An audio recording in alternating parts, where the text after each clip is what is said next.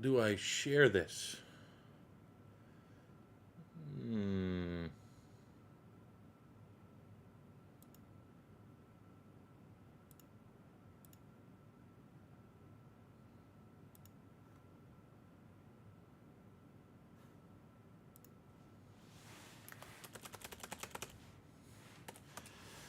Figure out how to share this. That'd be great. What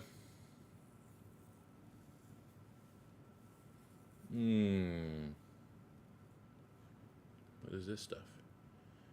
Ads. There we go. How's everybody going? We're going to let everyone roll in here. I am very much not great at streaming. And this is the 1 to 2 to 3 times a year I stream. So bear with me if there's any technical difficulties. What's up, Matt? Fredericton, let's go.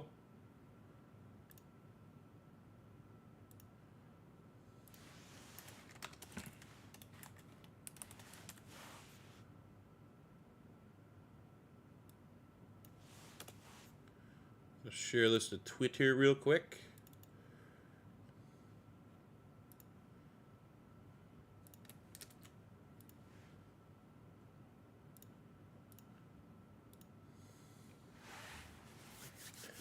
All right, so the plan is, I'm probably going to say this a bunch of times, but the reason why you're seeing 2 screens, and now I don't know if ESPN is going to be the best draft tracker.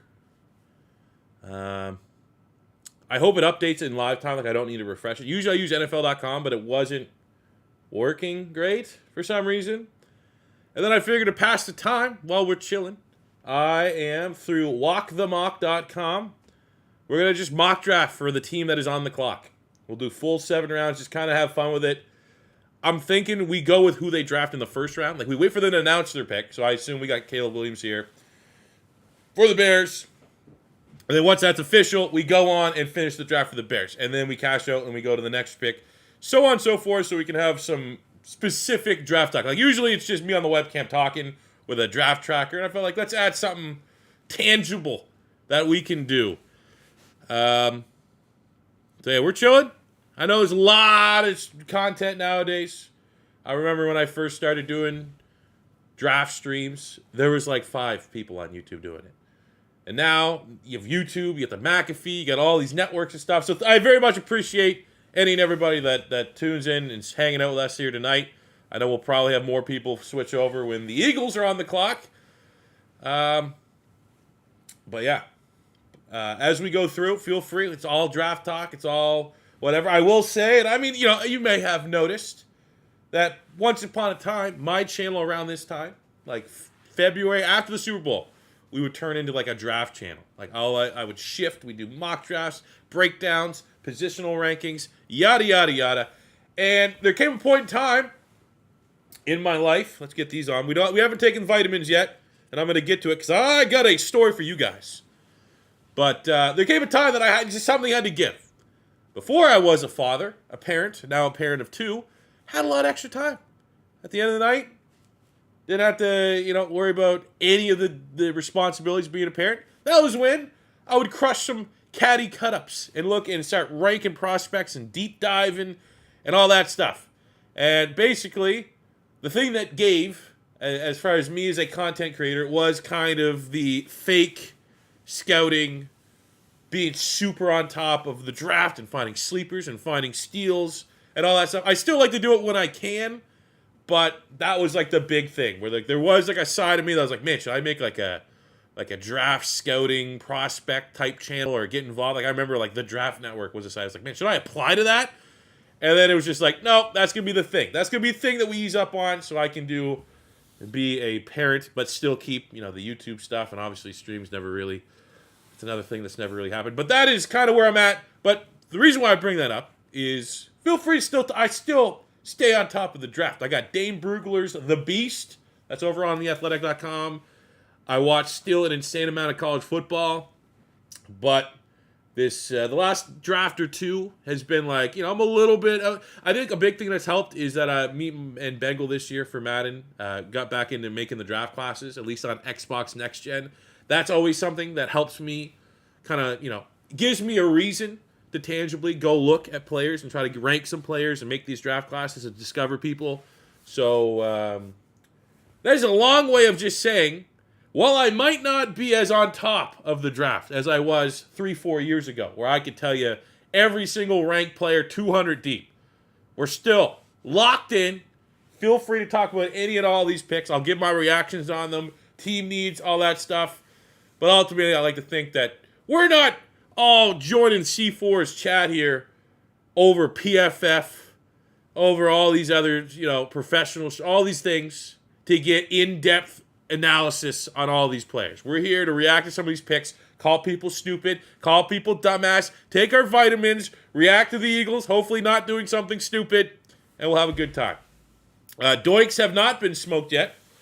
I do have. Well, I mean, I'm in my house, my place of residence, so I do just got the little vape, and we're gonna smoke that pack whenever the Eagles pick is up. Hopefully, we get a trade. A lot of rumblings that my beloved Philadelphia Eagles are looking at trading up, which I assume you might as well just say that every year. But that'll be a good one. I mean, it's a great draft. I think it's gonna be. We gotta wait till pick 2, but things get exciting after pick 2. And I guess we could start talking about, do you think, this will be the first prop, the first annoying prop. Do you think that the Chicago Bears are going to run the clock? That's the number one thing that pisses me off. When you clearly have 1-1, your board is set, you know you're taking, and the clock starts, you get 10 minutes or whatever it is, and they're like, I can't remember last year it didn't happen that way, but you have that first team and they use up all 10 of those minutes or 9 of those 10 minutes. It drives me nuts. Let's appreciate people who live on the East Coast here, and this draft goes until 12:30 on a Thursday. How about we respect those people? Because clearly, March Madness, they didn't, because that game didn't start till 11 o'clock. The college football playoff final, that doesn't start till 10 o'clock. How about the draft? How about we just get through these picks, right? At least the first one. Let's start it out right. But on a more serious note, why Doinks have not been anything yet. The significant other, my significant other, we potentially broke her ankle at work today. I got called at like 4 o'clock. Need you to take me to the ER. I was like, are you? How selfish could you possibly be to throw yourself down a flight of stairs at work when I'm trying to stream the NFL draft? So point being, took her there. She got her X-rays done. Waiting for the results right now. Obviously here in Canada, with there's still COVID laws and stuff. You can only kind of chill by yourself in the ER. When I had kidney stones, I just wait in the ER by myself. It was lame, but we're at a spot where obviously there's a slight chance. It's more so, we're covered. In-laws are going to pick her up from the hospital. I'm at home with the kids watching them, so I can't leave anyways. But at some point during the stream, there is a chance that my dearly beloved is going to come in, hop in with a cast or something on her foot, and I may need to at least help her get up into bed. That will be the one time I leave. And that is why I'm trying to be responsible and to be of sober living until that moment happens. Because I can't be out there doinked up, tripping on the stairs, trying to carry that precious cargo up there. So that's where we're at. Sucks. I'm getting ready to. It's going to be bad. It's going to be bad. I'm very much not the S-tier parent of the two when it comes to parenting. So she's going to be on the shelf. She's going on IR for, depending on the severity here, a couple weeks. And I'm going to have to be super parent. And I am not looking forward to that. Busiest weekend of the year for the last 3 months. Draft content, first round, second round, third round, videos, bang, bang, bang, every Eagles pick. And I also got to be super down the side. It's going to be tough, but we're going to clang and bang. We're going to battle through it. And hopefully sooner than later I get the text that she's on the way home. And Doinks can be consumed. But, we got 15 minutes. And the Bears are going to run the clock. So we got probably, 25 minutes until we will get here the little Chicago Bears 7-round mock draft after they select Caleb Williams. In case, what I will say to people in chat, we got Tito Williams in there. Just say, I don't know. Because my girlfriend might be watching this stream while she's in the ER. Just say, I don't know. Say you're only kind of selfish. Yeah, I don't know. We're waiting. We're chilling. We're hanging out. We got 15 minutes. I'm gonna look through some of these questions. Just keep on. Feel free. I'm gonna try to keep on with the chat. What do we got here?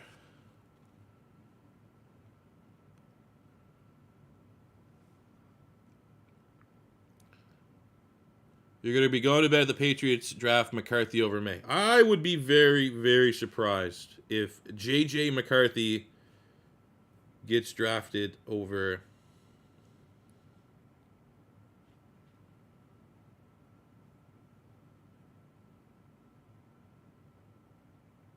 That'd be a bummer.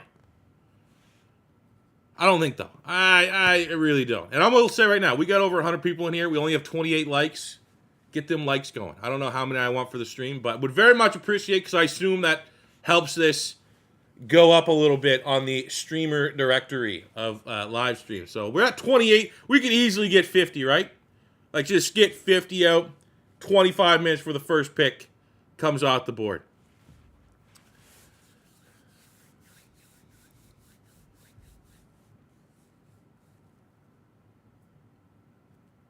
The NFL told the Jags to hold off making that pick. That was brutal, man. That's the one. That was like one of the big ones, too, when the Jags got Trevor Lawrence. It's like, just make the pick. Why are we waiting around for the pick? Okay, so the next episode of Honey Hunters.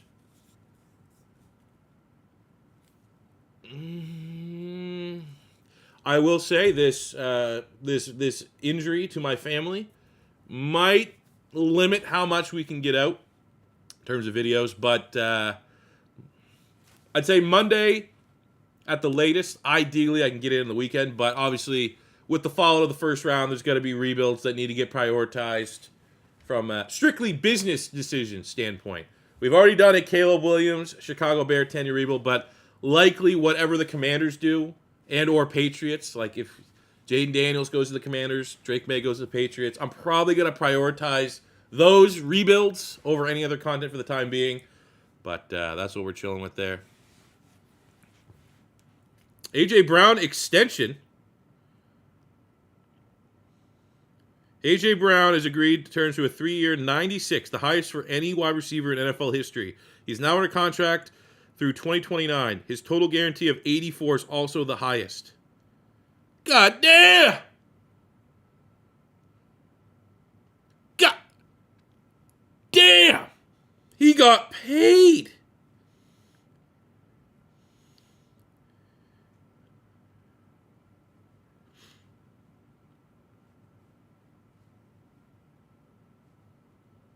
Howie Roseman turned the salary cap off, man. This is madness. I mean, there's a side of this that has me thinking like the same way we were thinking about the Saints a couple years ago, where it's like, it's going to catch up to them. All this spending, all this kicking the can down the road, all these things, it's going to bite you in the ass. And yes, we like to think, as an Eagle fan, that Howie Roseman got us covered. But there's also the just sit back and enjoy it side of things, where it's just like, we have our offense locked in for the next 4 years. Jalen Hurts, Landon Dickerson, Jordan Mailata, Lane Johnson, A.J. Brown, Devontae Smith, Saquon Barkley. These guys are all locked in. I don't know, Dallas Goedert probably like 1 or 2 more years. So, I mean, unless there's major regression, we're sitting good. This window of domination of the Philadelphia Eagles in the NFC, even though last year we went out with a whimper, you know, what I'm saying at bare minimum, absolute bare minimum, you could hate the Eagles. You'd be watching this as a Cowboy, Commander, Giant, Niner fan. Other teams hate us. Probably some other ones out there. Is that the Eagles are going to be competitive for the foreseeable future. There is no rebuild, no tearing it down for like the next 3-4 years. That's a good thing.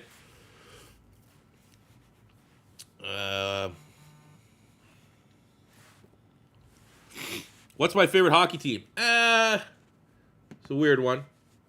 But because hockey playoffs are on, I'll answer it. Florida Panthers. Now, the reason why I like the Florida Panthers is because in grade 3, This was awesome. This is like, you know what they always say in those motivational, like straight to TV movies about like bad children with teachers. You always have that one teacher you remember. I remember in grade 3, our teacher, like our homeroom teacher. So like in grade 3, you don't really jump class to class. You kind of just have your one teacher that teaches you everything.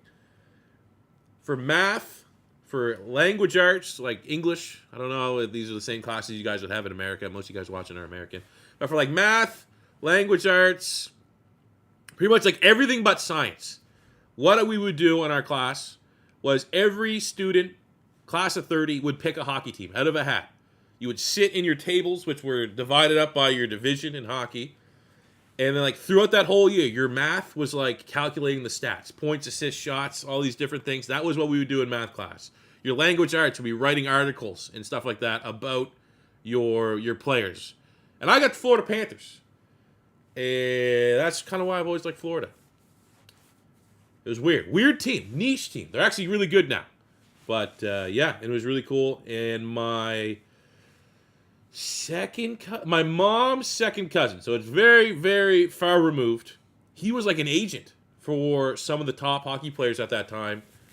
Like, not a super agent. What was his name? Mike something. Anyways, he represented a couple guys on the Panthers, so I was able to get some, like, free merch. I reached out. Never met him in my life. Wish I said I was, rubbing shoulders with a hockey agent, professional agent, but not the case. But that was cool and great thing. But that's why I like the Panthers. But really nowadays, I do like the Panthers. I like the Flyers a little bit. I've gone to Flyer games. Where I'm from, Sidney Crosby, like my older brother, like went to school at Sidney Crosby, and he's like one of the greatest hockey players ever. So I mean, neutrally, Sidney Crosby and the Pittsburgh Penguins are in the playoffs, or who's the other guy? Nathan McKinnon, who's on Colorado. Brad Marchand on Boston. Like local guys, I'll cheer for. But ultimately, it's Florida, and if it's not Florida, Canada just hasn't had a Stanley Cup champion, so anybody but the Maple Leafs. Who messes up their first pick the most? I don't want to, could be a little biased here because I am an Eagles fan, but I truly do think that if somehow, some way, the Commanders pick Jaden Daniels over Drake May, they're going to regret that. And that may age as a terrible... Like, there is so much potential because we don't know, right? Even Caleb Williams. My comp for Caleb Williams was like kind of better Kyler Murray. And that may be, depending on how you view Kyler Murray, not the best endorsement, if you will. There's no home run quarterback in this year's draft. I would still say I'd feel good about drafting Caleb Williams. Personally, I'd feel good about the drafting and development of Drake May.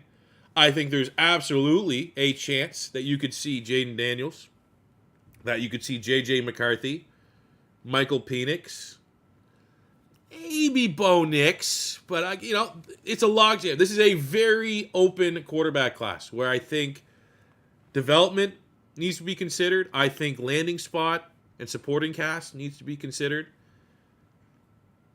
So the point that I'm trying to make is like, okay, we'll say Caleb Williams is safe. I would trend towards Drake May being safe, but I think there's a discussion from Jaden Daniels, Drake May, J.J. McCarthy, Michael Penix, Bo Nix. Like, there's a chance that, like, one of those guys is really good and the other guys are average, don't work out. So, I think because there's so many quarterbacks that are potentially going higher than expected in this year's draft, because it is, quarterback-starved league right now, it could age really bad. Someone could absolutely, like, there's going to be someone tonight that we're about to watch is going to make a terrible decision and pass over. You just think back to the Patrick Mahomes year kind of deal, right? I think like that's what's going to happen this year. That's not a hot take. That's an incredibly broad suggestion more than it is a take. But I think this draft will kind of be similar to that one in that there might not be a Patrick Mahomes, but there's going to be a quarterback that's going to go in like the Patrick Mahomes range. That won't be the first or second quarterback taken. That might end up being the best of the bunch. And those teams that passed on him to get someone else, they might be kicking their ass. I'd love to hear what you guys think as far as which quarterback could be that guy. Like, as far as, like, quarterbacks that aren't getting crazy, I like Michael Penix. I watched Michael Penix back in the day when he was at Indiana. And from his time at Indiana, That's how I knew he was going to crush his pro day. Like, Michael Penix went to his pro day, has like one of the highest RAS scores for, he might have the highest out of all the quarterbacks this year. Some people thought that was surprising. I did not, because you watch him at Indiana. It was a completely different style quarterback. But I got burned a couple times. That is one of my biases, is that I gamble a lot on college football. And if you screw me over 1 or 2 times in college football, I hold that against you in my head. And that happened to me. I bet a couple times Indiana, they were just really poorly ran. A couple times at Indiana, Michael Penix did not have particularly good games. And I've always kind of held that against him. And then it took me like diving in a little bit of his Washington tape this year. Yeah, his supporting cast certainly helps out a little bit. But I mean, you know, said that about Joe Burrow. And that was fine. Like, I don't think the supporting cast knock is as big of a deal as a lot of people make it out to be. But I like Michael Penix probably more than others. I absolutely have him as like a late first round type grade. Ergo, it's the NFL draft, so even any quarterback ranked in the first round will go high, will go top 10, top 15. My last mock draft that I dropped today, I had him going to the Raiders. I think the Raiders could be an interesting spot. I think the Broncos could be an interesting spot. The Saints could be an interesting spot. But anybody, I don't know. There could be a surprising quarterback at some point. That would just be my one take of the quarterbacks. There's going to be that guy that might be like the 3rd or 4th QB taken that ends up being the best of the bunch. All right. Of course, I have like a runny nose right now. No drug use. Just a random runny nose out of nowhere.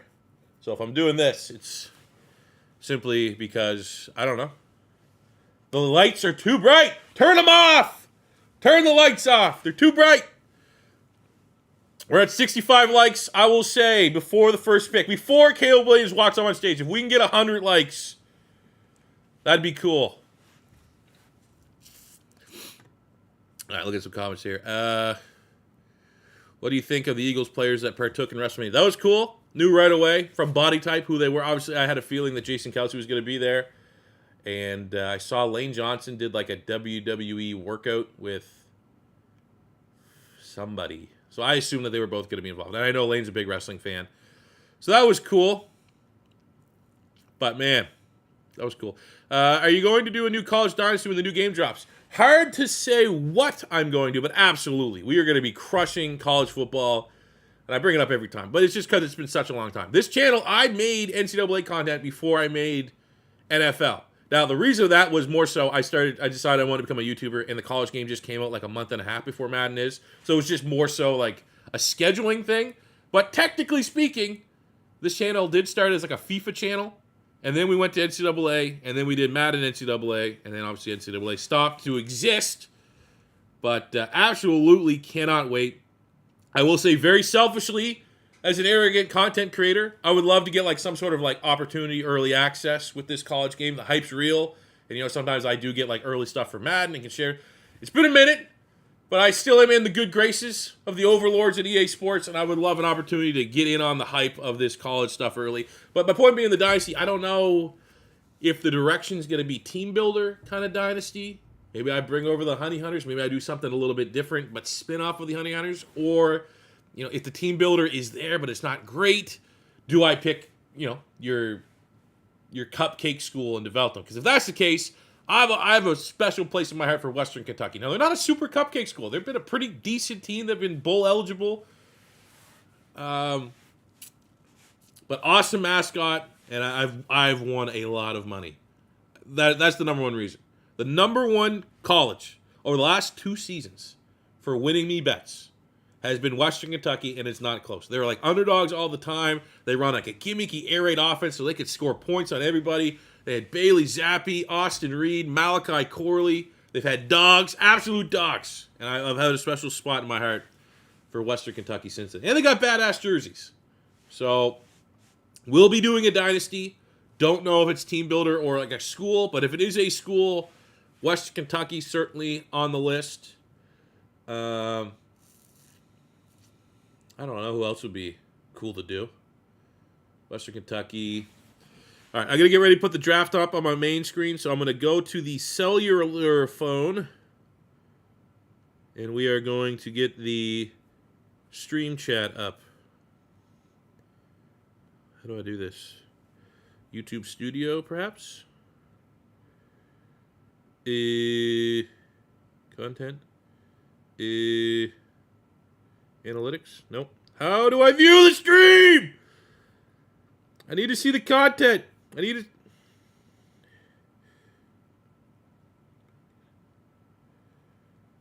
to... Well, I don't know. I'll figure out the chat here. How do I keep the chat open? Okay, we got the chat. We don't need the stream service. Okay, I'm going to get the chat here. Boom. Just a sec. See, I'm such... What I really need is here. I made the big upgrade a little bit ago to get 2 monitors. I was a big 1 monitor guy trying to make it work. And then I went out and got myself 2 fancy monitors. But I see why streamers like to get 3. 3 seems to be the optimal number. Because I am hurting right now for lack of monitors. All right, so people talking, again, just to reiterate, obviously the big news, as an Eagle fan, A.J. Brown signed a contract extension, and I just love how well ran the Eagles are. Now, the one thing that I don't want to say waiting for the ball to drop, but A.J. Brown did have injury issues at Tennessee. Feel like he missed some time there at Tennessee. And he's been healthy for the most part for the Philadelphia Eagles. So now you get that big contract extension for a player that has shown he's struggled to stay on the field. Maybe that's just being a little cynical. I believe that would be the word, correct word for that. But happy with it, man. Happy that the Eagles' primary players are absolutely locked in. We are hopefully very sure. I mean, they got to be starting the thing now. We're already 2 minutes. Let's go, Roger. Get him out there. I don't know what we're at for likes. That's now cut off because I had to make the things fit. But hopefully we're close to 100 likes. Oh, great. Why is the chat not updated? This is fantastic. What do I think the Raiders need to do? Well, I had the Raiders taking Michael Penix. I like calling him Penix because it's funnier that way. Michael Penix. I like Michael Penix. I think good quarterback. I think I would love him not in the first round. I think in a perfect scenario, like we're doing a Madden draft, he's falling there in the second. You trade up real early. Maybe even he's falling there, and he's there at 32. And you're the Raiders. You got an early second-round pick. You find a way to trade up to get that 32 like the Baltimore Ravens did with the Philadelphia Eagles when they drafted Lamar Jackson. So you get that fifth-year option, and you go out and grab him. Now, concerns with Michael Penix. Old. He's had some injuries. But if I'm the Raiders... comes back to the fact, where do the Raiders play? They play in a very, very fair weather city. So you need to win. You need to have excitement. You got some excitement in Devontae Adams. You got some excitement in one of the best pass rushers in the league in Max Crosby. Got a lot of other holes you could address, but you ain't going nowhere till you go get a quarterback. And maybe Penix is their guy. I like him. I believe in him. I'd like that pick. I think that pick would be heavily shit on, potentially. Maybe not as much as like if Bo Nix goes to like the Broncos or something. But I know that there's some rumblings there. I think Peter Schrager actually had Michael Penix going to the Raiders. And he's kind of like the insider, kind of knows what's going on. But I would love to see the Raiders go get a QB. I honestly love to see the Raiders be aggressive. Go get one of the 4. Honestly, go get. I don't even want to go to 4. Go get one of the 3. If I'm not getting one of those 3, I don't know how much I love about getting the other quarterbacks in the first round. I don't know how the value is there. Sup C4, I've been watching you. We got Anthony. For a while, from a Jets fan. Thank you for Hassan Riddick. Well, can't pay everybody. Like Hassan Riddick. Wasn't a burnt bridges situation. Just had to move on from him. I will say the one thing annoying about the Hassan Riddick trade is that like Philly traded him because he wanted to get paid. Then he got traded to the Jets, and they're not paying him either. So it's kind of just like, could we have found a way just to keep Riddick for 1 year? If that's all he's getting with the Jets, I don't know. But is what it is. Favorite Canadians in the draft? I know there's a couple. You got, I don't know. We got this little mock draft here. Who do we got for Canadians? I know we got Theo Johnson is Canadian. Let's get the tight ends here. Let's go all tight ends. Theo Johnson is Canadian. Tanner McLaughlin, the tight end here from Arizona, is also Canadian. I know there's a lineman from Illinois. That's Canadian. Isaiah something. Where's he at? Maybe he's a guard. Classified as a guard. I feel like I'm missing someone that is. He's not even here. Adams? Isaiah Adams from Illinois is also Canadian. I feel like I'm missing one, though. Like, just completely brain farting that we have a bigger one that's out there this year. But yeah, I assume probably the most popular one is Theo Johnson. And obviously crushed it, so that'd be cool to see. Prediction: Steelers are trading up for a tackle like they did for Broderick Jones last year. I mean, were they picking 20? Might not have to trade up.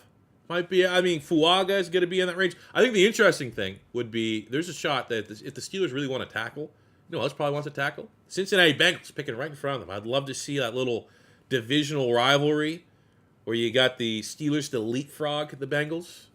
You always love it the way that Philadelphia leapfrogged Dallas to get Dallas Goedert. That one felt great. There's no better feeling as a fan base than to leap in front of a bitter divisional rival and take the player clearly who they were taking. Philly did that for Dallas Goedert. We did it for Devontae Smith over the New York Giants, and the Giants had to get Kadarius Toney. That was awesome. But you know what? It's almost like watching bullying happening when you watch Howie Roseman deal with these other GMs in the NFC East. And that's not arrogant. That's not being a homer. It is fact. We have Howie Roseman. He's an S-tier GM. Jerry Jones, the Joneses, are very much not a respected general manager. And I will say, I've liked the drafts. You take the last 5 drafts the Cowboys have had, generally speaking, I've been a big fan of them. But still, as a front office, et cetera, Dallas has not been particularly well ran. Commanders have been a joke. They're obviously trying to turn it around, but they've been a joke.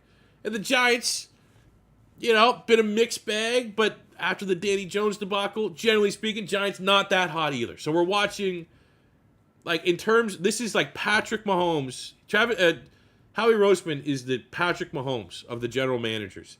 And then we got, in our division, Daniel Jones, we'll throw him to the Giants. You know, Sam Howell for the Commanders. And for Dallas, we'll give them Dak. Like, it's not competitive. But that'd be cool if the Steelers did that. Point being.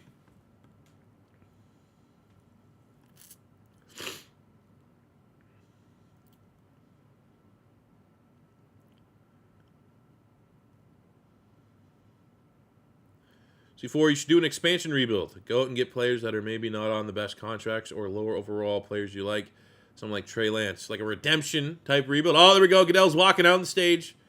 That could be something we can do. Philly going defensive back. I hope so. Oh, I can't hear. See, because of how like everything's set up. What's Eminem? Is he singing? Cool, Eminem starting the drive. That's cool. Eminem was cool when I was a kid. Eminem was awesome. Like, I grew up peak Eminem. When he was fighting everybody. Like, his prime. Oh, that was cool. Now he's just, I don't know. He's weird. He kind of looks weirder now. He's old. He just got old. You know what happened? That's you know what happened to him. And I know people like it's the greatest rapper of all time. I'm not going to sit here and have a discourse about rap and hip hop, even though it is my favorite genre. But let's be honest. Eminem at his peak was so good because he hated everybody and he wanted to like kill his wife and literally would just rap about like killing his wife and like doing all these despicable. And then there comes a certain point that, you know, he's now 50. So now he's still making music, which I guess is cool, but it's not going to be nearly as good as when he was, you know, at his lowest. When he was making his best music. Oh, we got some Detroit Lions coming out here. David Montgomery. All these guys. Who's this big motherfucker? Calvin Johnson! Megatron! They're bringing out the greatest hits. What is this, WrestleMania?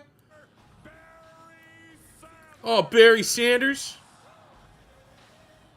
Where's Brandon Pettigrew at?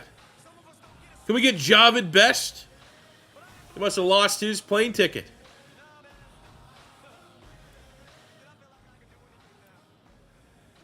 Hutchinson out there. So that's a rough look from Hutchinson, I'll tell you that right now. Maybe that's just not my style. Hey, this is crazy. I can't believe it. But before we get off the stage, I need to hear one thing. Sharing God. Chances Washington takes Drake May over Daniels. If I was in charge of the Commanders, that's what I would do. Wouldn't even think twice about it. Jane Daniels, and I like Jane Daniels. I've gone on the record when talking about QBs here that I watched. I mean, again, he comes back. Maybe I'm a little bit of a gambling degenerate. Wanted some money when Jane Daniels was playing for Arizona State, Pac-12 after dark as a true freshman. I was like, this guy's 140 pounds. Looked like Devontae Smith playing quarterback. But he was good, and he didn't have, he had some pretty big-name wide receivers there. I think Ayuk was there. N'Keal Harry was there. They had a dope running back. I can't remember at the time. Had some good guys on the defensive side of the ball. But I like Jane Daniels there. And obviously crushed it at LSU last year with a super team around him. Still crushed it, put up that production in the SEC. However, I am a Drake May stan. And if I was running the Commanders, Drake May would be the quarterback. I just feel like neither one of them is a sure thing. Neither one of those guys is an absolute home run. There's going to be some level of development. Both of them have strengths and weaknesses, but I am a bigger believer in Drake May.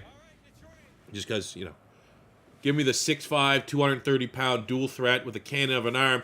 I feel like that's a little bit higher of a hit rate than the guy that's 190 pounds. That's only really had one big year. And that is still saying that if Drake May's off the board, say Drake May goes to the Commanders at 2. The Steelers get Jaden Daniels. You still got to be hyped about that pick. Like, if Jaden Daniels works out, he could be what we thought a healthy RG3 could be. Like, that's a good comp, I think, for him. Maybe not as athletic as RG3, but similar play styles. There we go. Eminem is small. I don't know if Eminem's small or he's up there with a bunch of guys that are 6'5". I am not. I am bang on average. I'm 5'10". If I got my Air Force Ones on, closer to 5'11". I can pass this 5'11" with my Air Forces. They're a little thicker. I don't know if I think Eminem is a little bit on the shorter side, but I think it's perspective there. Because Megatron's 6'5", Aiden Hutchinson's 6'7", Goff's 6'5". You look kind of normal next to Barry Sanders and Amon-Ra. All right, here we go. The first discussion over-under is how long do the Chicago Bears run this clock? It's at 9 minutes and counting right now, so it's already been a minute. I think if this draft, if this pick comes in at 3 to 5, between the 3 minute and 5 minute mark, I think we're gonna have a great draft. I think we're ready. We're gonna have a good one. They run this down to literally like a minute and under. I think it's gonna curse them. I think the Chicago Bears. I think Caleb Williams is going to be cursed if he does. If like the Bears as a whole will be cursed, not just Caleb Williams, their second round pick at pick 9. If they run the clock on this pick, if they make everybody sit here, listening to me and everybody else that's here,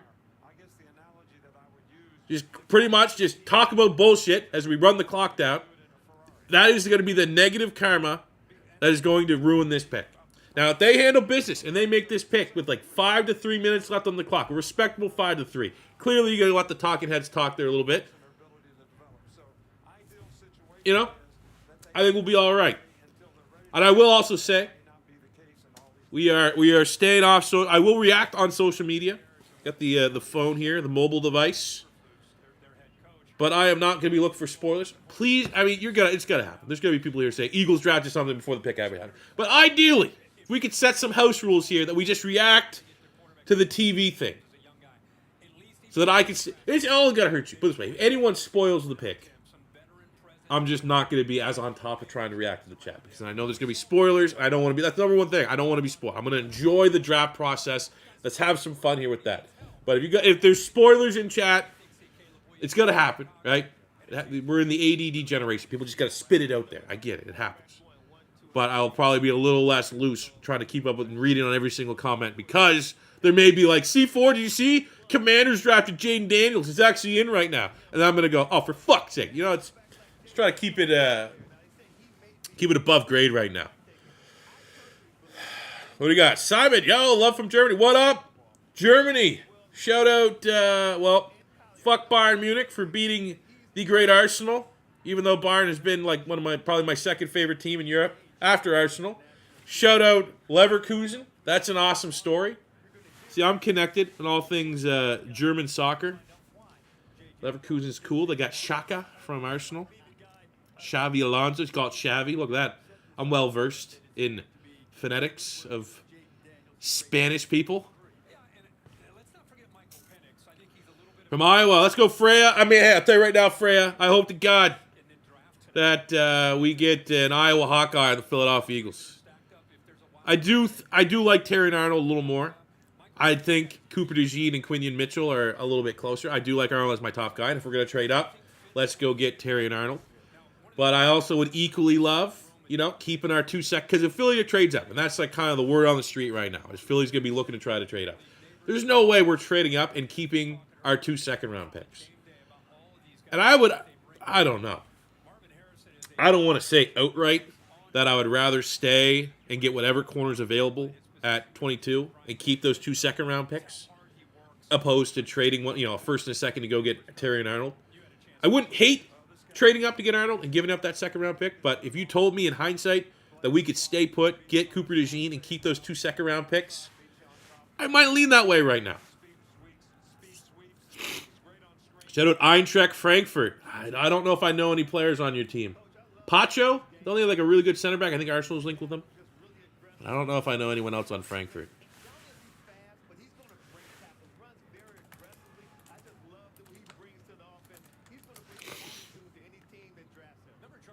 Frankfurt. Pacho is a guy I want to say.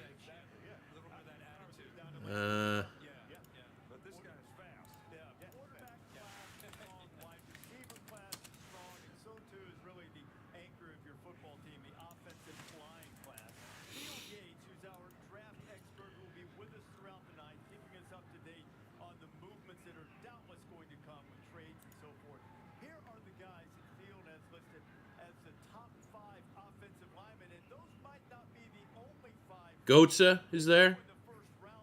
Looking at their players right now. Man, not particularly good. Holy, they're down bad. But I know Pacho. I know Goetze.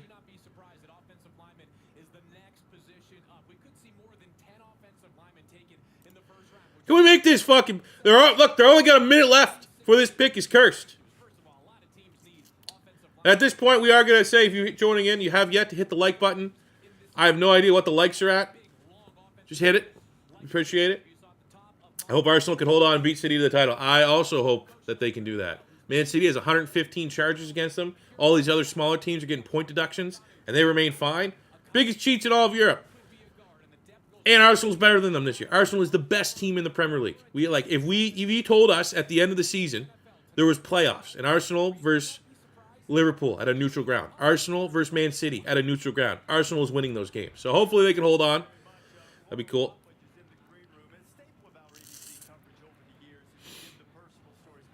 Matthew Smith, it's okay. I'm a Chelsea fan. Oh, that was a rough one. My brother's a Chelsea fan. Whoa, who's this hot chick? That was a rough one the other day. Who do I think the Vikings will take? Well, they got 2 first-round picks. I think they'll be very aggressive and try to trade up.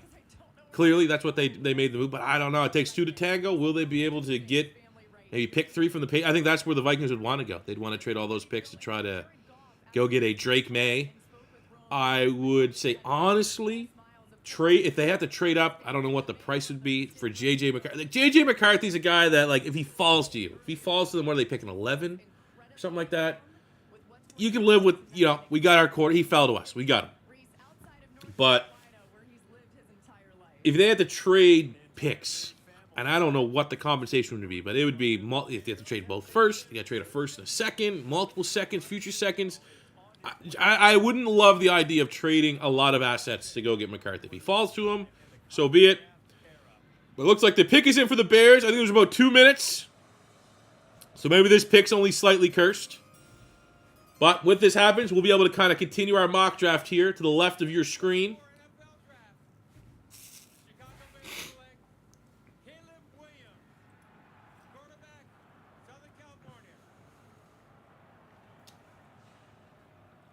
All right, they just drafted Caleb Williams. So the first big thing is, will this draft tracker update? Because if not, I'm going to be very upset. Caleb Williams has been selected. Of course, he's wearing a weird-looking suit because he is, what do they call it? Eccentric. Heisman Trophy winner. I mean, that's huge. Go check out my Chicago Bear 10-year rebuild with Caleb Williams. I shockingly predicted that was how that was going to turn out. Holy shit, we almost got... yeah, I'm on like a 15-second... That's just kind of, I think, what happens with the stream. I'm also shitty at streaming. So I'm using default setting. I wonder if I can do that with the stream settings here real quick. Normal latency. Ultra low latency. What's this mean? Stream latency. I can't change it anymore. So yeah, we are on a little bit of a delay.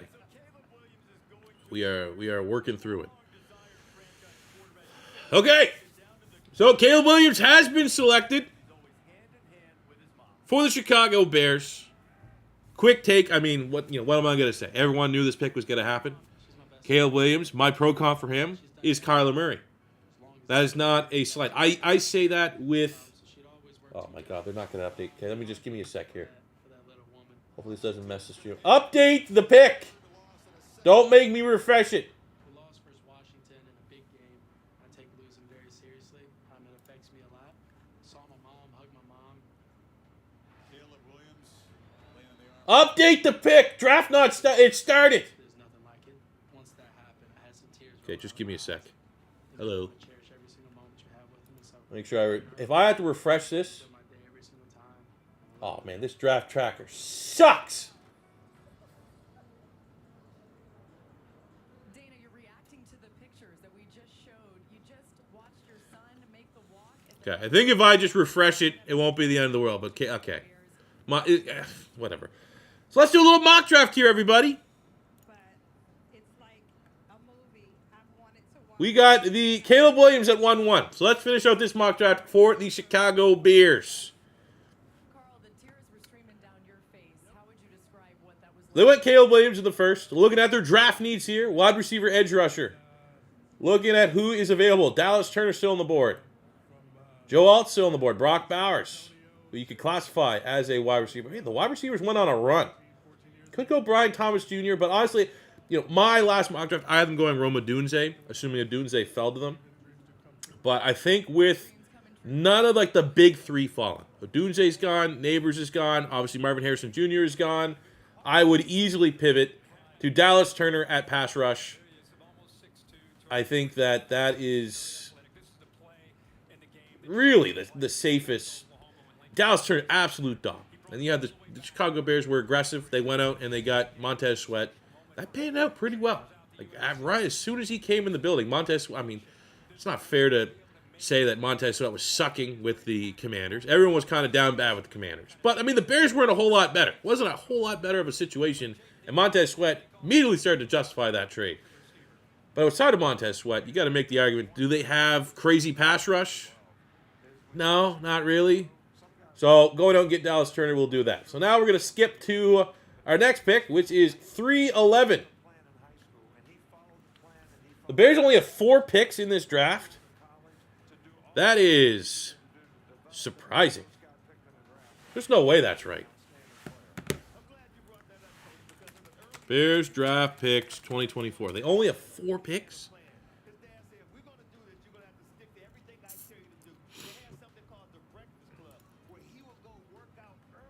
Gotta double check this real quick. They only have 4 picks. Wow. All right, so we got ourselves. So they're looking for an offensive tackle, wide receiver, D lineman. And if this is the board, what do we have at wide receiver? Devontae Walker, big speedster. I mean, I'm telling you right now, this is kind of how everything's falling in. I think I'd run Patrick Paul right to the... I'd run that up super quick. Patrick Paul, big-time athlete, scored great RAS score. And, I guess you would, move Darnell Wright from left to right tackle to left tackle. And then you put Patrick Paul out there at right tackle. And last pick for the Bears, let's go grab him a wide receiver. So they have DJ Moore. It's kind of like your You put him on out there on your X. You got Keenan Allen in the slot. You got some speed there with Scott. Love the wide receivers that are left here in this mock draft scenario. If you want speed, Gould from Oregon State has a lot of speed. Smith is kind of your gadget player. You got Luke McCaffrey. I like Jacob Cowing a lot. Big-time D threat. Was a big-time receiver at UTEP. Transferred to Arizona. Played pretty well. Not as good as McMillan, but...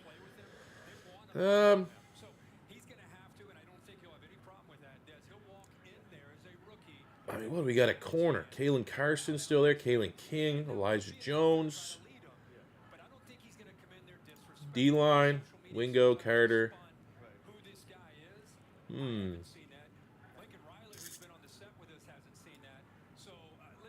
I would say at this point, I'd finish up this mock draft just because the Commanders' pick is officially in. I'd go Elijah Jones. Big-time production at Boston College. Tested very well. Went like 4.3, I believe, in the 40. 6'2". Has some outside ball production. They just paid Jalen Johnson. And it gives you some depth. I mean, that's the kind of guy I would have, 4th-round pick. Compete for that 4th corner spot for the Chicago Bears. So there's our little mock draft for the Bears. I mean, I guess we'll run it back when they pick again at pick 9. But if you are watching this as a Bear fan, would you be happy with that draft? Caleb Williams, Dallas Turner, especially when we went Dallas Turner, knowing that wide receivers were already off the board. We got Patrick Paul and Elijah Jones. So up next, we got the Commanders. Let's go draft this. We're going to go purist draft, I guess. Let's go find the commies. Continue. Default. The draft room. All right. The Commanders are on the clock.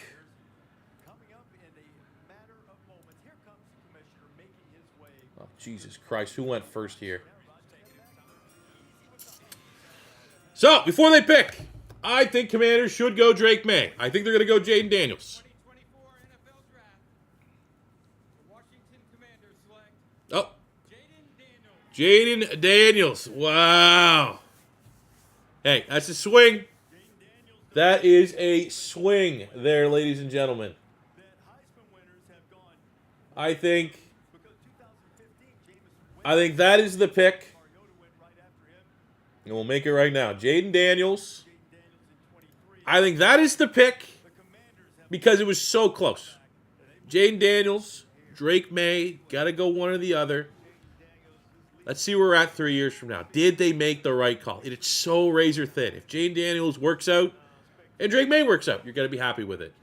But if Jaden Daniels does not work out, the size concerns are legitimate. If there's not the exact supporting cast he needs like he had at LSU, could be interesting. And then you see Drake May crush it. Drake May goes wherever. If he goes to the Patriots at 3, if someone trades up, the Vikings trade up, or any of the other teams trade up. Damn. Okay. I sit here and say the Drake May disrespect, honestly. That is my take of this. No shot at Jaden Daniels. No immediately dismissing this pick as a bust, as a terrible call. I just say the Drake May disrespect. My evaluation is Drake May, clearly the second best quarterback in the draft. And you go out and you get Jaden Daniels. Wow.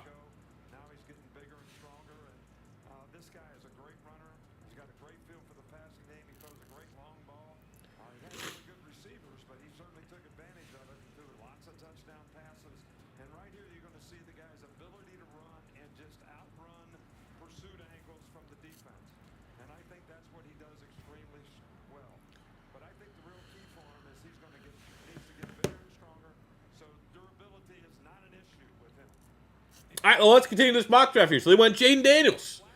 We now have picks at 24, 28, 33, 34, 36. So we go Jaden Daniels here. Looking at who is still available. They need tackle, edge, tight end. Look at the tackles here. Go Jordan Morgan out of Arizona State. Now, there are some people that think he may potentially have to kick into guard. I don't think that's the worst thing for the Commanders, because they need multiple spots. Commanders also have pick 8 in the second round. with that pick, we definitely need to go take a look at some pass rush help. This is the board of guys that are available at this spot. Some of those are a little rich. What do we got at tight end? Ooh, Jatavion Sanders still available, huh? I don't hate that. What do we got at corner? Slot corner, same. So I think they're pretty decent at slot corner. What do we got at strong safety? Tyler Newman. All right, I'd say if these, all things considered, this is how the board is falling. I think I would go out and grab Jatavion Sanders. Get that safety net for Jaden Daniels. Get a guy that can work the middle of the field. I don't think they're probably in love with their tight end room right now. I couldn't even tell you. It's the Boise State kid, their top tight end. Because didn't they move on from... I don't know why I'm blanking on his name. The converted quarterback. All right, well, let's keep going here. Who's this chick? Regina Jackson. Now, I do, for the record, I have ESPN's draft coverage on. And I remember last year, all they did were, like, historically, ESPN's always been like, look at all this guy's dead relatives and, like, drug addicts in his family. It's not the best broadcast, but that's kind of where we're at. All right, continuing on. I would say, honestly, at safety, I'd go Javon Bullard, still on the board. I would kind of classify him here for the Commanders as that strong safety need. We still need edge linebacker. Could go corner.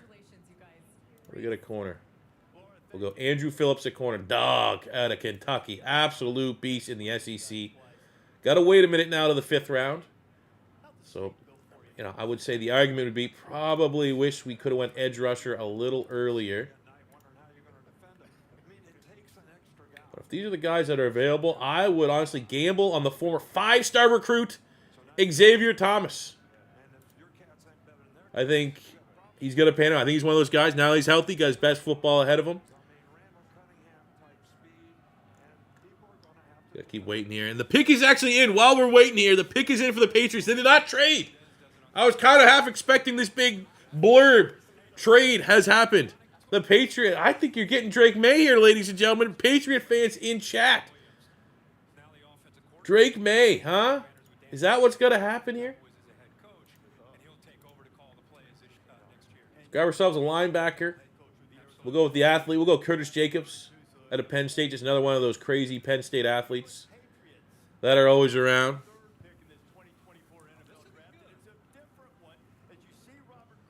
And now we have our final pick for the for the Commanders here. You know what? We'll grab them a Canadian. When all is said and done, the fact that you got a Canadian there standing, we're gonna chill with that. So there is a very quick Commanders mock draft. Patriots are on the clock. They're getting Drake May. Wow. I'm never going to say happy for the Patriot fans. You guys dominated the NFL for 20 years. That's a win, I think. Now, Patriots are not a quarterback away. It is what it is. They're simply not a quarterback away. However, you know, kind of talked about it in my mock draft. So far, my mock draft is actually 3 for 3. Is that it's not like you're. Sometimes you can look ahead. You can look at the current crop of quarterbacks in college right now. There is not one that I see that will be out next year, the year after that, at least the next 2-year window, that I would rather have over Drake May. So get him now. 5th-year option. Maybe there's going to be some growing pains. Definitely get him more weapons. The supporting cast in New England is butt cheeks. But you got a guy that clearly has elite franchise potential. Shades of Justin Herbert, whatever you want to say about him. I'm a big Drake May fan. Yeah, I like that move.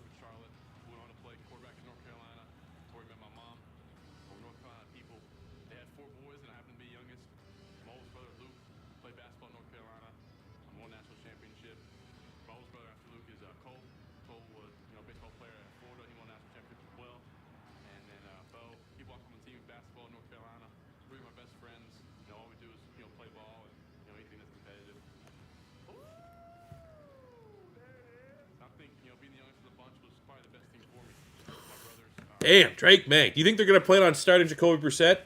I mean, you could. Like, I would say maybe if they can foresee that the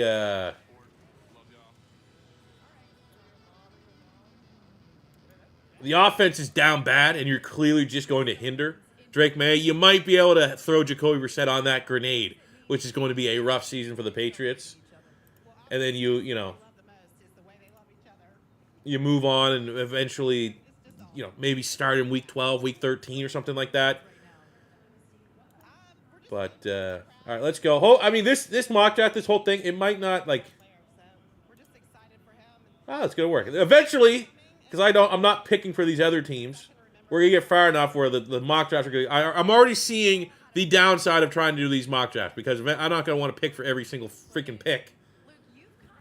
But we'll keep going until it glitches. I'm gonna tell you, when it messes up once, I'm gonna rage. So we got Drake May. Going to the New England Patriots. Got to wait to the second pick of the second round.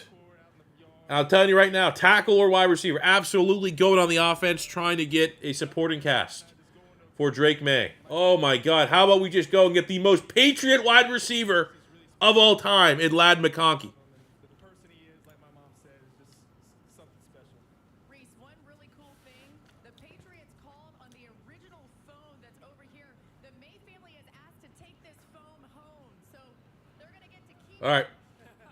Now we're in the third round, pick 4. What do we got to tackle? We'll go. I like Rosengarten.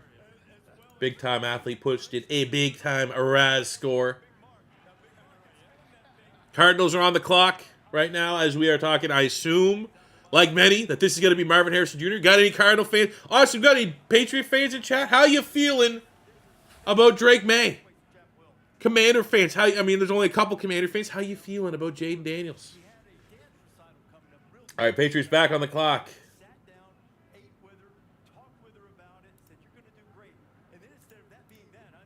Ooh, I think I'd gamble on the upside here. Leonard Taylor, more big-time recruit for the Miami Hurricanes. Last time, the Patriots went out and got a Miami Hurricanes defensive line.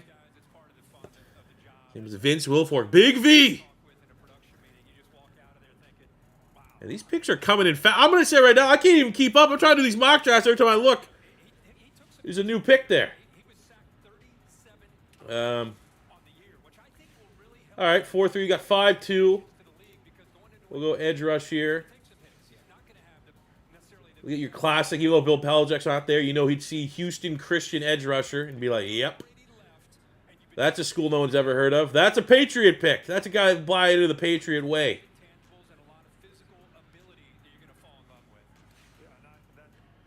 Wow.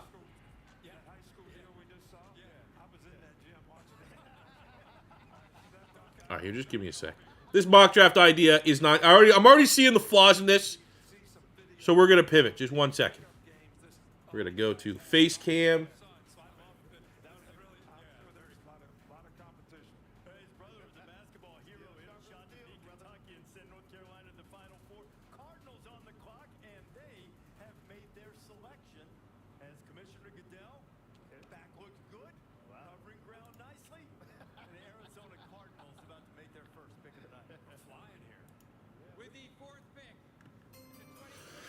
All right, 4th pick on the clock.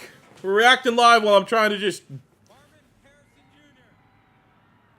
Marvin Harrison Jr. Wow. All right, this is going to be all botched up here.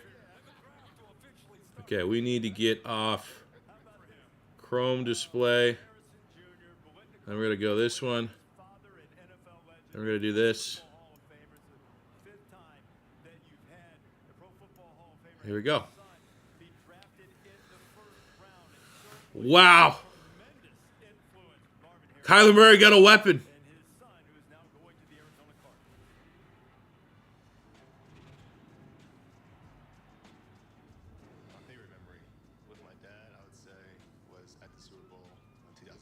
Okay, there's got to be. Okay, we're going to pivot here again. This draft tracker sucks ass.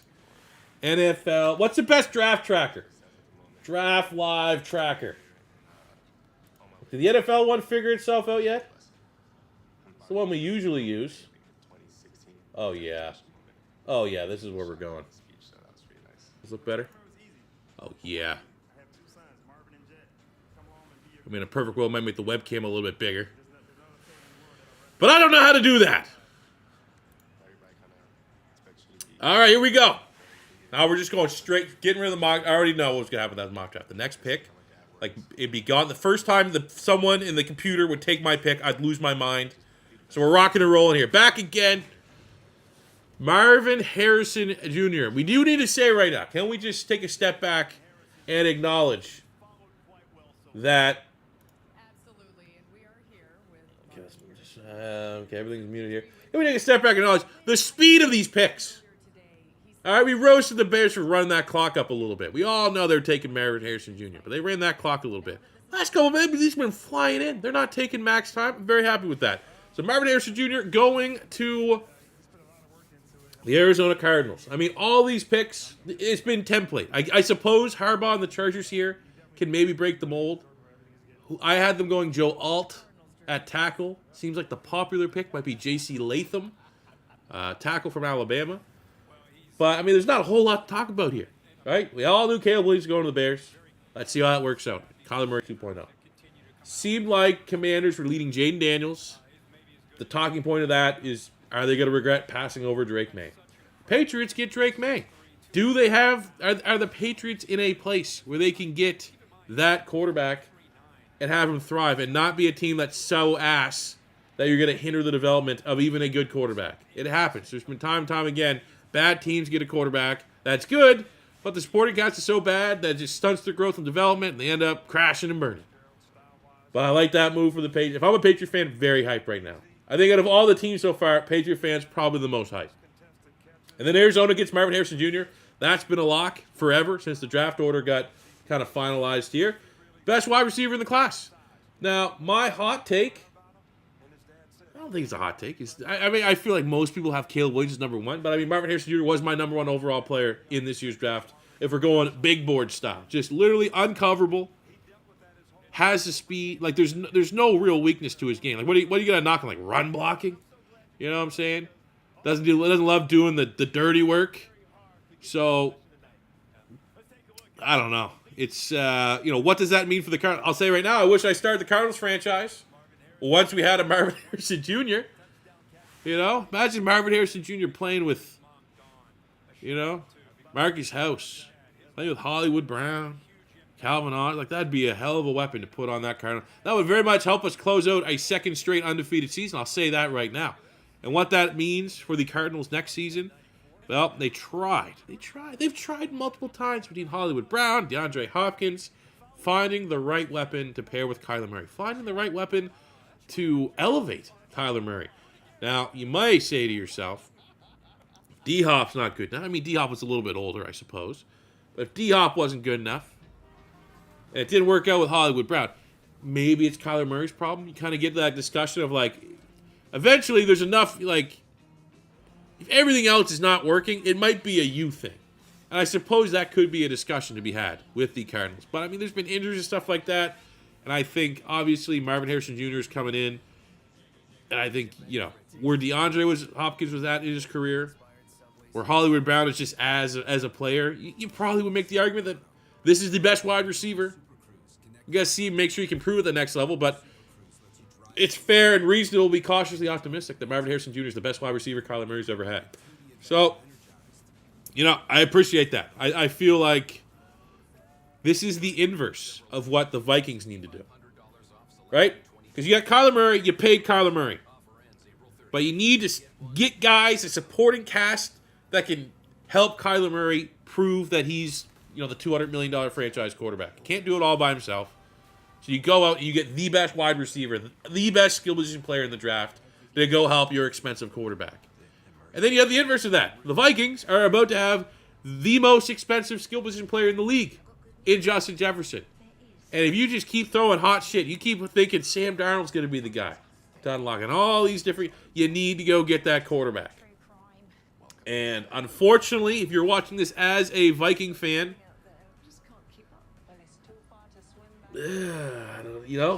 you really were probably hoping the Vikings were able to strike a trade with the Patriots and get Drake May. Now, I guess you got to try to get excited, try to get hyped, try to get optimistic about JJ McCarthy falling to you. But I mean, if you're staying put at 11, Giants could go JJ McCarthy at 6. That wouldn't be shocking. Maybe slightly surprised, but wouldn't be shocking whatsoever. And how that's not even like just thinking about that, processing that. Not a bad idea. JJ McCarthy, very high ceiling. Definitely not a guy you want to throw the Wolves right away. So maybe, you get Daniel Jones for 1 year. Very expensive $100 million bridge quarterback. But you won't have to throw JJ McCarthy to the Wolves. He can sit, ease him in his rookie campaign. Next year, offseason, you move on from Daniel Jones, you go JJ McCarthy. Not the dumbest thing. I will say that. But I guess right now, the big point, even with all due respect, the teams, Chargers at 5, Giants at 6, Titans at 7, Falcons at 8, Bears at 9, Jets at 10. The pick right now, the most anticipated pick, is what are the Vikings going to do? 2 first-round picks. I don't think they make this whole let's get 2 first-round picks this year if the idea wasn't of trying to be aggressive to move up and go get somebody. I don't think they're fine just sitting at 11 and just waiting and seeing what happens. But I don't know. Pick is in for the Chargers. They did not trade it. Maybe that was a potential landing spot. Chargers might be looking and saying, hey, Minnesota, you want to give us your 2 first-rounders and come get a quarterback? No? Fine. So, again, it would be pretty cool if the Chargers go Joe Alt. I think he's the best tackle in the class. Insiders seem to think J.C. Latham could be the guy. Could be wide receiver. Malik Neighbors. There's been some talk. I mean, who are the wide receivers? Is Josh Palmer the wide receiver 1 in L.A. right now? Like, proven? Obviously you got Quentin Johnson. Hope he can elevate. Maybe Harbaugh's super high that he's going to be able to get the full potential out of Quentin Johnson. But I would say, if you even Joe Alt. I think I have Joe Alt as a top 3 player, pound for pound, in this class. He's my 3rd. I got Marvin Harrison at 1. Caleb Williams at 2. I think Joe Alt's right up there. Right? But I will say, looking at your roster, and it does come back to that discussion, the meme with the Cincinnati Bengals, right?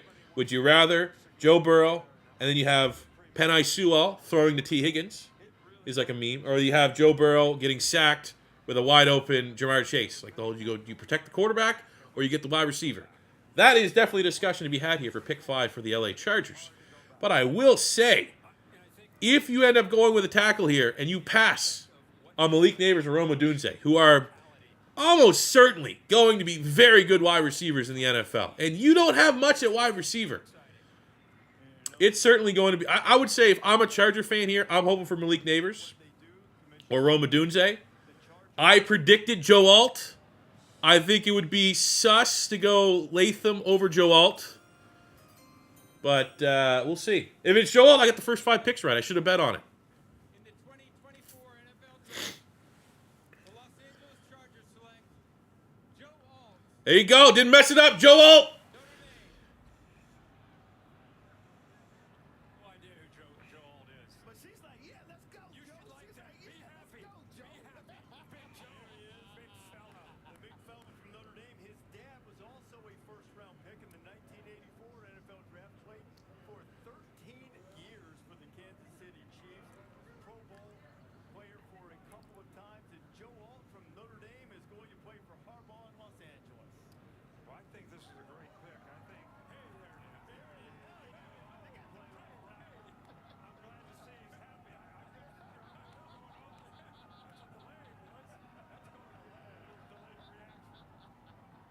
How about this guy from a tight end to an offensive tackle? Gives you an idea about his skill set as an athlete. Didn't give up very many sacks in his entire career. And the length of this guy, 6'9". Yep, big 321 pounds. Yeah. Justin Herbert right now. You might hear Justin Herbert out there. He's a quiet guy, but he's very happy right now. Hey, Kirk, and I spoke to Joe, and he talked about his dad. Obviously, his dad was drafted. He played in the NFL, too. He said his dad used to... Yeah, 5 of 5 with them. Man, I could have made some money on that. I might have been able to get... I mean, there's not a lot of hot takes there, but like to get that order, I might have been able to double my money. This ends up being Malik Neighbors. Oh, I should have did it. All right, let's look at some chat here. We got John Walker, C4. How do you feel about 2 of your favorite Eagles retiring? Well, obviously Kelsey is a little bit more of a fan favorite than Fletcher Cox was. It sucks. Absolutely sucks, but glad the Philadelphia Eagles had the contingency in place to have a hand-picked by Jason Kelsey's successor in Cam Jurgens, who played pretty well at guard. I'm optimistic, man, that there's going to be a drop-off. You don't replace a Hall of Fame center like that. It's not Madden.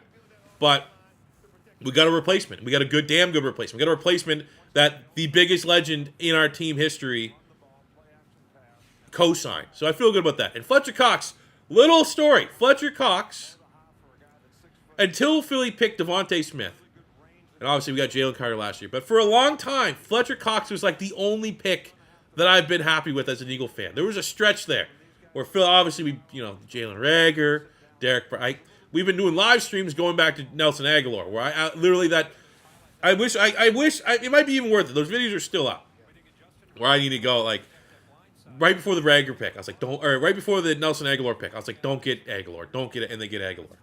Right before the Derek Barnett pick, it was a little less like, I was just, man, I hope we don't get Barnett. I know everyone's talking about him breaking Reggie White's sack record at Tennessee. I just don't see it. He seems like an average guy. Hated the Dillard pick. Hated the Jalen Reagor pick. All these different things. But,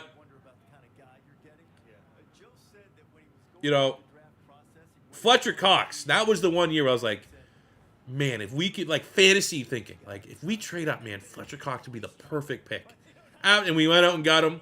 So he's always kind of, point being, long story short, outside of being an Eagles legend and being awesome, all-pro, that stuff, Fletcher Cox, for a while, there was a while there that he was like the only draft pick I loved and was happy with in the first round. Like, my guy, got the guy that I almost a dream pick for Philly. So I always kind of, on draft eve here, that's what I remember.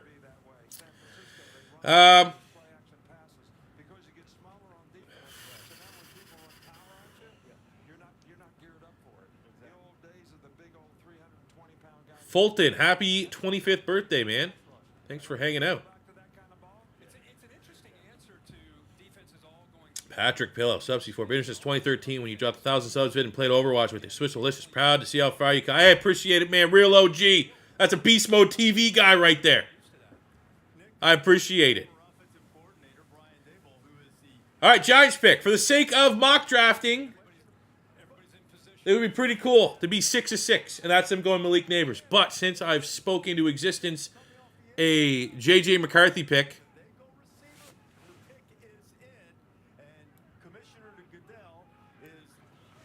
pick is in.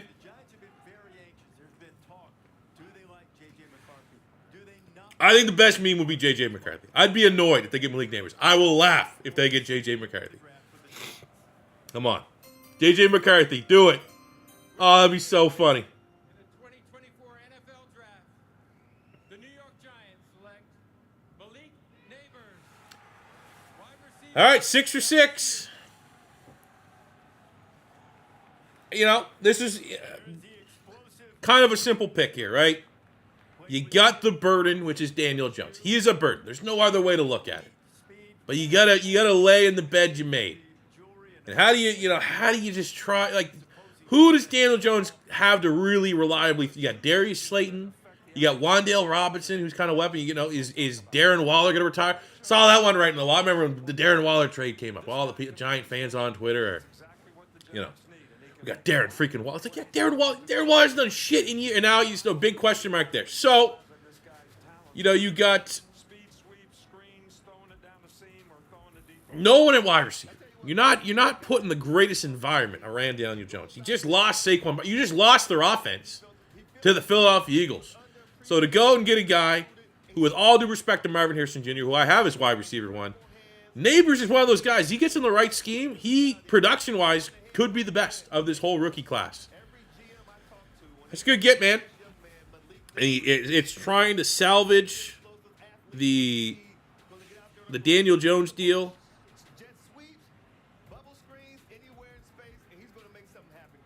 I think the personality of this pick, to me, is the best thing if I'm a Giants fan.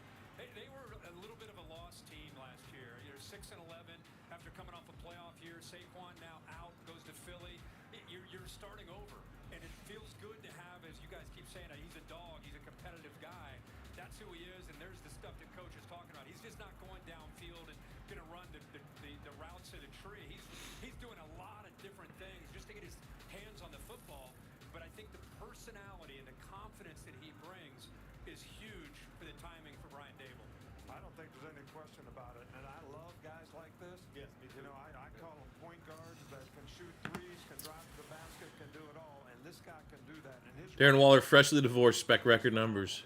But isn't he like leaning towards retiring right now? I mean, I could be on the outside, not fully up to date on the true leads there. Can't like a little Louis and a little. Man, I'm regret not betting on my mock draft. I should have just said screw it. I would have been. There's no way I wouldn't have got like 400 odds to get the first 6 picks right. I would disguise myself as I had J.C. Latham going to the Titans. There's no way this keeps going. swaggy as clear as I had Latham to the Titans.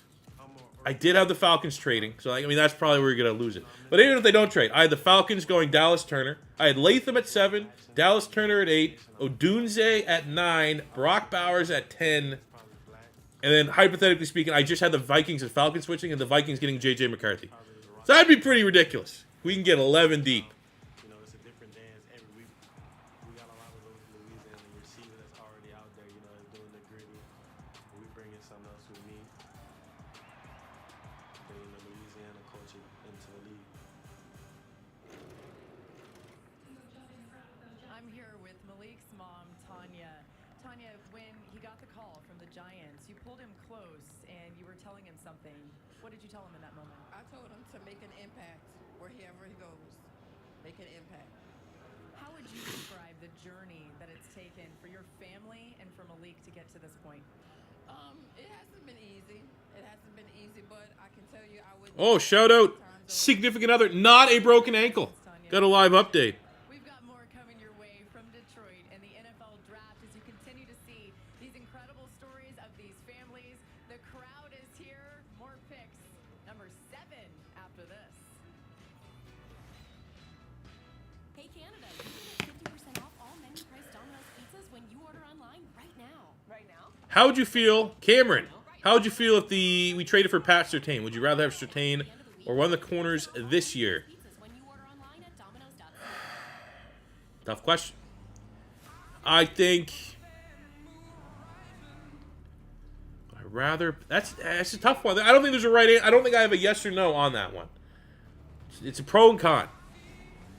Assuming I don't have to try to make sense of the contract and stuff for Pat Surtain, and it's just we get Surtain, we don't have to blow the team up to re-sign him. You always take a proven corner.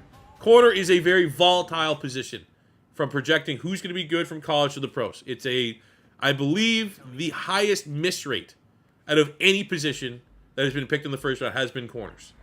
So if you told me I can get a proven thing at corner, or if the question is just Pat Surtain or Terry Nano, Pat Surtain or Cooper DeJean, Pat Surtain, Quinion Mitchell, I'm taking Pat Surtain. But then if I have to, you break it down a little further, take a step further, and you go and say, Pat Surtain and having to pay him a big contract, and then if you do that, you're not going to be able to, Milt Williams is gone. We're going to lose a bunch of free agents. I think the Eagles roster is shaping up not to have another expensive premium player, and the idea is you get your rookie corner in, and then you can ride out the Darius Slay and Bradbury contracts. Then when they're all gone and they're off the books, that's when you can pay, ideally, the corner we draft this year, if that's where we go, and he pans out. But, if it's just the straight-up Pat Surtain and no first-round pick, or Terry and Arnold, Cooper DeJean, I'd go the proven thing in Surtain, just because corner's so volatile. Very volatile position. Anyone worth trading up for the Philadelphia Eagles? Worth? Honestly, I need to know the price. Because if Philly's trading up from 22, is likely going to involve one of our second-round picks. We have 2 second-round picks, 50 and 53. Given how the board's fallen, I would rather, I don't know, unless someone is slipping, and the cost to trade up wouldn't be one of those seconds. And maybe it's a future pick, a future third, future fourth-round pick. And we're not talking about those 2 seconds. I'd probably trade up. But right now, I'm siding on the fact that I do like Terry and Arnold, but depending on the corners that could be falling to us, maybe just take whoever's there and rock and roll and keep those 2 seconds. Those 2 seconds are going to be able to do a lot of damage, I think, in this year's draft. That's where the value is in this year's draft class. Trade alert. There is a trade alert. I do not see a trade alert. Titans are taking Rome Odunze. I wouldn't hate that pick. Even though I had them going J.C. Latham, if I didn't go Latham, Odunze would be my selection. I've had a lot of I'd say the most common pick I've had in my mock drafts over the last 2 months for the Titans has been Odunze.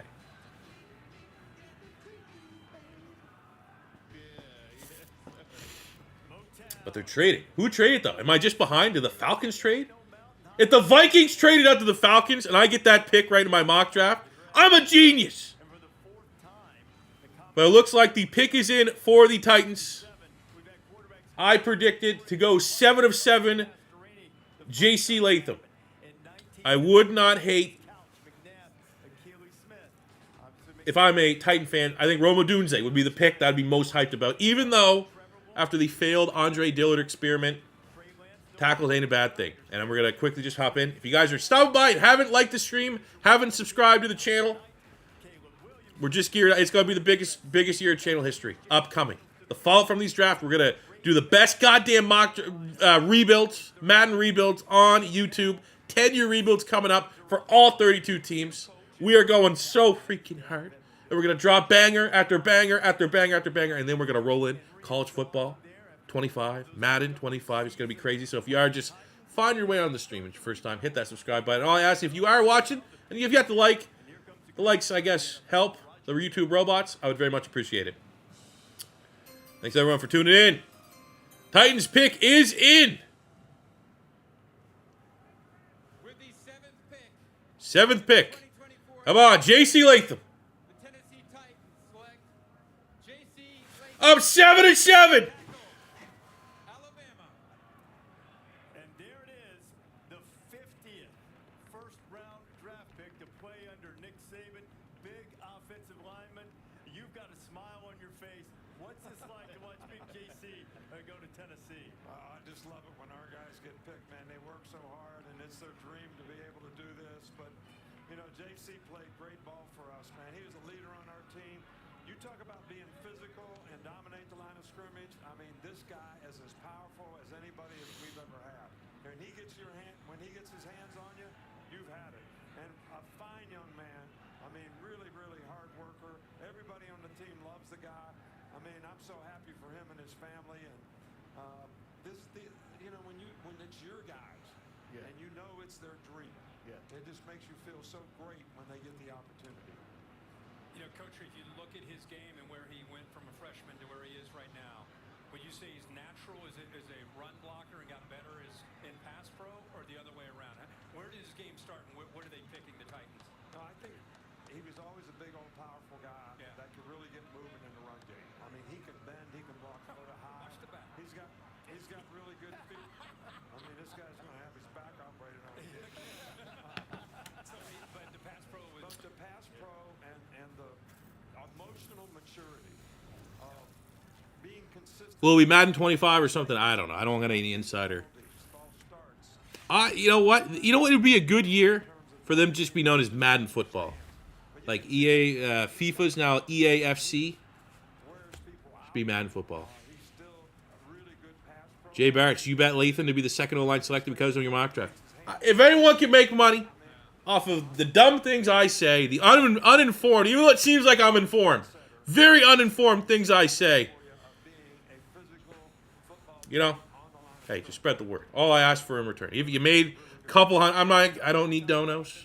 I'll take them if they come in, but I'm not a dono streamer guy.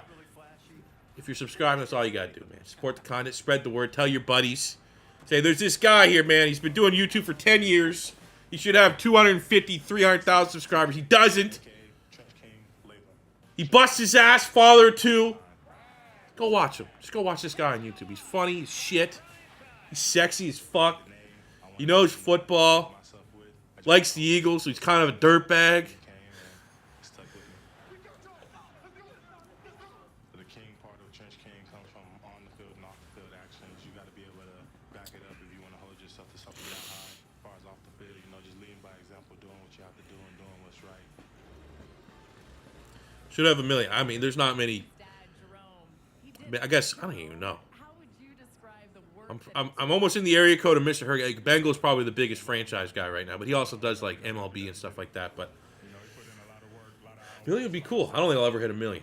I'll be happy if I just did my taxes. I'd be happy if we can get into the next tax bracket. You know, very selfishly. We're doing well. We're doing well here. Appreciate each and every one of you. Oh, we got John. He's coming in here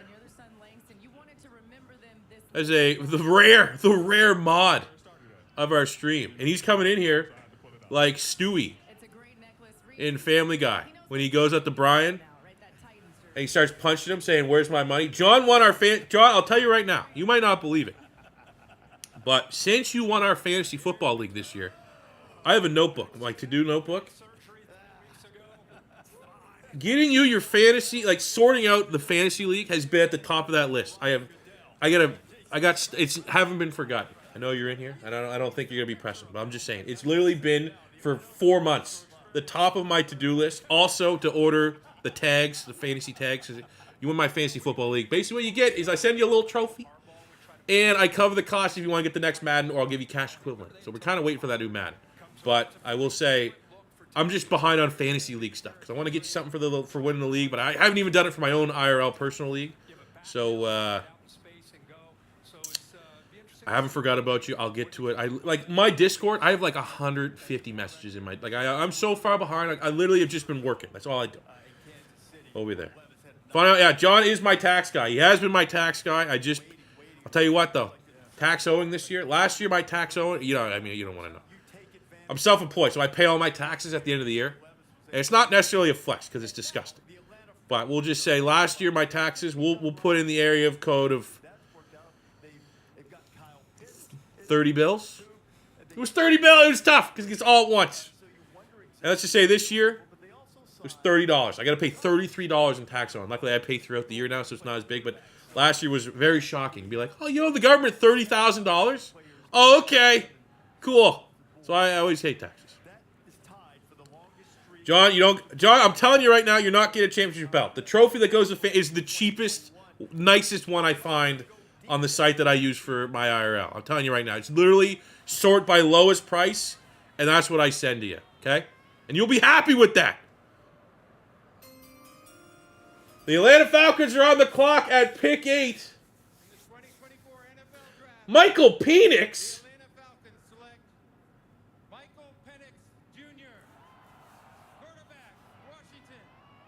What? Wow. Yes. Wow. Yes. A Heisman Trophy runner-up from the University of Washington. Started his career at Indiana. Well, there goes my mock draft streak. What? Alabama. Penix was sensational. Led the nation with over 4,900 yards passing last year. I mean, if you go by watching film of what the guy did, I don't know what, you can nitpick all these guys, but this guy was as accurate in the pocket as any quarterback in the country, and he had some great receivers. He has 3 NFL receivers. Roman Dunze was the guy. This is going back to IU. By the way, they reviewed it. He ended up getting in and winning the game against Penn State right there. Yeah. But he doesn't make those plays very often. He'd rather sit in the pocket, use his intelligence, dissect the defense, and make throws like that. I mean, he basically is handing the ball to his receiver 30 or 40 yards downfield. Everybody remembers the Texas game in the semifinal. So he works full field progression and eventually makes those accurate throws downfield, Coach. Yeah, well, I'm telling you, this guy has probably the strongest arm in the draft. He's very accurate when he can throw on platform, which means he can set up in the pocket and throw it like you see him right here. This guy can throw it and thread the needle as well as anybody. He's got Wow, man. great long ball, but he is more What are they doing? than people think. I will say, been on the record multiple times. To throw the ball off platform. Literally said at the beginning of the stream. Rewind it all the way back. I had Michael Penix ahead of J.J. McCarthy. He was my 4th quarterback, and he's 4th QB gone. So that's not, while it did blow up my entire mock draft, perfect mock draft, at least I was kind of on base with that one. But that also wasn't very hard to see. Because Michael Penix Jr., a.k.a. Penix, there's less unknowns. All right, regardless of the fit to the Falcons, Kirk Cousins didn't see that happening. I thought the Falcons were going to get a quarterback. It'd be like a second round. If Michael Penix fell to the second round because of the age, the injury history, second round developmental guy behind Kirk Cousins, makes sense. Did not see him going in the first round. But if the discussion now opens itself up, Michael Penix versus J.J. McCarthy, I mean, but then it gets even weirder. Because if you have Kirk Cousins there for, let's just say, even 2 years as a starter, then someone like J.J. McCarthy who needs the development, the work in progress. Makes sense to go with him and sit behind Kirk Cousins. And Michael Penix, well, I think you would rank Penix ahead of him because he's more pro-ready. You could start with Michael Penix right away. So, that is wild. That is very wild.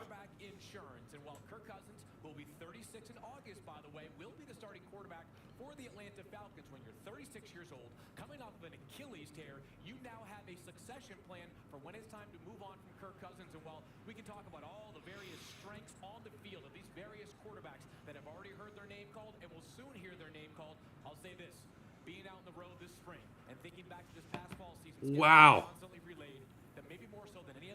Atlanta, huh?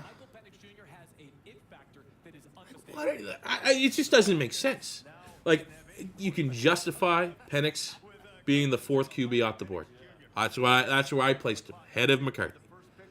You can justify, without putting the context of what pick was selected, the Falcons getting a quarterback. Kirk Cousins not getting any younger, even with the length of the contract, a young quarterback with upside. That makes some sense. But to go Michael Penix at 8, when you have so many other holes, Rome Odunze would make more sense at 8. Any of the linemen would make more sense. Any of the D linemen, any of the pass rushers. I could come up with 15 players that, for the context of how the Atlanta Falcons are structured, would make infinitely more sense than Penix Jr.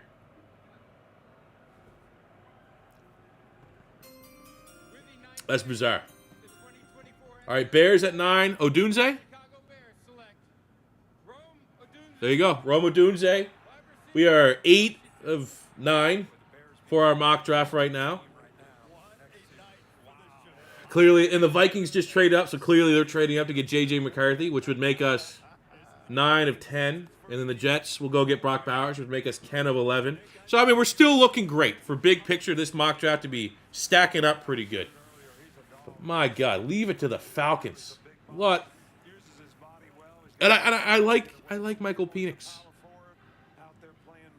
Like them more than some other guys that are consensus ahead of him. And I don't want to negatively, like, if it was a different team, like if this was the Raiders, if the Raiders traded up to pick 8 and they got Michael Penix and surprised everyone that it wasn't J.J. McCarthy next quarter, I'd be like, yes, I love that pick. I love the boldness of the pick. I think Penix is going to work. But for the Falcons, still bizarre. I guess it's got to take me a minute to get over that. That is bizarre. Absolutely bizarre. And that is with all due respect of if Penix starts and balls out, all due respect. Sure, maybe they got it right. Maybe they're thinking 4D chess. But just to pay Kirk Cousins what they did, and then you get a guy that needs to play soon, it's just, I don't know. It's like, is there something with the tampering? The only thing I would just throw out here, is there going to be something with the tampering of Kirk Cousins? Like,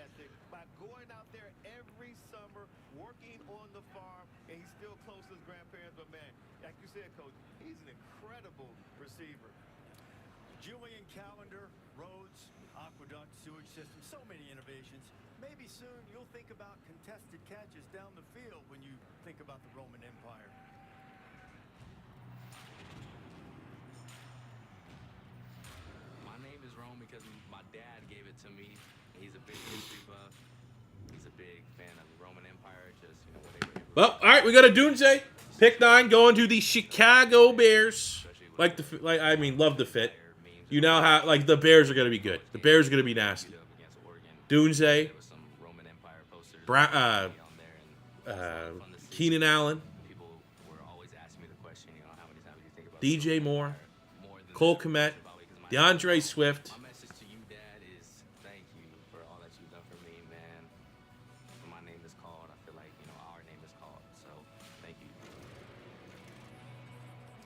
tell you guys, Rome Odunze, I mean, you talk about 50-50 balls, right? Contested catches. I mean, he made a living off of those type of passes out there in Washington with Michael Penix Jr.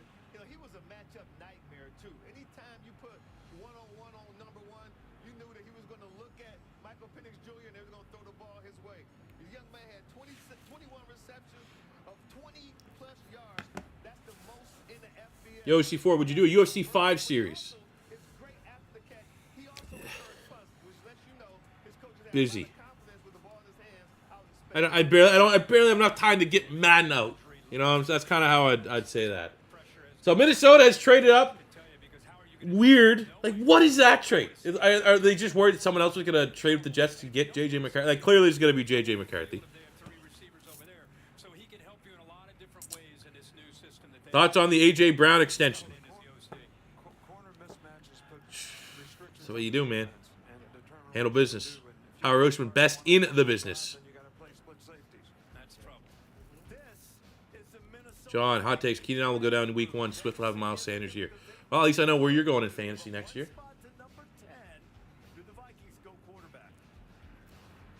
Jets take McCarthy for post-Aaron. I mean, they could, but they wouldn't trade this pick to the Vikings if that was on the cards. That is a Subaru. Where are you taking me? Electric vehicles belong in the city.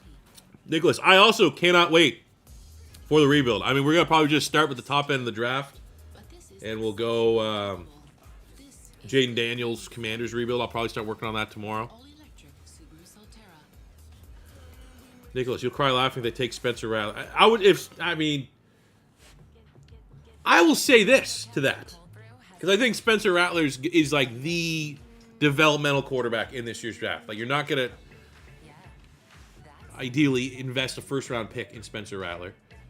But I would say Spencer Rattler going in the first round, going whatever, is as surprising as the Falcons getting Michael Penix Jr. Looks like to you, we're here for it.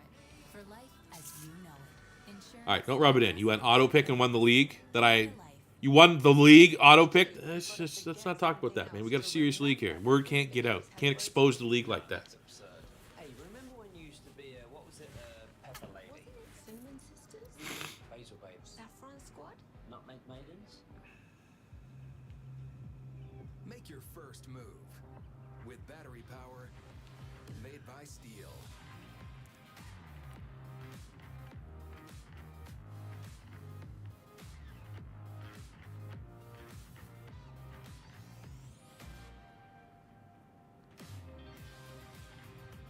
Find Steel tools starting at $229.99. Shop local, buy Steel. Find yours at steel.ca. Add some adventure to your summer during Yamaha's Right Here, Right Now sales event. Cash rebates, special finance offers, extended warranty, and more. Offers end May 31st. Visit your dealer or Yamaha's website for details. At FanDuel, we love to talk hockey. That's why we give you more ways to bet on the NHL. Whether you want to bet on a hot start to the game, root for a tic-tac-toe from the playmaker, even bet on how many times the goalie can flash the leather. This hockey season, bet on the boys any way you want. Make every moment more with FanDuel, North America's #1 sportsbook.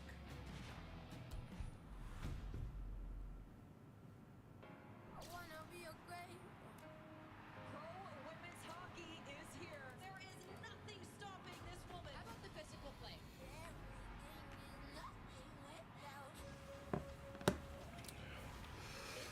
So what are we talking about now? I mean, next pick got to be J.J. McCarthy, right? Tito Williams not. I mean, hey, that's the biggest news right now on the channel. Is Tito Williams going to leave Hollywood Tech during the transfer portal? We'll see. The Jets just traded back to get Brock Bowers and some picks. Hell yeah, that's a Joe Douglas type move. I think that's the. I mean, they still could go tackle. I think, thinking long term. Joe Douglas is always going to think long term, and you might look at the roster and say, like, you plug and play Brock Bowers because they got Tyron Smith. Tyron Smith has missed how many games for the Dallas Cowboys? So I think, even if you think long term here, if you're the Jets at 11, and you get, Fashanu, Fuaga, Fatanu, go O-line. Think long term. It wouldn't be a bad call. But I think the Jets are in a terrific spot. Plenty of areas they can go. As long as they don't fumble and pull a Michael Penix type pick, I think Jet fans are going to be pretty happy here. Vikings pick is in. I think we just got to assume it's J.J. McCarthy. Now they lost Kirk Cousins. They got Sam Darnold, who just 6 drafts ago was the 3rd overall pick in the draft. He's the guy who's been a placeholder for them right now. They go quarterback. Is that why they made the move? Or perhaps a pick that would be really popular here if they go J.J. McCarthy. And there was a lot of speculation that they might move all the way up to 5 to take that Chargers pick to get J.J. We'll see if this ends up being that pick. And so now Commissioner Goodell is coming out along with some others. One of the cool things the NFL does, some picks in the draft, honor people in the community and allow for some specialty picks. Let's go to the podium. To help make the Minnesota Vikings selection, we are honored to have with us the surviving mother, brothers, and nephew of fallen hero, United States Army Sergeant Zachary Ewing. Well, perfect time to make a Pat Ewing joke, but the fact that these people are honoring somebody, we're not going to do that. Died after a battle with cancer, a cancer that was discovered after he was injured during his 2nd deployment to Iraq. Gotta be J.J. McCarthy here. You know what? From an unselfish standpoint, I don't really care about the Vikings that much. Kind of hate still having the Eagles own the Vikings in the playoff. But it makes good content. That's a fun rebuild. J.J. McCarthy, Vikings rebuild. I'm here for it. Didn't I already do that? I might have already done that. Make the pick.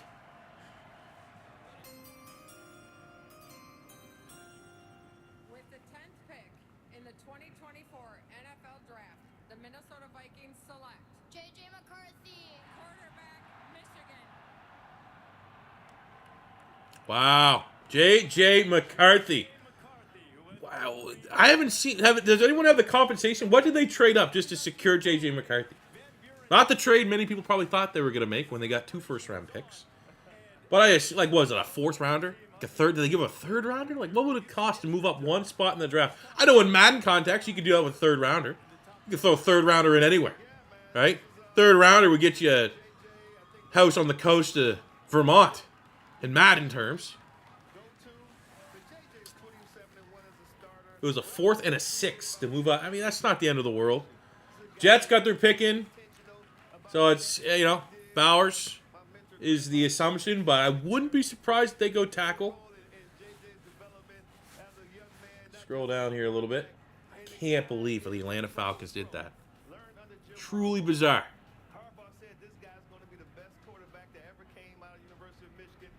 4th and a 5th. 4th and a 5th to move up 1 spot? That is, I mean, I don't know. That could be a panic. The Vikings were probably shocked that the Falcons grabbed a quarterback, and they're like, shit. Do we give up a 4th and a 5th just to... You think the Jets take Bowers or Dallas Turner? Why would they go Dallas Turner? They already have, surplus at pass rush. I would say right now the Jets, my mock had Brock Bowers. I mean, the Jets could pull. I mean, the Jets could come out of nowhere and just be like, Bo Nix. We got Bo Nix. But I would say Bowers was my prediction. Fashanu could be great value here. You had to take Fashanu already on the younger side, right, of a tackle, so he can sit and learn behind Tyron Smith and eventually play when likely Tyron Smith inevitably gets hurt. But for the sake of seeing how many picks I can get right off my final mock draft, which we are now 9 of 10 with at least landing spots. I did have a trade that hadn't happened. 9 of 10. We'd go 10 of 11 if the Jets go Brock Bowers. This was quick. I think because this was so quick, per Sauce Guard, it's a DL or DB. What? Really? I mean, Sauce could just be trolling. They go DB, like Terry and Arnold. Did they not lose Huff, though? I mean, they did lose Huff, but you got Hassan Reddick. So, I mean, I guess if they truly just view Hassan Reddick as a 1-year rental, I mean, again, planning for the future. And that is Joe Douglas. Joe Douglas is from the Howie Roseman tree of general managers, which is don't draft for need, what was the quote? You draft today's luxury is tomorrow's necessity, or something like that for a draft pick. So I mean, I don't know. Very interesting what this Jets pick can be. I need that necklace. I need an Eagles version of that LED necklace that they got going on there. The neon lights. That's pretty cool. Go with my outfit. And we're starting to get into a range that Philly's going to trade up. All these big rumors that the Philadelphia Eagles are going to trade up. I know we got fans across the world, but still is a Eagles homer draft. We're getting close to it. If Philly's trading up, it's going to be one of these picks. I think Saints, Colts, Seahawks, Jags, 14 to 17 would be the range I think Philly would be trying to trade up to get likely a Terry and Arnold. My God, I want that that neon light necklace. That is cool. I got a Reese Big Cup here that needs to get eaten. I'll tell you that right now. I am starving. 400 likes, chat, and I will absolutely house this whole Big Cup. 4 likes. 1 bite. Everyone knows the rules. I'm not ashamed. That's usually how long it takes anyways, but... All right, pick us in for the Jets. For the sake of me looking like a smart guy on the internet, Brock Bowers would be pretty cool. Could go tackle. According to Sauce Gardner, apparently, DL or DB.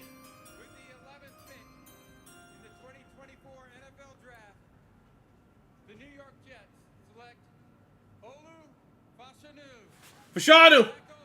They go tackle. What's up, brother? Got that one.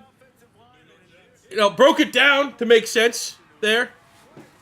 Didn't get any points here. I'm officially 2 picks wrong. But if they were going to pivot, you got, Bowers would have been a sexy pick. But are we just forgetting?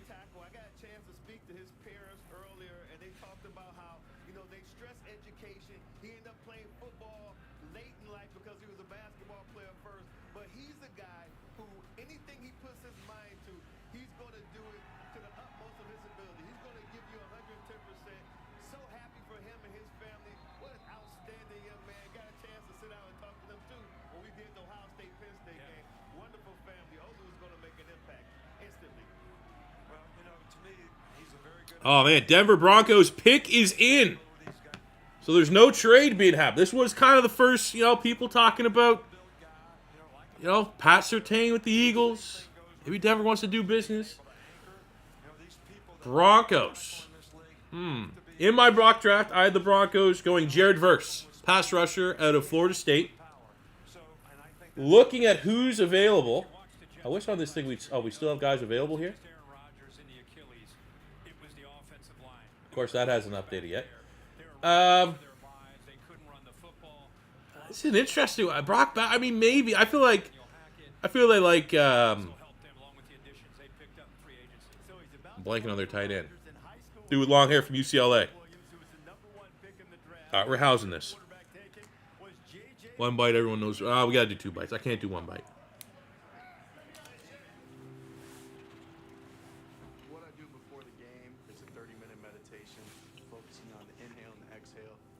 Who do we think Denver's getting?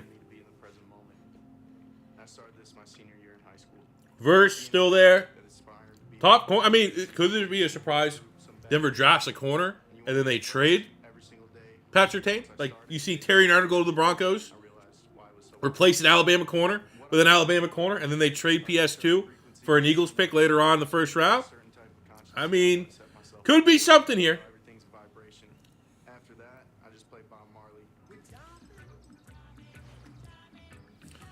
Would you make Tito Williams an inch or 2 shorter to make him more unique? He's already unique. He's one. I agree with Wo Nelly. Tito Williams is perfect the way he is. Greg Dulcich. Yes, that is who we are looking for. So, yeah, Denver. I had Jared Verse in the mock. If they do grab a quarterback, Bo Nix has kind of been a popular name here. I did do a little bit of homework here. And the Broncos didn't even bring Bo Nix in for a visit.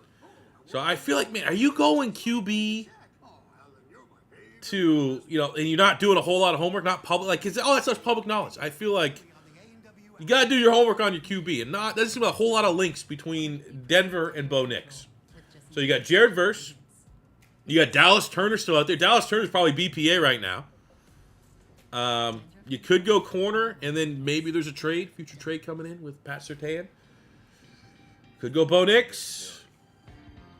Could go... I don't think they'd go Brock Bowers, but again, if you're valuing BPA, maybe. Go tackle. You know, how much does Garrett Bowles still have left in the left in the legs there, right? So I mean, a lot of different ways. I will still just say, because I don't have Bo Nix as a first round quarterback. That'd be a little bit of a wet fart. Even though it'd be great for content, that'd be another fun rebuild. Denver Broncos, Bo Nix rebuild. Sign me up. But I don't know, man. Byron Murphy, yeah, they could go D-line. Could retool down there. Got to finish this peanut butter cup real quick.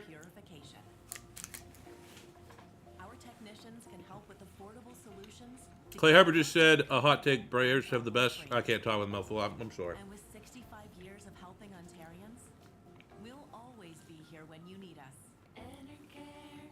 Experts at home. Clay Hubbard just said Bears are the best wide receiver core in the NFL. That's not very former Philadelphia Eagle of him. I'd take Philly for sure. I'd still go Miami over Chicago. Bears are probably top 5. Just casually throwing that out there. There's definitely not 5 teams. I guess who else would have one? Maybe I'm tripping. Miami, like I'd take Waddle and Tyreek.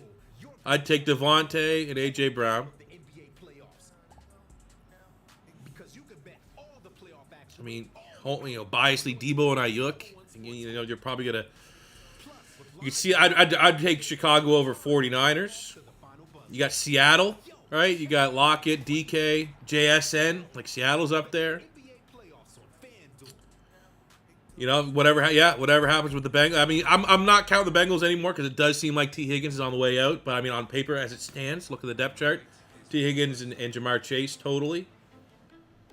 I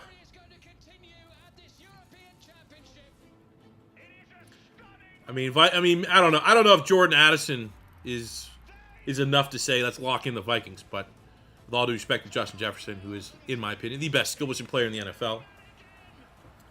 Come on, Denver, make the pick. I'm about to eat this second peanut butter cup. If you take any longer.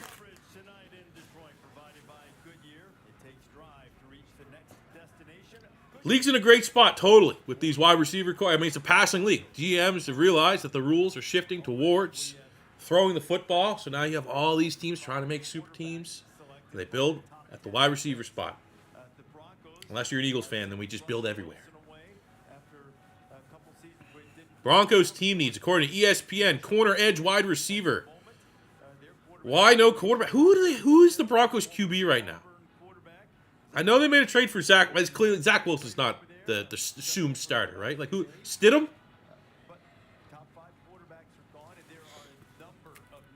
Come on, Broncos. I'm about to eat this peanut butter cup because you guys are taking so long. Oh no, cookies in.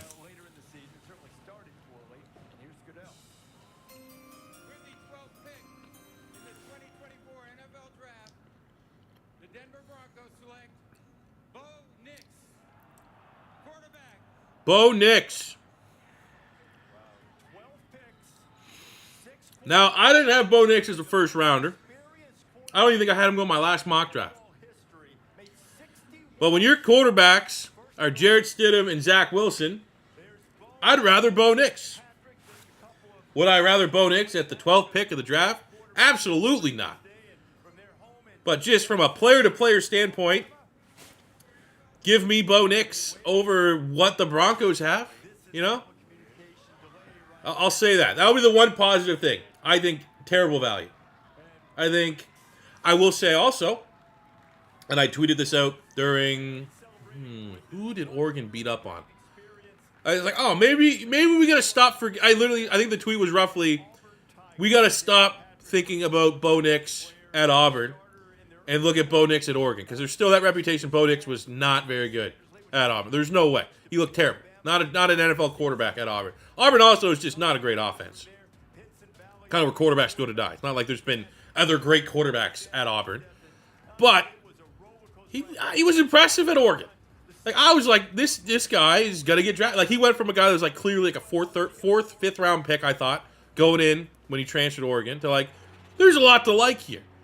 But, you know, he's a guy, Bo Nix very much, for me, was in that bubble of you trade at like 30, 31 or 32 to try to get him on that fifth-year option. Second round quality player, second round grade quarterback, that kind of tier of quarterback. But I wouldn't have been shocked if someone came up and got him just to get that fifth-year option. Wouldn't have been shocking. But you get him at 12, dude. Ugh. That's rough. But to not be negative Nancy and to spin it somewhat positive for Denver, I would absolutely rather Bo Nix than what they have on the quarterback spot. And quarterback's a premium position. You got to pay a premium price even if the value isn't there. So here we are. Current dream pick for the Eagles. Assuming we stay put and everybody that's on the board, hypothetically, could dream fall down. Dream pick would be obviously Terry and Arnold. But I'd say Dallas Turner still being on the board. We don't really need big pass rush help, obviously. But I would just say from a value standpoint, from where I'm grading the players, Dallas Turner, that would be like the one edge rusher where I'd be like, you know what, you kind of have to make that pick. You got to find a way to make that rotation work. So I'd go Terry and Arnold, but just because everyone's always talking about DBs, the one non-DB dream pick that's still on the board, I would say would be Dallas Turner and or Brock Bowers. One of those two I'd be fine with if we don't go DB. And I'll say right now, looking at how the board is falling out, I'd be Brock Bowers could fall to the Eagles. I will now actually interject and say I had a couple mock drafts, couple of them, Eagle specific, where I had Philly getting Brock Bowers, and multiple people saying there's no way he's going to fall to the Eagles. No way he's going to be on the board. No way he's even in like a little bit of a trade up range. I'm looking at this. The Colts could totally get him. I think if I'm the Colts, Brock Bowers would probably be near the top of my list of who I'm drafting. Get that safety net for Anthony Richardson. The Bengals, who absolutely should go offensive lineman, they're probably going to be interested in Brock Bowers. They need tight end help. But he might be here to Philly, man. The Raiders go Brock Bowers? Wow. What? They just get Michael Mayer? Wow.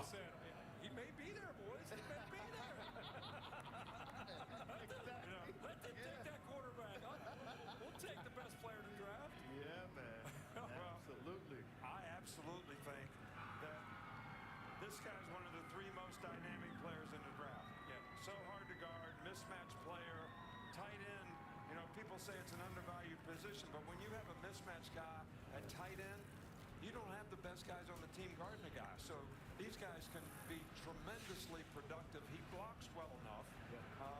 I just think run out and catch. This guy's almost like a wide receiver, can run jet sweeps. I mean, he can do so many things well, and he's a great person. He's got all the right stuff. He's going to represent the organization in a first-class way.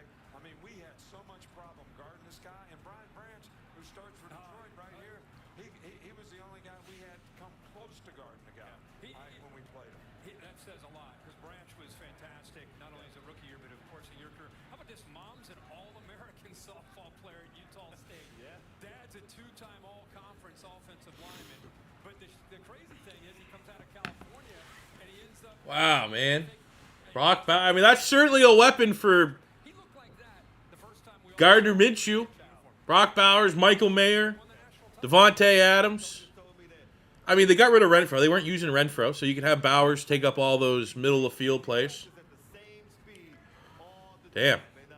Simon, what do you think of J.J. McCarthy? I think not as big a fan of him as maybe the consensus, but I also acknowledge that the ceiling is there. The profile is there. Dual-threat quarterback, big-time recruit. Maybe we're being slightly harsh on his production because it's Michigan, and like Michigan quarterbacks just don't really dominate. So, I mean, could do worse. I think, you know what? You know what ultimately, Simon, I think about the J.J. McCarthy pick is I think Justin Jefferson is happy with the J.J. McCarthy pick, and that's the most important thing for the Minnesota Vikings.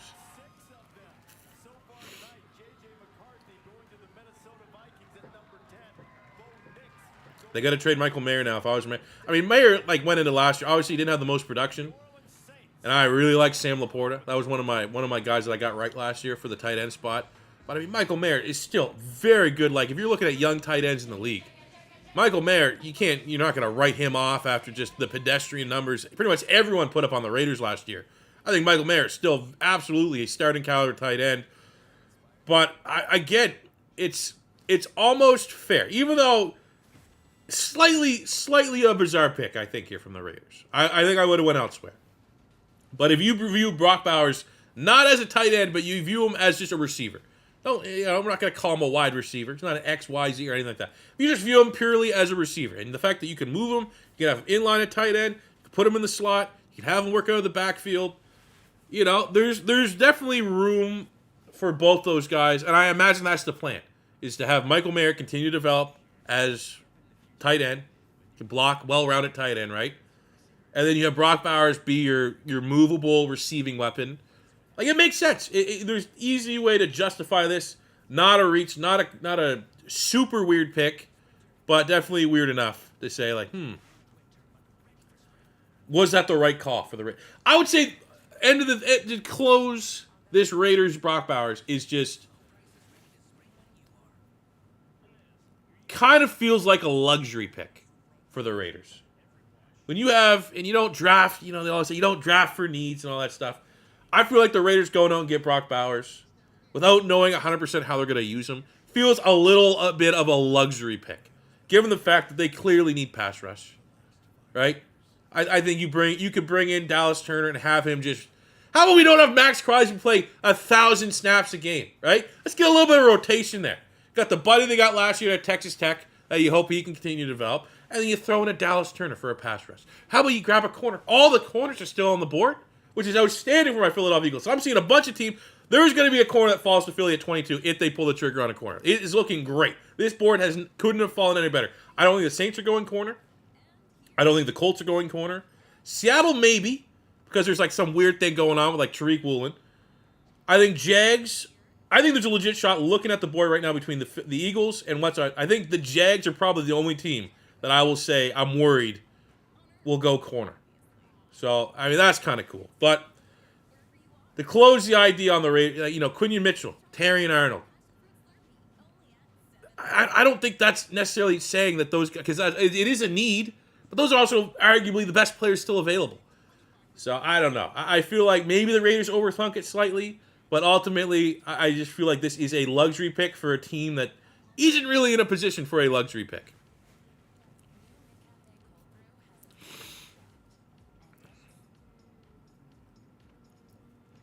Saints go Fuaga, possibly Turner. I mean, the big thing with the Saints is the health of Ryan Ramczyk. Like, I don't really know. I just did a goddamn Saints rebuild. No idea. Like, is he going to retire? Like, even the beat report, unless we get a Saints fan in chat that knows. It sounds like Ramczyk had a Todd Gurley, Jay Ajayi type knee condition, right, when he was coming out of Wisconsin, where everyone kind of knew that there was a ceiling. He's not going to play till he's 34, 35. So it seems like he's kind of on the way out. And if that's the case, you still got Fuaga. You got Amarius Mims. Fautanu can play tackle as well. So that I'd say Saints go tackle. Colts, I mean, you look at some of these websites, DB was a need for the Colts. I think that if I'm the Colts, I'd go offense. Continue to build around Anthony Richardson. You still got Brian Thomas Jr., Adonai Mitchell, like pure speed. Xavier Worthy. There's weapons there, but I would say right now, because Saints are on the clock, tackle would be important. I don't think edge rush. And I'm only saying this just because I rebuilt the Saints. You could go Cam Jordan's successor, but they're crowded there at pass rush. You got Chase Young coming in. You got Carl Granderson, who you paid. There's no way you're giving up on dude from Notre Dame, Isaiah Foskey, yet. So I feel like the Saints are pretty good with their pass rush. I think O-line would be the spot I go, just assuming that things aren't great with Ryan Ramczyk.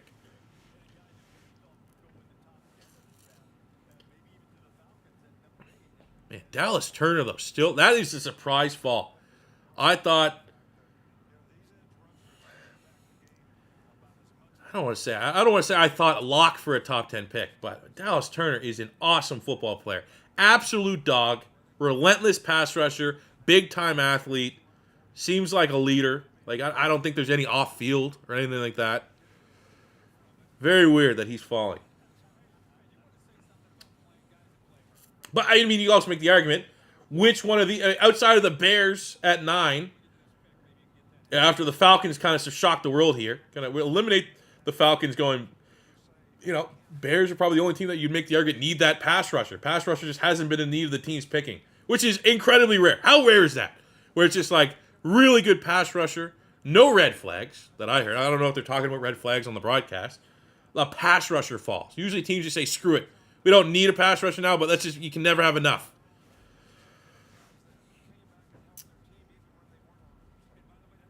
Do the Bucks have a first round? Yeah, they pick 26, 27, 25, 26, 27, one of those ones.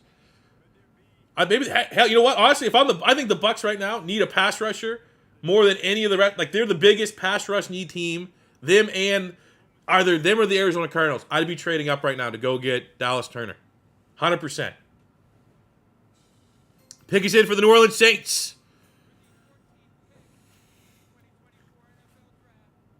The New Orleans Saints select Talaice Fuaga. Fuaga. There you go. You go tackle. You get, that was easy pick in terms of where the Saints were going position-wise. I would have heavily, for putting betting odds, heavy offensive tackle. They go out and get a tackle. I mean, kind of, makes sense. I would say, like, looking at the tackle market, no one's really free-falling here. Like, this is kind of the range. You're going to see Fuaga. You're going to see Amarius Mims. You got to see Fautano. I mean, maybe some teams view Fautano more as a guard, so that's got to kind of push him down the board a little bit, even though a lot of the hype at the Combine Senior Bowl was he at the Senior Bowl? I think he was. Maybe not. But just coming out of the Combine, a lot of talk was like, yeah, Fuaga can absolutely play tackle in the league. Or not Fuaga, sorry. Fautano can play tackle in the league, even though it seemed like a lot of people were just pigeonholing him as a guard. But Fuaga, yeah, makes sense. If Ryan Ramchek's out, you need, the Saints are in a, that's what we said in the rebuild. We just did a rebuild of the Saints, so I'm fresh thinking about their roster. Very expensive roster. They're in football purgatory. Saints clearly, even if you're watching as a Saints fan, Saints are clearly not, I'm not going to say they're clearly not a playoff contender, because they're always competitive. Clearly not a Super Bowl caliber team. But the expense of their roster is like built like a Super Bowl caliber team. And I think that's obviously a lot to do with the fact Derek Carr, a lot to do with the fact that they're paying the repercussions of kicking down the can during the Drew Brees years, where it was just like the salary cap's a myth, and it's their time to pay the piper, which makes sense. But, tackle just makes the most sense there for the Saints. As a Raider fan, I'm not super mad at it. Spencer Rattler or Jordan Travis, day 3 picks.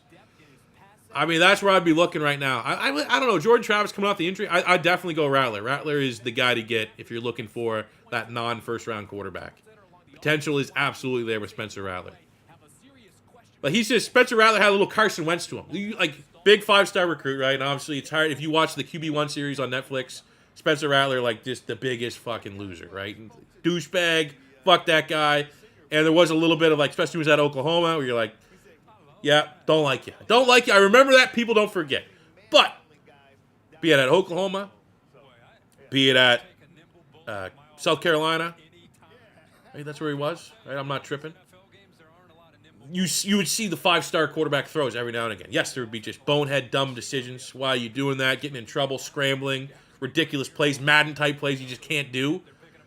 But there's still a 5-star arm on Spencer Rattler. You just need to develop and refine it. So, I mean, yeah, if the Raiders, in hindsight, they end up getting that, you'll be fine. But there's only one left, I think. What are the other quarterbacks? You got Pratt from Tulane, Rattler, Jordan Travis, I guess, coming off the injury, but I think it's kind of Rattler or bust if you're a team that's waiting on a quarterback. And they're not going to be the only team that's looking to get Spencer Rattler. I think he's probably going to go sooner than later. With the run on quarterbacks in the first round, Spencer Rattler's probably going to go sooner than later in the second round.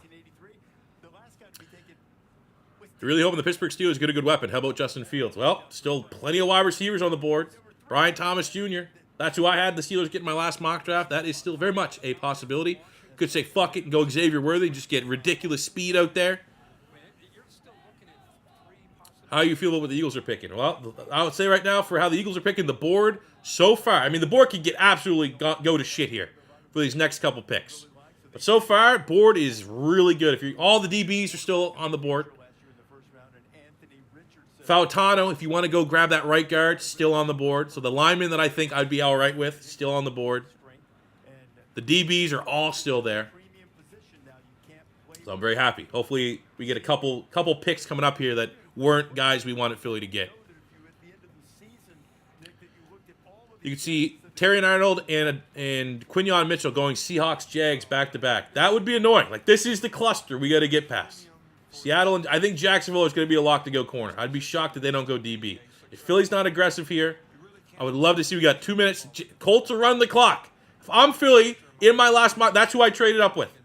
In my last mock draft, I went from 22 to 15. I traded 22 and 50, so 22 first-round pick, 50 our highest second-round pick, to go to 15, and I got a third-round pick back from the Colts. I'd make that trade to make sure we get our pick at DB. Whoever the highest DB is on the Eagles board, you go up and get them. But it's looking like no trades are coming through as of yet. Xavier Worthy is a worse Troy Franklin. Worthy struggled with his catching. I wouldn't. He's small. Okay, I wouldn't say. I am completely over the myth of size concerns now that Devontae Smith has thrived in the league. Oh man, Colts pick is in. Worthy definitely struggled with drops. That was an issue for him, but I still think when you look at Xavier Worthy, the pros outweigh the cons. He has S-tier freak athleticism. I'd gamble on that all day. The traits are there. Undeniable traits. Dallas Turner would be a dog in Philly. He absolutely would. Even though it's not a need, I would. If he's BPA, I would not hate. Even though, like, let's just say Terry Arnold, Cooper DeJean, Troy Fautano. Those, even if Philly goes, let's just say Philly goes Terry Arnold. There's not a lock that he starts this year. He might be corner 3, corner 4. I'd like to think they won't play James Bradbury over him, but it seems like the Eagles are going to give James Bradbury a chance at a redemption tour here under Vic Fangio. If Philly does go DB, which is the popular pick for the Eagles, it's not a lock saying that DB is going to start. I'd like to think they'll play meaningful minutes over the season, but you can't just say if we get Terry and Arnold even, that you can plug and play him as a starter right away, because I feel like that's not an automatic thing for Philly to do.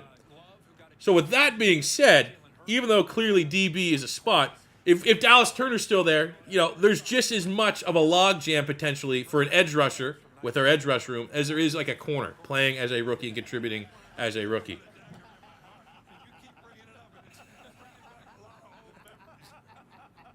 Just got a who to the Cardinals pick. Cardinals drafted Robert Harrison Jr. Hell of a pick. Lions need to move up and get Dallas Turner and Quinton Mitchell. Yeah, I've seen actually a couple mock drafts had the Detroit Lions being one of those aggressive teams looking at moving up. Why not, man? Draft. Hey, hometown draft. Get the crowd behind you. Feeling good, looking good. Pick is in for the Colts. There's a chance that this could be an annoying pick. A hit to the great remaining draft board as an Eagle fan. I really hope this is, give them a wide receiver. Get someone that the Philly, Come on. Pick is in for the Indianapolis Colts. Brian Thomas Jr. The Indianapolis Colts select Laiatu Latu. Wow. Highest floor pass rusher in the draft. Biggest thing for Latu, had to medically retire due to a neck injury. Very similar like Jalen Phillips. But that worked out for the, obviously he got a brutal injury last year for the Dolphins. But generally speaking, Jalen Phillips looked like a hell of a pass rusher. Latu to the Colts. I mean, I'm here saying Latu was a guy that Philly brought in for a visit. Isn't my favorite player. Definitely a first rounder, as long as the medical's checked out. It's a good pick for the Colts. I mean, that's good value. Getting him at 15. Some people thought he was going higher. Where'd Marvin Harrison's dad go to college? Well, I'm assuming, John, you're posting this. He loved the color orange. I think. First defensive player going at 15 is crazy. Basic doctors told me that you probably wouldn't be able to play football again. Look at this fucking story they're showing on ESPN. Latu, doctor said I'll never be able to play again. Yeah. Better hope the Colts did their homework. Not shocking. If Latu's medical, if the Colts gave the check mark to Latu's medical, which obviously they did, it's not shocking that he would go over Dallas Turner. It was close. It's always a dog fight. Same kind of deal if you're looking at mock drafts and the vibe of Drake May, Jaden Daniels. Kind of like who's going first, who's going second. Very thin margins. Same could be said. Odunze, Malik Neighbors, thin margins.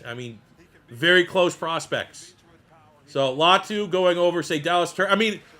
I like these kind of picks because I love the drama that comes with these type of picks. When maybe perception is not reality, but the perception that, for example, a Jaden Daniels, Drake May, there is now added pressure for the Commanders and the Patriots, Drake May and Jaden Daniels, to be the better of the two. Like these two, obviously you got Caleb Williams here, right? And he's a quarterback. You put him in the conversation, but you now have Jaden Daniels and Drake May. Not only they need to go and become franchise quarterbacks, but they're going to be forever linked to one another. Did the Commanders make the right pick going Jaden Daniels? Better be good. Did the Patriots make the right pick getting Drake May? He better be good. Did the Giants make the right pick going Malik Neighbors over Odunze? He better be good. There's a storyline there. I'm all about storylines. Did the Colts make the right call? Getting the first defensive out the player, going Latu over Dallas Turner. The storylines are there, and I'm here for it. But Latu, ridiculous production. You were gambling on production. Insane from Latu what he did at UCLA. If the medicals getting the big check mark, that is a hell of a pass rusher for the Indianapolis Colts. I'm trying to think, who's the Colts pass rush right now? You got dude from Michigan, Kwity Paye, Samson Ebukam. Yeah, Jannard Avery is a part of the Colts pass rush. You know what? I'll walk it back slightly. Hell, there you go. That pick makes a lot of sense. I did not know the Colts arrogantly did not know that was necessarily the state of the Colts. Because, even Kwity Paye, first round pick in 2021, has he panned out yet? He still feels like he's a work in progress. God damn. All right. Slightly like that. I didn't hate the pick anyways, but slightly like that pick a little more now that I did a little bit of a deep dive on the Colts pass rush.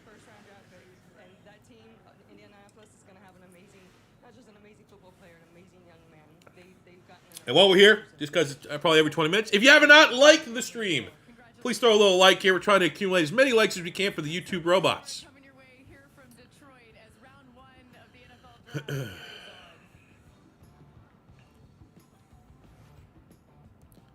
I did not know Donovan McNabb and Marvin Harrison Jr. played together. It makes sense now that I think about it. Obviously lines up. Wow. Were they dominant, or was it like one of those deals? McNabb was his quarterback his senior season. Was that like before Donovan was like clearly a first-round pick kind of deal? Like, was it like their peaks in college didn't line up? I did not know that, though. Damn. Oh, Zaire Franklin from Syracuse. The NFC North now has Goff, Jordan Love, Caleb Williams, and J.J. McCarthy as starting quarterbacks. Is there a stronger division as far as potential quarterback seasons? Goff's kind of a finished product right now, with all due respect. But, hey, argument. There's definitely an argument there. Is that the best quarterback division, though?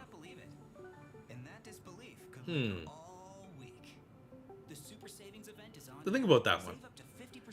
Like, it's better than the AFC East. It's better than the AFC. Joe Burrow, Lamar Jackson, Russell Wilson, Deshaun Watson. The top end of that one, I'd take Lamar and Joe Burrow probably over the NFC North. AFC South. Yeah, it's better than that. AFC West, it's better, even though they got Mahomes. Mahomes and Herbert. Again, it's top heavy as far as 4 teams having legit QBs. I'll give you that argument. NFC East, no. We just got, Hurts and Dak. NFC North, which you talked about. NFC South, terrible quarterbacks. NFC West, Geno. Yeah, you know what? That's a good argument right there. NFC North, certainly, as far as you're going looking 4 deep. They don't have, the Herbert, Mahomes, Lamar, Burrow. But as far as going 4, I mean, we'll see. Because Jordan Love looked real damn good last year.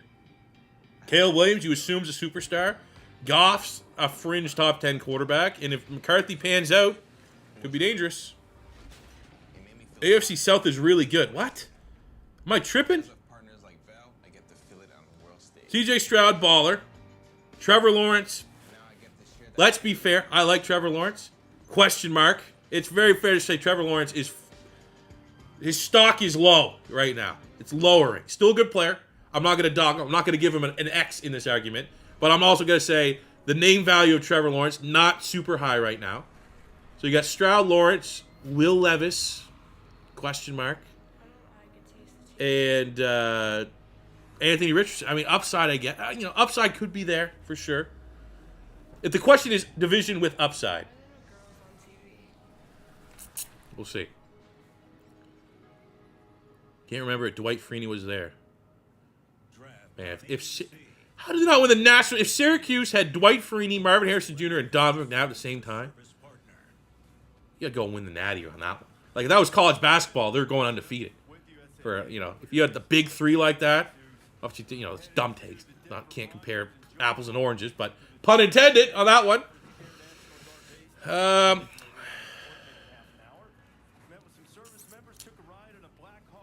Who do you think the Dolphins pick up? I mean, look at this board right now. If I'm the Dolphins, what's going on with Terran Armstead? That'd be my question. I've had Dolphins kind of go tackle.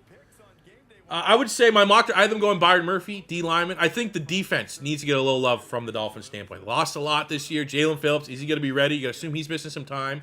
You lost Christian Wilkins. You go that defensive front, like Seiler's decent. But I think if I'm Miami, I'd be looking at Byron Murphy if he's still on the board. But Cowboys, I think dream pick, looking at the board for the Cowboys, would be Fautano. Guard tackle flexibility, plug and play on that offensive line. You're fine with it. But we have Seattle here. Pick is in for the Seahawks, and really right now, biasly as an Eagle fan, and this could actually, we're gonna talk about this and highlight this because it can age incredibly well if it comes to the Eagles pick and they don't do it. But the DB board looks outstanding for the Philadelphia Eagles. All the DBs are still there.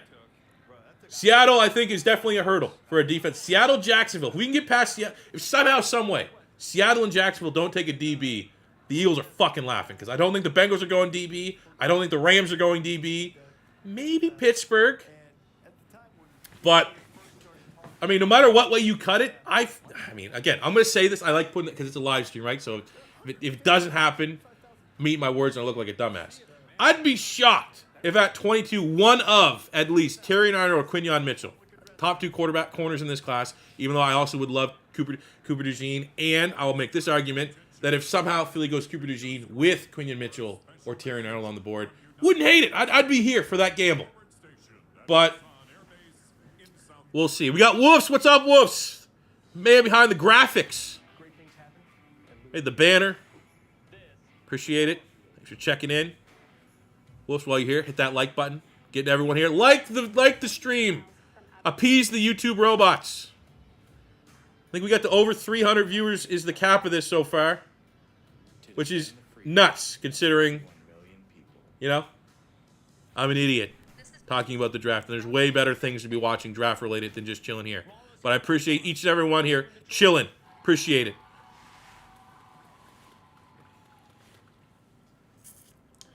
Well, Tony Khan, hey, don't spoil. I didn't watch Dynamite yet. I was going to watch it today, and then my girlfriend broke her ankle, and I had to push that back.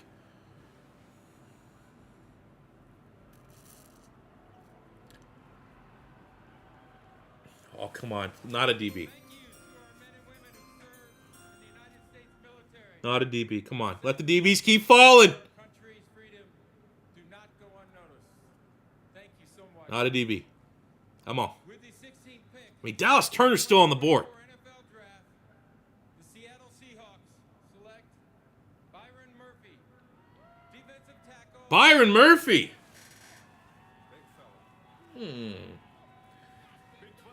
As someone that makes lots of mock drafts, I'm not going to glorify and pat myself on the back that I got to pick. Because you make 10 mock drafts, you have 10 opportunities to try and get the right pick.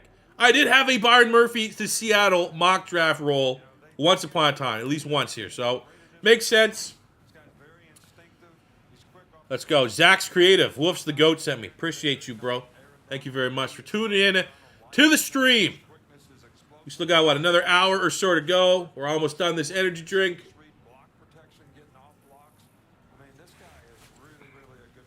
The Jags are on the clock. The Vikings are on the clock. Man, they're going Dallas Turner. Minnesota trading up. I'll say right now, Minnesota trading up, that helps. Because Jags absolutely were a team in the DB sweepstakes. They probably see the free fall of DBs and say, we can go back to 23 and we're going to get one of these DBs, especially if you have multiple ones. I will be shocked if this is not Dallas Turner. That's good. That's outstanding business from the Vikings. Different context because of the draft picks. But Vikings making this move to come up and get him reminds me last year of the Texans saying, fuck it. We're trading right up again and getting Will Anderson. We're getting our quarterback. We're getting our pass rush. That's worth a tweet right there. He's one of the first names that jumps out just because of his skill set. And you mentioned how athletic he is, too, guys. He scored 2 offensive touchdowns for a big fella. Rushing touchdown versus Wyoming. I mean, receiving touchdown versus Wyoming. And a rushing touchdown in the college football playoff versus Washington. So you're one of these offensive guys, too. You're even making defensive guys an offensive guy. I mean, what's up? He has a big personality. Hey, does it really surprise you at all when Mike McDonald coming over from the Ravens, was at Michigan, he takes a guy that does distribution in the middle of the defense field? No doubt about it, Reese. That's exactly what crossed my mind right there. Is just this past season we saw Justin Madubuike have a breakout year that landed him a massive contract after being the franchise tag player for the Ravens. Byron Murphy has drawn some comps to Justin Madubuike, one of the most impressive interior rushers we've seen in recent drafts. Not only that, Reese had some of the best football character in the entire class. Scouts rave about the person this is, on top of being an outstanding player on the field.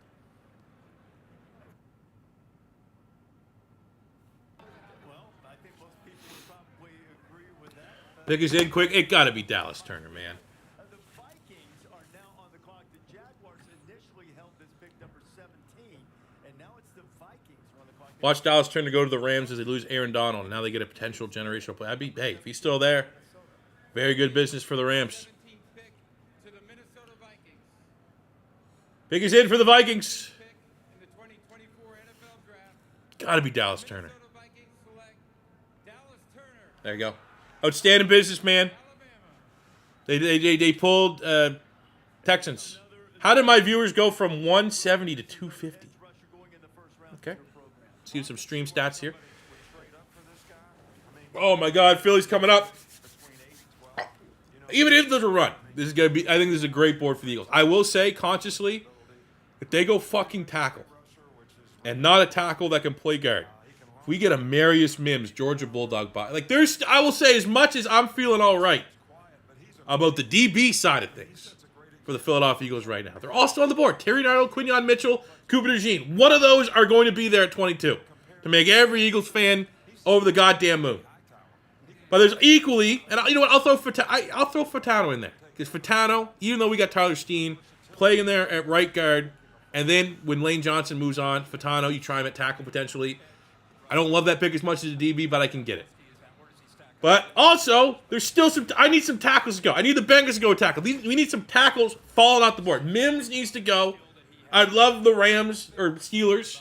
Also could need tackle. Get Guyton. Mims and Guyton, get them off the board. Those have been, and I made a tweet, my 2 worst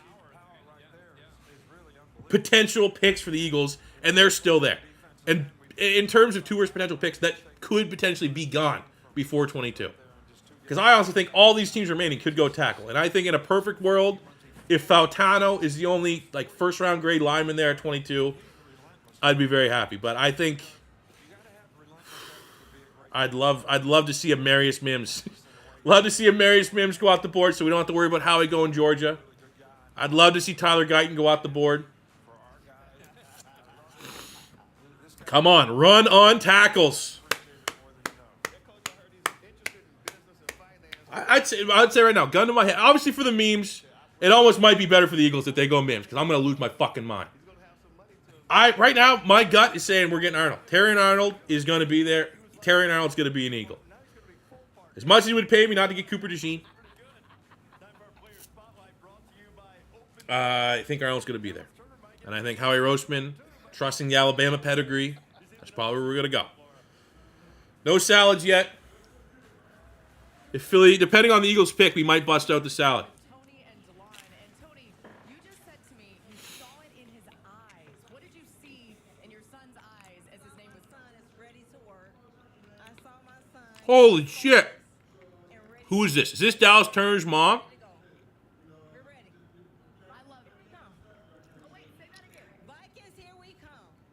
We had a lot of cheering over here, okay? This group is so excited for Dallas. Tell you right now. How would you describe the journey that it's Dallas Turner's mom? Oh, it took everyone in this room to get us to this point, from relatives to friends and family. So it's a great idea. I mean, to sit here and bring everybody as a collective group together through this entire process. So, I'm just saying. you have to have a village and a unit. Just saying. Dallas Turner's mom? From the family side and the friend side. So we're It's not quite Aiden Hutchinson's mom. Vikings cheer, okay? But you know what? Oh, sorry. I'll give credit right there. So sorry. I'm glad we got that corrected. Tanya, give me another Vikings cheer. MVP. She's a real MVP. I haven't been seeing all the moms, though. Haven't been seeing all the moms. I've only seen one, but she is first place. Since you want corner for the Eagles, who is your pick if you are the GM? Oh, I'll tell you right now. Terrion Arnold, if he's there. If not Terrion Arnold, I don't know. If it's not Terrion Arnold, I like Cooper DeJean, memes aside. So I would say Arnold, DeJean, Mitchell would be my ranking. I'd be happy with any of them. Pick us in for the Bengals. Let's go, Amarius Mims. Let's go, Tyler Guyton. Let's go tackle here, man. Run on tackles is what we need.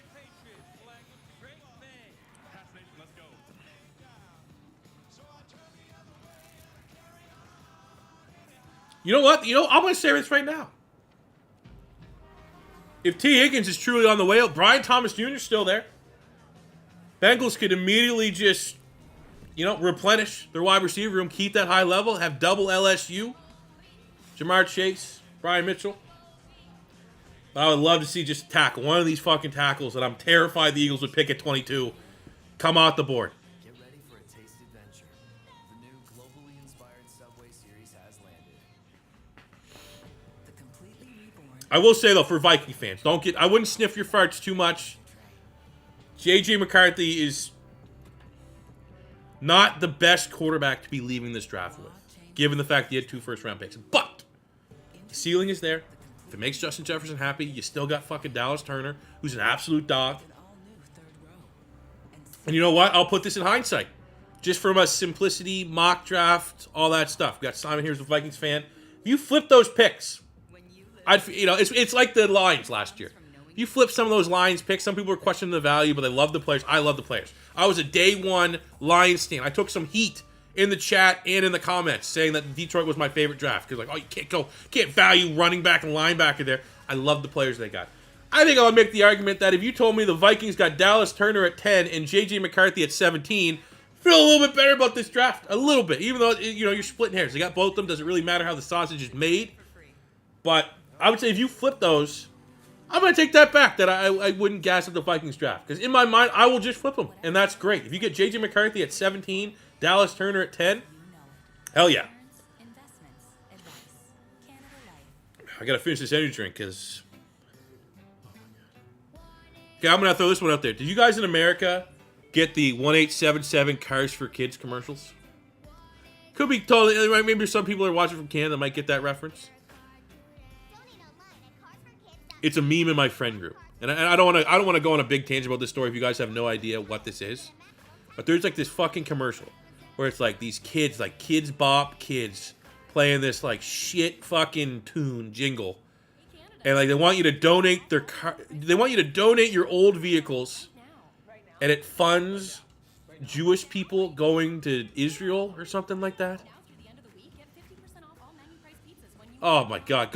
I'll tell you right now, if you guys can pop up a thing, just Google Cars for Kids commercial. And the meme amongst me and my friends, it's like the most cringy commercial ever. And it's like, it happens all the time here in Canada. Like, it's one of the big commercials during football games. So, like, there'd be something, I'll throw this one out there. Like, it comes at the worst times. Like when you are absolutely devastated, like a crucial injury or anything like that. Like it's just like, all right, well, it's like one of those like, all right, we'll be back. Bad injury, and we're gonna be back to in just 1 second as they check him out medically. And then it goes to the Cars for Kids commercial. It's like the most unbearable feeling.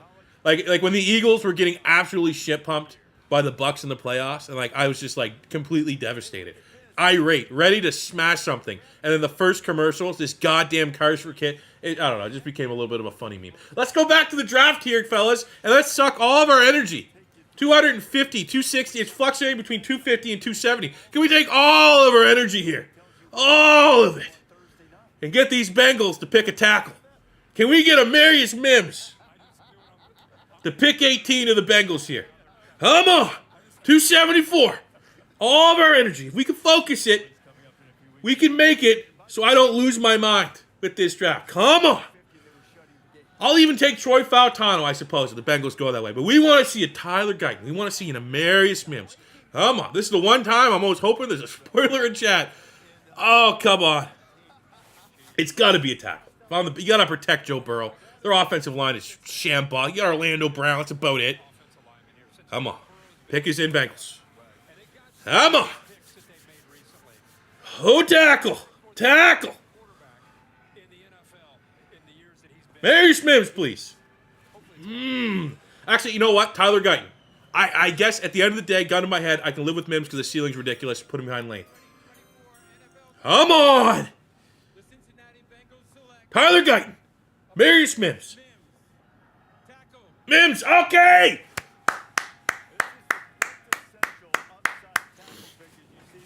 Let's go. That's one down. I will say, though, Tyler Guyton was the one. Tyler Guyton is the number one. He's the one name I've attached as the Nelson Aguilar, Derek Barnett, Andre Dillard, Jalen Reagor pick. I threw Mims in at the end just because, yes, he'd be the perfect tackle for the Eagles. Played 8 starts at right tackle, but he would be the perfect tackle if the Eagles' plan this whole time was let's get Lane's successor in the first round. Mims would honestly be the perfect tackle for that. So, ergo,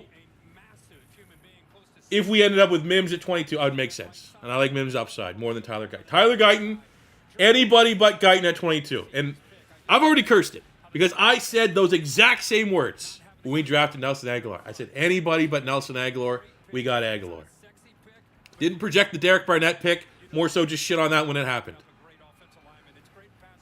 Andre Dillard pick, I didn't like it at the time. I didn't like it at all. But I wasn't, like, forecasting, like, can't go Andre Dillard. Because Andre Dillard fell a little bit in that draft. So it wasn't shocking. I just didn't like that pick.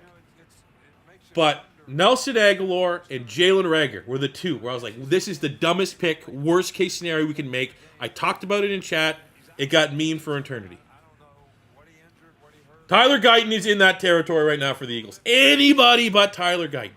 So we need the Rams, the Steelers, the Dolphins, all 3 of those teams could very easily go tackle.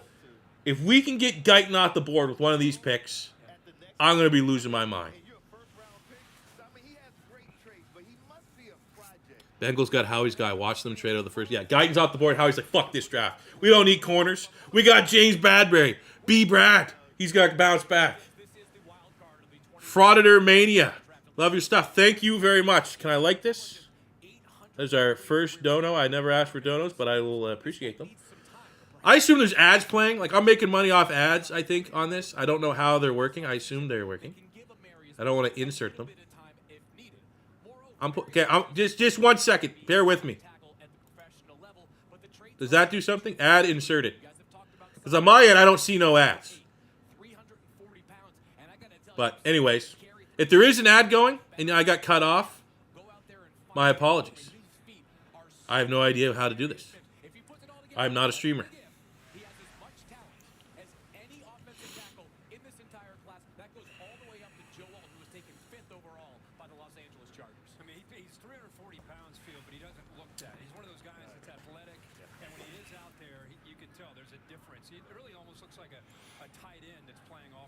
Man, Joel Embiid, I just got a text. Joel Embiid has 50?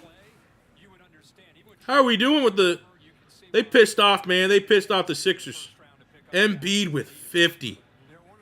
Man, what a player. I love Maxey too. I mean, I'm not the biggest b-ball guy. I try to get into it. Oh, John, you got the Cars for Kids commercial. Yeah, I'm a parent. I'm a father. I love, being a dad made me appreciate kids, their love for life, untapped potential. As a father now, like just picking up my kid from school, I love just seeing other parents with their kids. Like, wow, man, you could nuke all those kids from Cars for Kids right now, and I'd be fine with it. Face of the Earth, Fallout style, boom, they're all gone, fit into the dust. I'd be fine with it. Absolutely hate every single kid in that. And that commercial is that commercial's been around for 10 years. All those guys are adults now, so you could say it.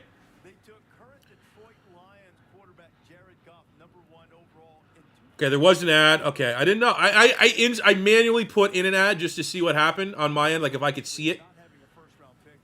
But all right, cool. That's why I don't need donos. I'm not a big dono guy. I appreciate them. I'm not gonna ask for them because I got ads around this. I don't even make double money.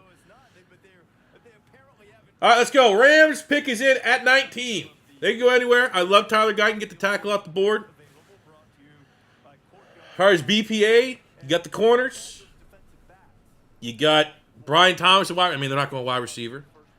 Can't really replace Aaron Donald. Byron Murphy's gone. Jared Verse. You got Chop Robinson. Could go. Terry Arnold. Quinion Mitchell. Any of the top DBs could absolutely go. Offensive line, love Tyler Guyton. Fautano could pop off here as well.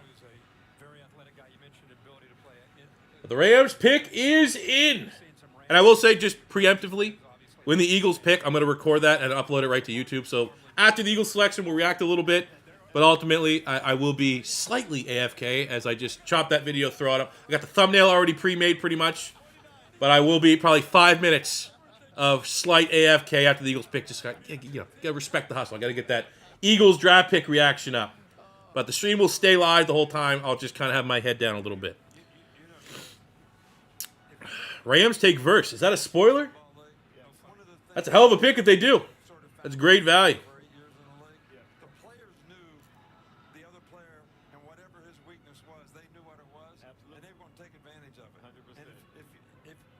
How did I choose the Eagles? Apologize, I answered that question before. Long-winded answer is one is no ties, no family ties from Canada, so no one from Philly, anything like that. 03 was like the first Madden I got into. Love Brian Dawkins. I mean, Brian Dawkins is just one of those neutral. Everybody liked Brian Dawkins, so I was just like Brian Dawkins. Had the hype of McNabb, hot young quarterback in the league. And my brother was a Patriots fan. Patriots-Eagles Super Bowl. I was like, you know what? I already kind of like the Eagles, so I'm just going to be the shitty little brother. And I'm going to root against the Patriots in the Super Bowl. I'm going to go Eagles. But kind of like, it was like before that Super Bowl run, and I picked them just to despite the Patriots. Eagles-Steelers were like my two kind of teams. I wasn't sure who I was going to pick. Steelers, Jerome Bettis. Love the bus.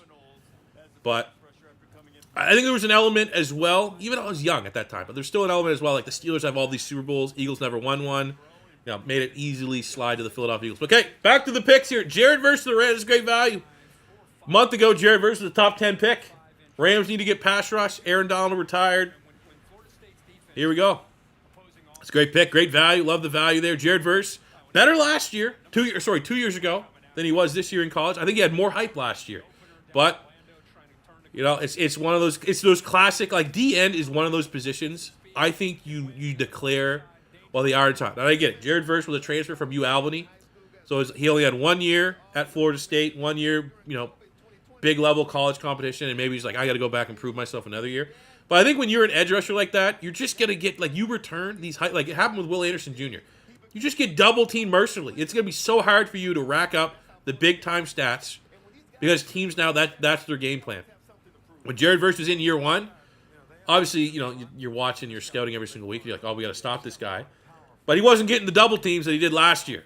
So I really do think you need to strike while the iron's hot at edge rusher. And if I'm an edge, if I just have 1 year where I go pop off 15 sacks, 12 TFLs, but I'm a redshirt sophomore, I'm a junior, I'm leaving. I'm gone. Because you know that next year, you're getting fucking chipped every time. There's going to be a tight end on your ass. You're getting double teamed. Your stock's going to proceed to be going down low. It's brutal. Tristan with the $10. I appreciate it, brother. Thank you very much. You don't have to ask for it, but you approved hundreds of hours of content from me. Hey, thank you very much. All I can add, there's so many other streams going on. Definitely better than my stream. Thanks for coming, hanging out. We're about to get to doink o'clock here soon. Take our vitamins. Philadelphia, close to being on the pick. But thank you very much, Tristan. I very much appreciate it. And hope whoever team you're cheering for is having a good one. And if you're like the many hundreds of Eagles fans, hopefully we get good news. Hopefully I'm not going to blow a gasket. I got a 2.5-year-old sleeping right above my office. Got good soundproof in here. I'm a pro's pro.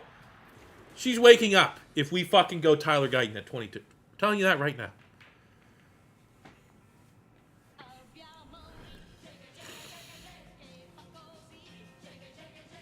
You're just waiting for Canada to get a team? I mean, I thought there was a minute when the Bills were kind of shaky there. We might get it. I don't think Canada. I mean, this country's so fucking... Canada, let's be honest. I love Canada. I don't think I'd want to live anywhere else. But Canada sucks right now. Canada sucks. Taxes suck. If I wasn't getting paid in American dollars, which is crushing right now, it sucks here. Doctors suck. Roads suck. Fucking... There's no jobs for everyone. Like none of my, housing sucks. Take $10 trillion to get a house in Canada right now. So I think we have such a long list of things before we can have something cool like an NFL team. There's so many other problems right now. Got legal weed. That's cool. We can get stoned to forget about all the actual real issues. That's kind of where we're at right now. Shout out, it's Bow Time. Appreciate it. John, you have a feeling we will trade out. I will be a little upset if we do that. A little upset, just because the way the board's shifting right now. But I will say if somehow Pittsburgh goes Cooper DeJean, Miami goes Terry and Arnold, I guess. What's wrong with us taking Guyton at 22? Here's why. You don't draft for need. All right? You don't draft for... Like, Philly's not getting a guy at 22 that you're going to assume is going to be a day one starter. However, I don't think Terry and Arnold, Quinion Mitchell, Cooper DeJean at 22 is us picking for need. I think those absolutely best player available.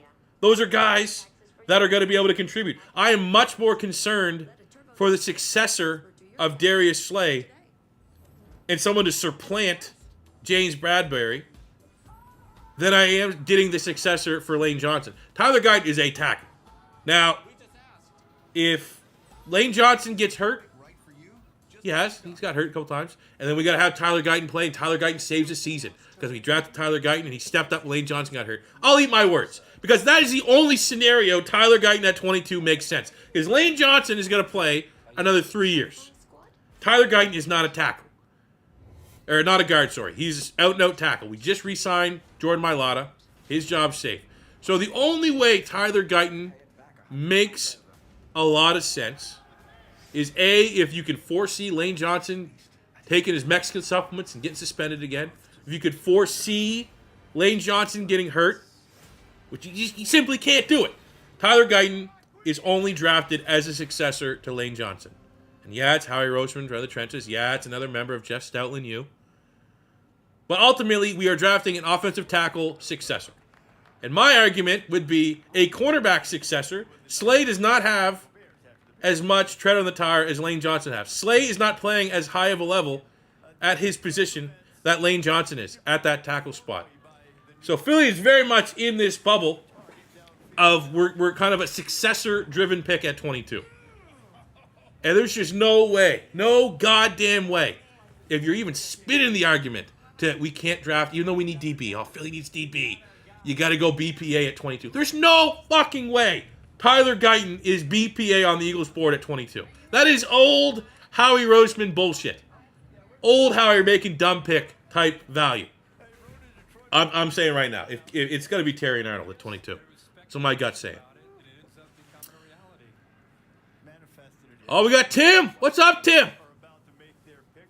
Salads have not been had yet. I told a story, Tim. Some of you guys missed a story, but today, girlfriend thought she broke her ankle at work.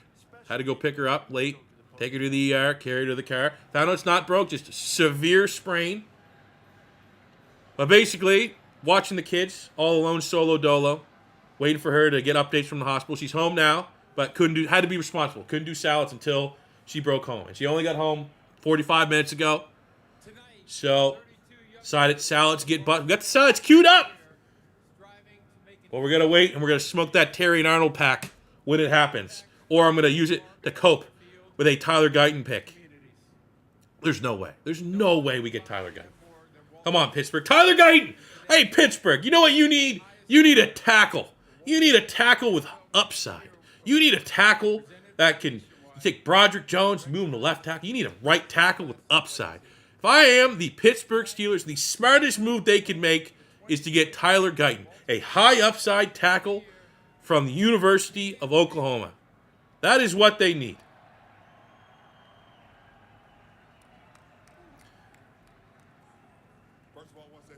Who's this? Cam Jordan? Tyler Guyton, come on. The NFL draft is special. To my fellow NFL players and the prospects joining the league this week, I want to challenge you. Use your platform. Anybody, feel free to throw the spoiler. Tyler Guyton to the Steelers. Is a gift. And by coming here and being in this league, seize that moment. Be better in our communities, be better for our league and our world. Thank you so much. Tyler Guyton. Tyler Guyton. Not a religious man. I'm praying to you, Tim Tebow. Tyler Guyton. NFL draft. The Pittsburgh Steelers select Troy Fautano. It's a good pick. You think these Steelers fans are happy now, and you see the That's a good pick. from Troy Fautano in Las Vegas. This is a guy who grew up a devout Pittsburgh Steelers fan. Idolized Troy Polamalu. Said it was a dream come true Wow. just to get to go on a visit to the Steelers.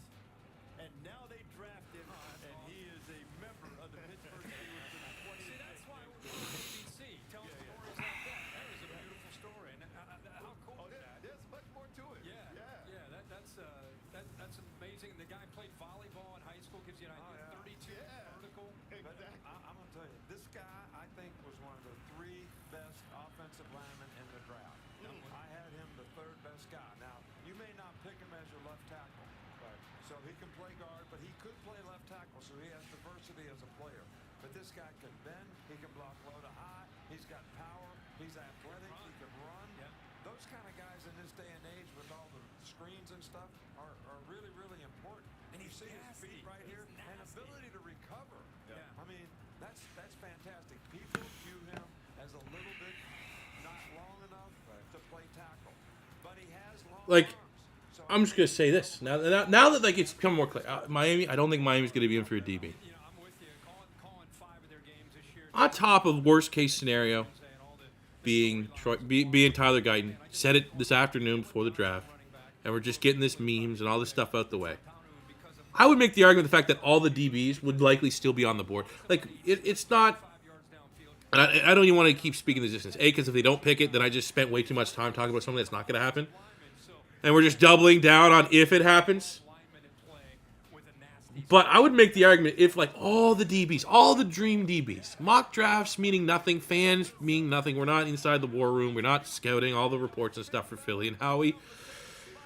Given the fact that likely, let's just say, Terry and Arnold, Quinion Mitchell, Cooper DeJean, still on the board. The DB dream pick still on the board. One of, regardless of who you love, you will find an Eagle fan that's somewhat invested in the draft that will love one of those guys as the dream pick. Even Nate Wiggins, Kool-Aid McKinstry. There is different segments of Eagle fans. That is like their dream pick. One of those DBs. They're all likely going to be on the board. And they would go developmental tackle. It would, I'll say this, it would rival, I think it would rival the Jalen Reagor pick.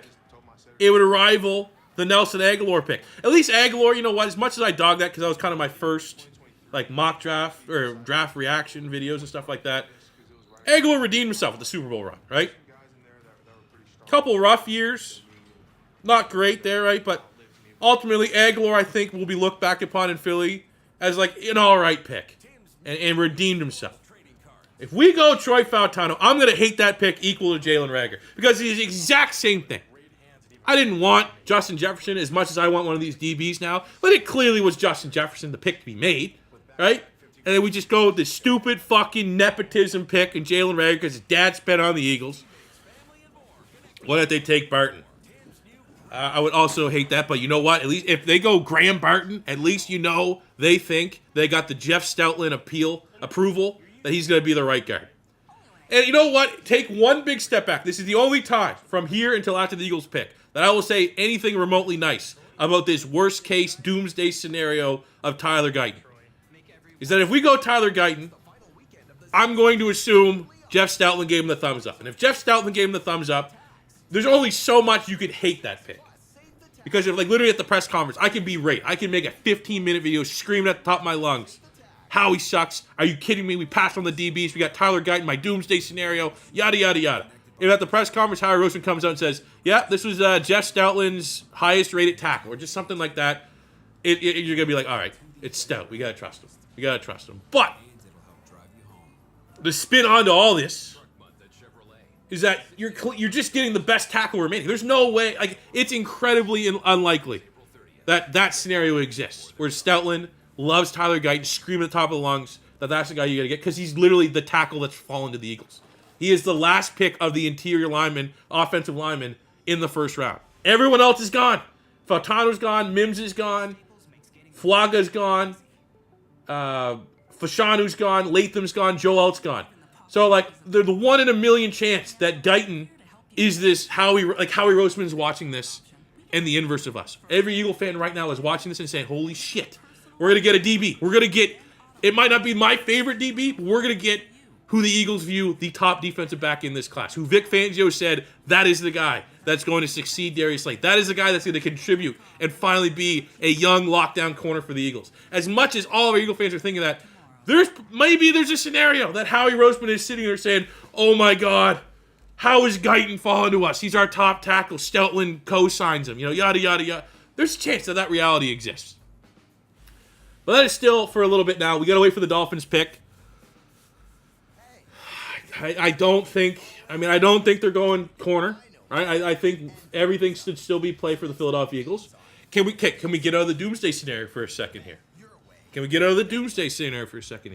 How about the fact that if Dolphins don't go DB, Terry Arnold, Quinion Mitchell, Cooper DeJean, all still there. We didn't have to trade up.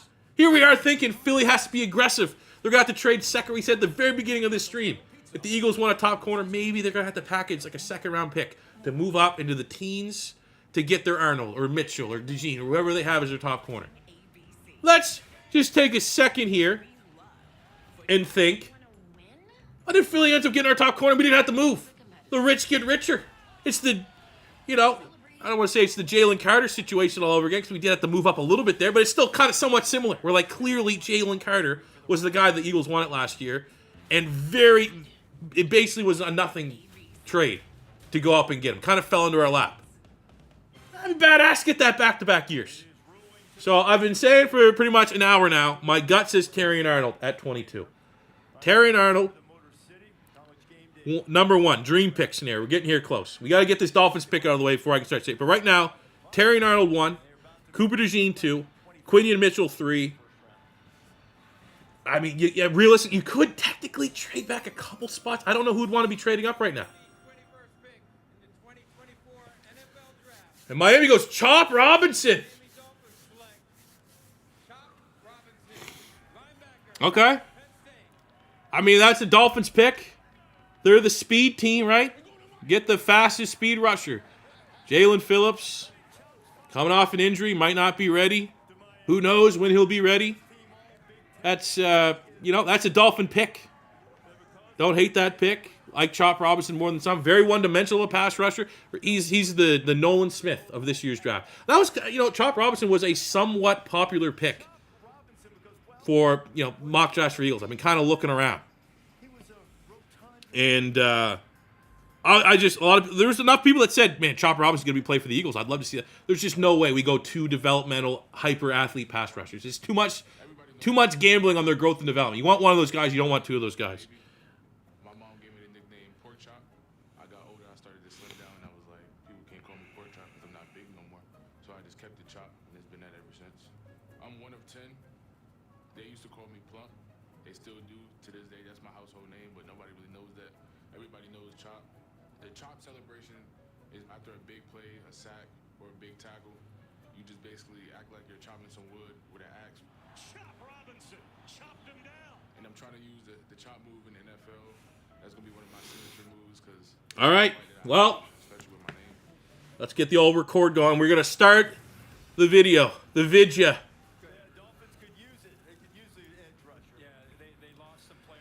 All right, what's up, YouTube? We have been streaming for over 3 hours. But now it is time. The Philadelphia Eagles are on the clock. And the draft board could not be any better for the Philadelphia Eagles. Apologies to chat. We are now here focusing on the Eagles draft reaction video. All the corners are there. Pick of the litter. Terrion Arnold, Cooper DeJean, Quinyon Mitchell. I'd even entertain Kool-Aid McKinstry, Nate Wiggins. They're all here. In a perfect world, if the draft board was insane, you might have a Fautano still on the board because right guard is a position of need for the Philadelphia Eagles. If Jared Verse fell a little bit, that'd be cool. Dallas Turner had a free fall that was unexpected. A sneaky edge rusher pick for the Eagles. You could always bank on that for Howie Roseman. But we are 3 hours into my stream. And what I said this afternoon, we have some iconic draft reactions on this channel over the years. That's one of the cool things about being one of these OGs in the YouTube circle. I go back all the way to Nelson Aguilar getting picked by the Eagles. That whole time, I was like, don't get Aguilar. Anybody but Aguilar. These USC wide receivers, don't do it. We got Aguilar. Funny meme out of that. Then we got Derek Barnett the whole time. Don't get Derek Barnett. That is a slow pass rusher. I don't care that he broke Reggie White's sack record at Tennessee and there's that Eagles stuff. Don't care. Not good. I was right on Aguilar. Even though Aguilar redeemed himself in the Super Bowl run, still wasn't a great pick. He just redeemed himself for being an ass pick. Derek Barnett sucked. I hated that pick. I got the receipts. Andre Dillard, hated that pick. He sucked. Never played. The only way Eagle fans cope is like, well, why don't we just act like Jordan Mailata was picked in the first round?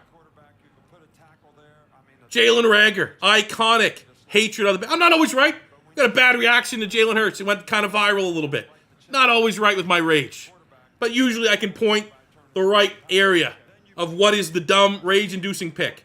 And sitting here, as the pick is in for the Philadelphia Eagles all day, Tyler Guyton, developmental right tackle, getting Lane Johnson's successor. That has been the one name that has cursed my day, has been the dark cloud over my head. Watch the Eagle. How can I meme a reaction? And I say that like I'm forcing it. Like, what will naturally create the most absurd reaction possible for the Philadelphia Eagles at 22, and that is getting Tyler Guyton. It's not the offensive line. If we got a lineman like a Fautano, like a J.C. Latham, some of these guys that can play right guard. Right guard is a little bit of a position in need. It's a question mark for the Eagles. Get that starting right guard, get that Jeff Stoutland youth thumbs up approval, and then eventually they can go back out to tackle and be that Lane Johnson replacement. I'd be okay with that. But Tyler Guyton is a tackle only. We have the pick of the litter for a corner. Howie Roseman broke the mold going Saquon Barkley, paying a running back. He broke the mold. And it is time to continue to break the mold and go corner. I'll take the white guy. Give me Cooper DeJean over what could be a hot take because clearly Terrion Arnold, for the most part, is the consensus DB top available. I love that pick. It's a Howie Roseman pick. Has a pedigree of Alabama. 5 interceptions. Lockdown. Darius Slay successor. Maybe it means we don't have to play James Bradbury this year. Could be a starter sooner than later. Pro-ready type player. Cooper DeJean. I love it. I'm here for the memes. Quinyon Mitchell. Small school player. I'd be all right with it. Quinyon Mitchell's dad or something, the head coach at Toledo, was roommates.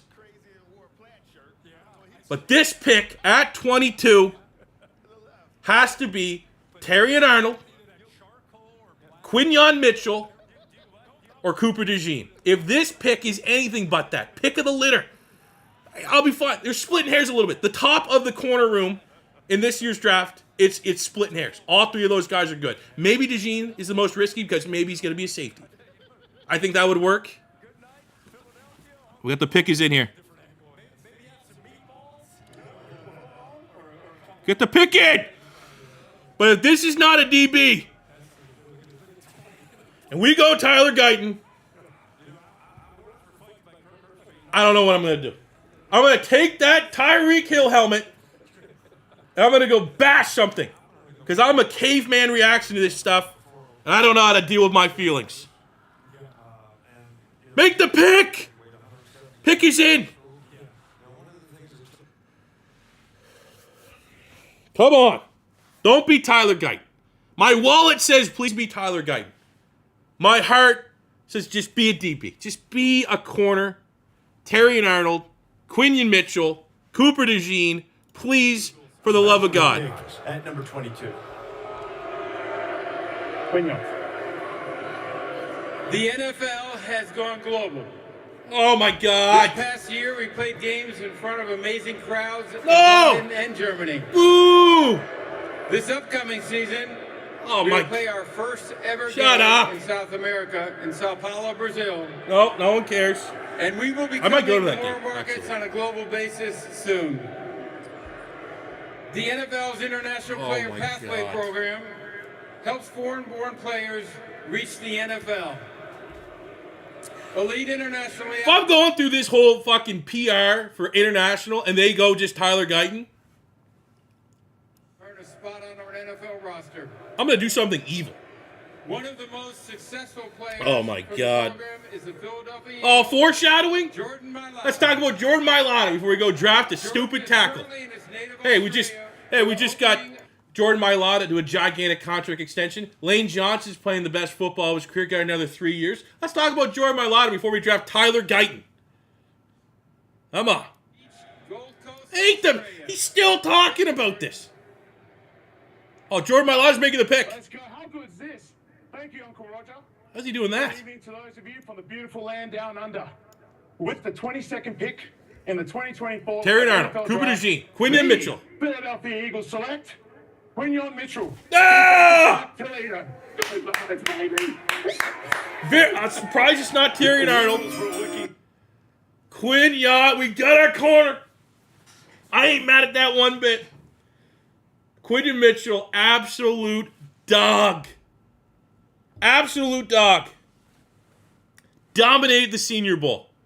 2-time All-American. 32 pass breakups. The production is off the charts.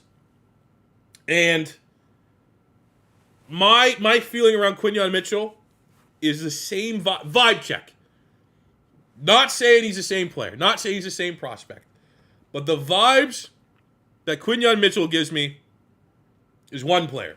I'd love to see if chat can guess. Who's the one corner that we think of with Quinion Mitchell? He came out of the draft a couple years ago, 2-3 years ago. There's one guy, vibe check-wise, production, play style-wise, that reminds me of Quinion Mitchell. And he was one of my favorite draft prospects in the last 5 years. See if anyone in chat can get it. I think it's kind of a layup. The similarities are a little bit. We'll see. It's coming in. Pat Surtain. It's coming in. Sauce Gardner. Sauce Gardner vibes.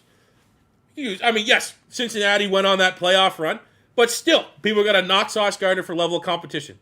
AAC competition, right? Not scrub schools, but you know what I'm saying? But if you dominate, you dominate. I don't care who Toledo played. I don't care one bit. He dominated. It's not Namdi dominated. Namdi Asamoah, where it's like, oh, I think he's good, but they don't target him. The production, the pass breakups, the interceptions. He was still getting targeted. They were just relentless. They just didn't. Teams were just like, nah, let's throw it at the guy that's literally on Toledo, the only guy that might be a first. We're going to keep going at him. I guess bold strategy from some of these teams. I love that pick. I will say there's now pressure on this pick, though, to kind of wrap this whole thing up. The pressure of this pick is we had a pick of the litter. We could have got Terry and Arnold. We could have got Cooper DeJean. We could have got Nate Wiggins. And we went Quinion Mitchell. I think you're splitting hairs. When you're as corner prospects right now, you're splitting hairs. for who's the best of those. But it's now going to be forever. Do we make the right decision? We are going to be forever linked with all those corners. Did we get the right one? And I would love to just think, yeah, Vic Fangio, let's trust his opinion, right?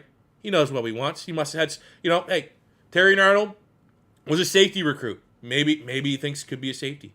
Cooper DeJean, a lot of people think maybe he could be a safety. And if Vic Fangio came out, has a little Jeff Stoutland seal of approval, Vic Fangio comes out and says, I think the best corner here is going to be Quinyon Mitchell. It's Vic Fangio. You're going to trust that opinion. So, Quinyon Mitchell, Philadelphia Eagles, initial grade. I'm throwing an A out there. I love the pick. It's a DB. It's not Tyler Guyton. You don't have to smash the panic button. It's an exciting pick. It's a successor for Slay. He's going to come into camp right away. Hopefully he beats out James Bradbury.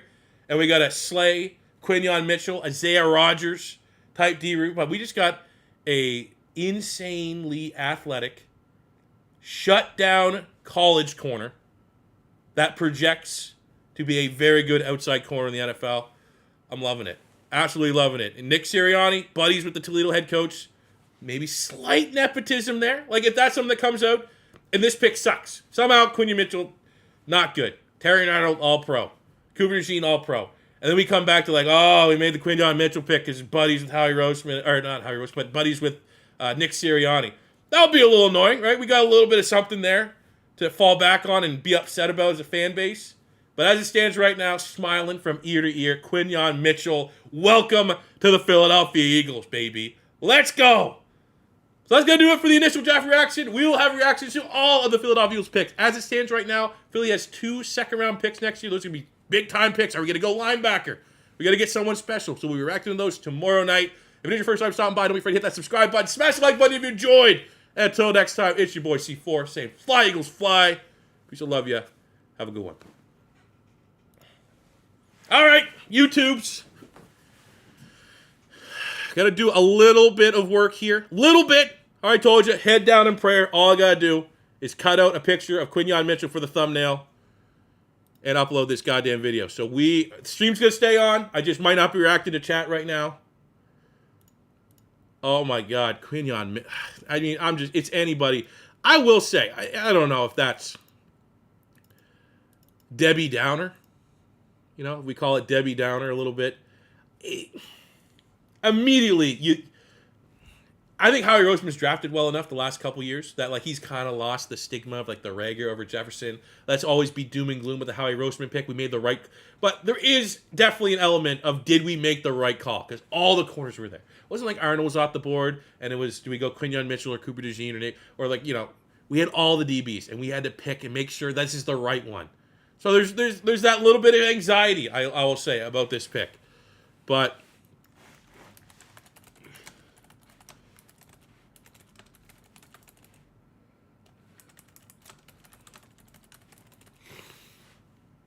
Oh, baby.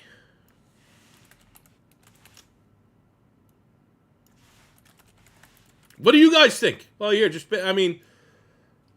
oh, wow. Jags go Brian Thomas.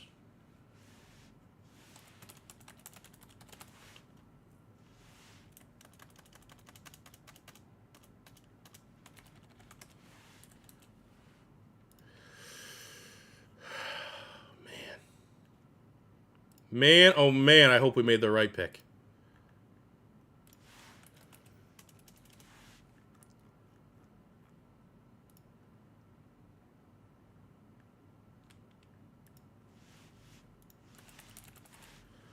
Just 1 second. I'm trying to do this as fast as I humanly can. Come on. Where's the Eagles mock draft? Boom, we need that one. Take the tags off that.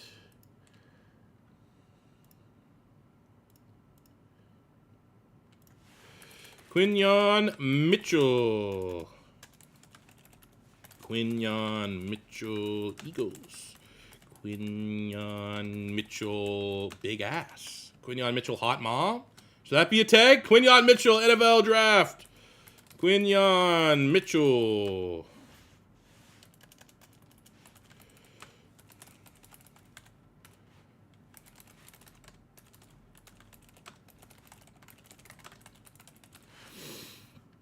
Oh my God! Thank God it was Tyler Guyton. Oh my God! Thank God it was. I've got Dallas up on the clock. Let's see, Quinyon Mitchell picture.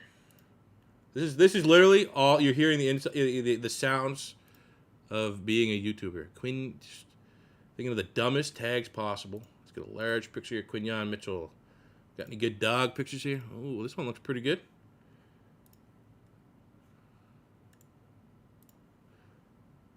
Nice. It's a JPEG.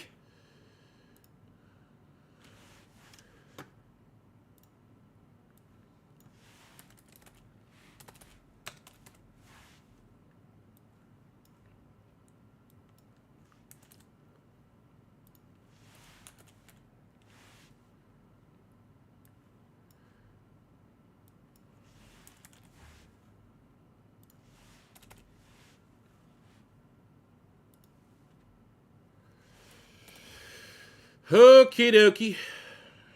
I'm going to try to get this here done real quick so we can properly laugh at hopefully a dumb pick by the Dallas Cowboys. Luckily, the pick is not in yet.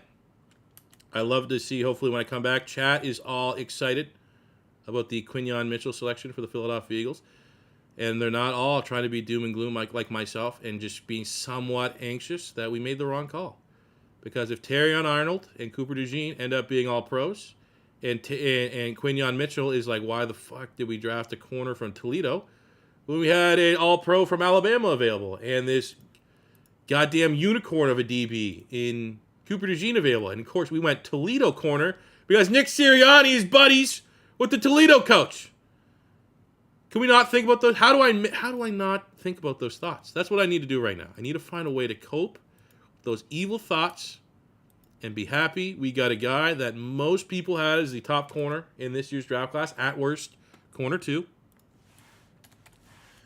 Can we be happy? Can we be happy? That is the question us Eagle fans have been asking since the 2017 season. What do we need to do to be happy as we watch the stupid Niners lose to the Chiefs in the Super Bowl? Hate the Chiefs. NFL wants them to win. Thinking intrusive thoughts. We think of the current one. Look, the embarrassment of last year for the Philadelphia Eagles. What way to cap off the end of an era, truly, before we get exposed. We think Howie Roseman is making all these good signings, keeping all these guys together. The reality is, the Eagles were an absolute joke last season to close out the year. And what better way to round out the meme end conclusion after that Bills overtime win? What better way to encapsulate that than signing Saquon Barkley and he gets hurt right away, and then drafting a corner out of Toledo? Well, all the other corners end up being good. It's like the Donnell Pumphrey running back. Remember that? That's a little bit of a deep cut. Remember the year Philly drafted Don? That was a 4th-round pick. A little bit different perspective. But like literally every running back that year felt like was good. Ended up being like an NFL starter, except the one Philly got. But you know what? That is certainly, if you are, there's people, content creators that always, you make negative content. You make content that, for those of you that don't know what I'm doing off camera, I am cutting out a picture in Photoshop of Quinyon Mitchell for this thumbnail. That's why we're trying to do like a Bob Ross calm. Like, let's put a little bush over here. Put some happy feelings on canvas. Let's see, does this thumbnail look good? Oh, yeah, that will get 10K views on YouTube. Hell yeah! There we go. Eagles, Mitchell, pick. Cowboys picks in. Oh, shit, picks in. Oh, Detroit trades up. Okay. Classic Dallas. I mean, you know what? Dallas could get Tyler Guyton. That'd be all right with that. Oops. This thumbnail's almost done. We'll be back to your regular stream here in just 1 second.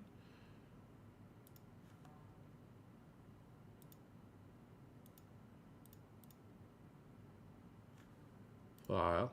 Save as. Come on.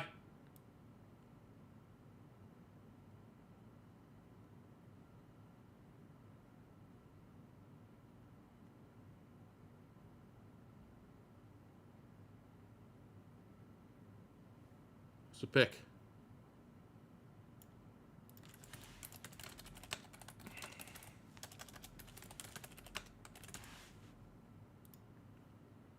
Boom. Okay, thumbnail done. YouTube video should be uploaded. Checks complete. We're going live. Boom. Monetize it. Let's pay for rent this week. Let's go. I got $33 on my tax owing. Can we make it on this video? I sure hope so. Boom. Quinyon Mitchell reaction. Live on YouTube. Go check that out. Go throw a like that way.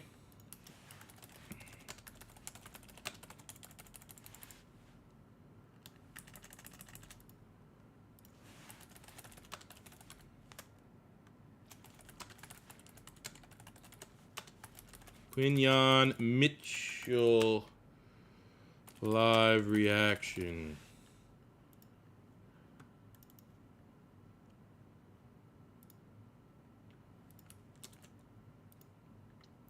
My God, what a pro's pro here. All right, we are back. Let's go to this.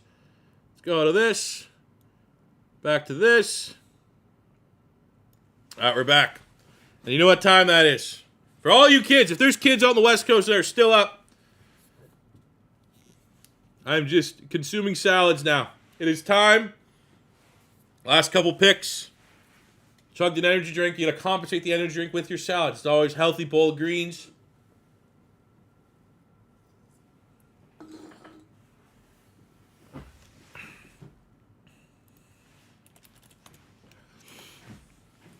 Detroit Lions. Let's get back to the draft. So Brian Thomas went to the Jags.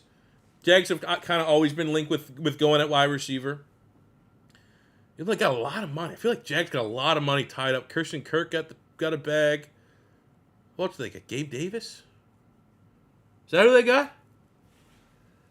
Could be wrong on that one. I mean, salads haven't even been started. That seems like if Gabe Davis is not on the on the Jags, that's a very solid excuse one. But Brian Thomas, height, weight, speed, man, that is your, let's take another swing at a DJ Chark type wide receiver. But Detroit here at 24. I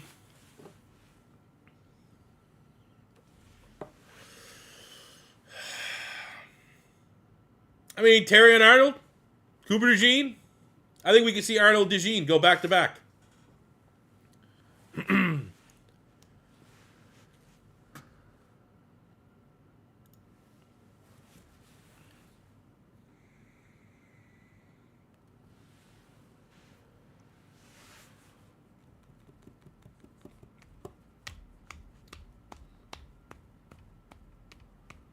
Man, Quinyon Mitchell is an Eagle.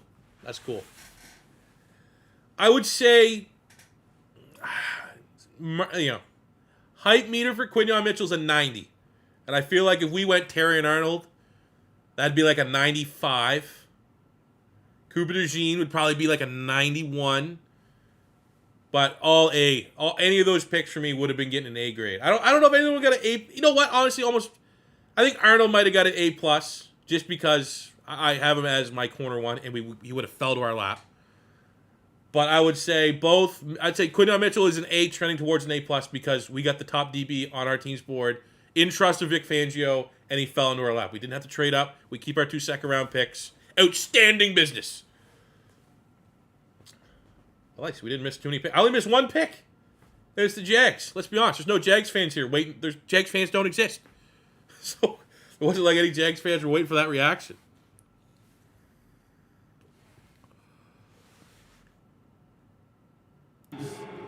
Congratulations on your compliment. Oh, Roger Goodell just bumbling through his speech. How long am I going to stream after the draft ends? Not long. I have to be up at 6 a.m. to get the kids ready for school, so it won't be that long.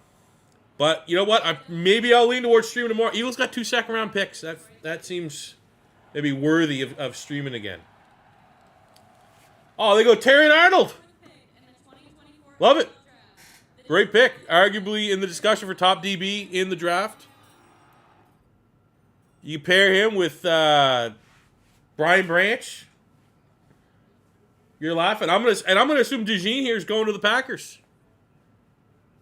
then we're seeing the run on DBs. Philly starting, and again, more pressure to like that Quinyon Mitchell pick has to be fucking a hit.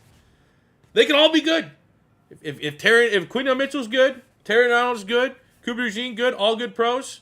Even if they're like Arnold's slightly better. Arnold maybe has 3 more picks in 2 years' time or something like that. Just be good. Just please be good. Some Eagle fans are mad about the Mitchell pick.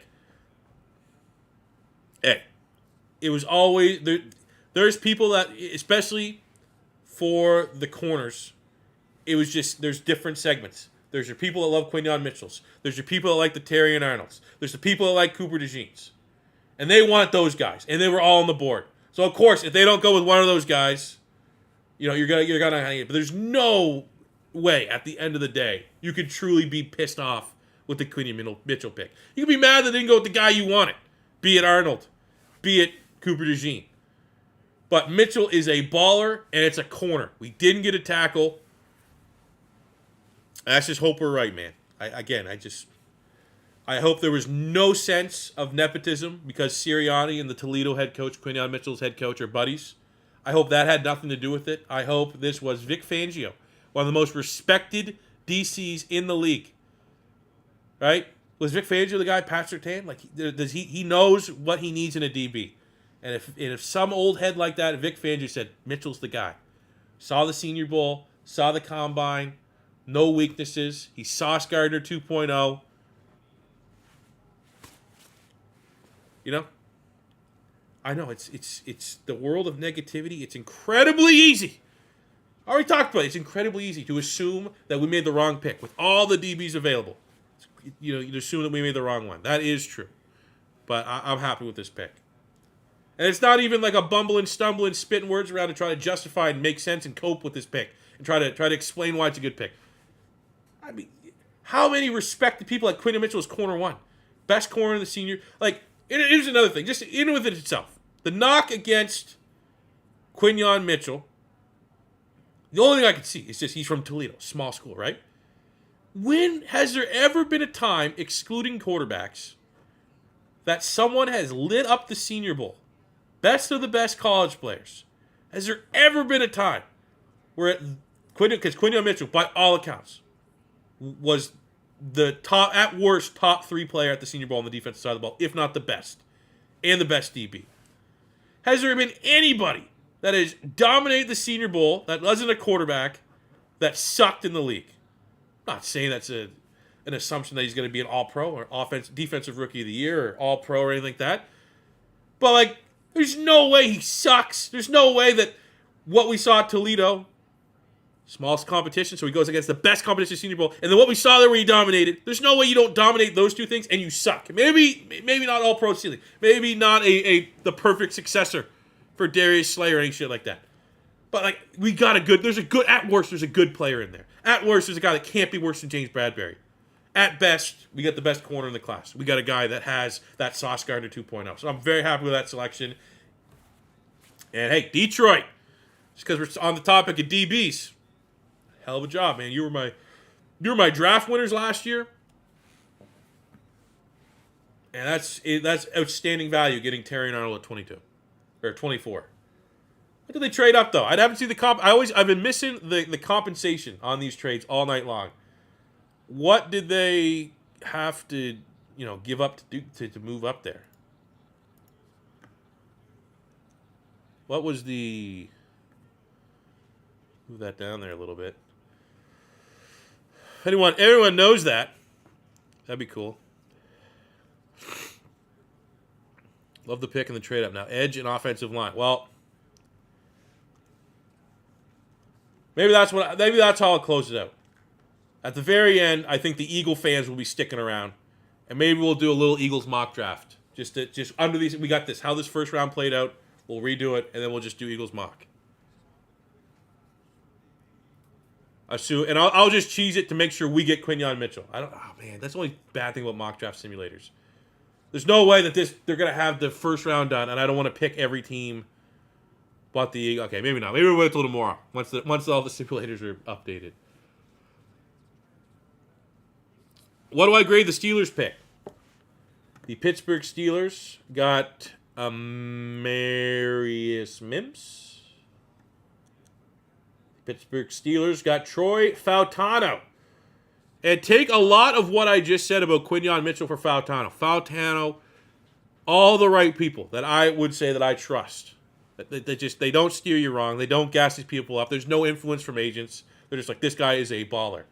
All those people have been raving about Fautano. I like Fautano enough. He's like the only lineman I think I would have been fine if my Eagles drafted at 22 over the DBs. They get a guy that gets guard tackle flexibility. I would say getting someone in the first, it's rare to get a first round guard. It's just, unless you're like a Quentin Nelson generational guard, I think it's always going to be a little less sexy to go guard. So I would like to think optimally they view Fautano as a tackle. And maybe he plays a tackle. Maybe he plays at right tackle. You put Broderick Jones at left tackle, Fautano, start him on at right tackle. And then you get two swings. If the lack of arm length is an issue at tackle, you get two swings at it because he's damn sure going to be a good guard. So you have that. Like, it'd be interesting to see if the Steelers, I haven't seen the tweet. Usually these teams, it's worth paying attention to how these teams on socials promote it. Because sometimes, like for this, are they going to say the Pittsburgh Steelers select lineman Fautano? Because if you say that, maybe they think he could be a tackle. Did they promote Fautano as a tackle? They drafted tackle Troy Fautano? Then, there you go. Or did they draft guard Troy Fautano? But either way, I think a good fit there. Good pick for the Pittsburgh Steelers. Green Bay up on the clock. Is it Cooper?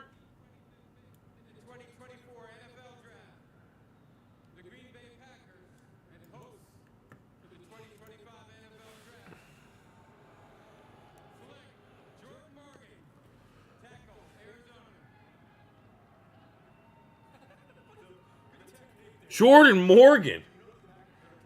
Oh man, I'm gonna interject right now. Don't let Cooper DeJean fall to the second round. I'm gonna be unbearable if Cooper DeJean falls to the second round of going out and getting him. Oh man, they got Jordan Morgan tackle. Now the thing about Jordan Morgan is he was kind of like Fautano. I think some people are saying could be a guard. Does he have the length to play tackle for the Green Bay? Now for the Green Bay Packers, you assume he's a tackle. They got to replace Bakhtiari. I would like to see that franchise guys, Marcus's reaction to that. I feel like that'd be a pick that he's raging a little bit.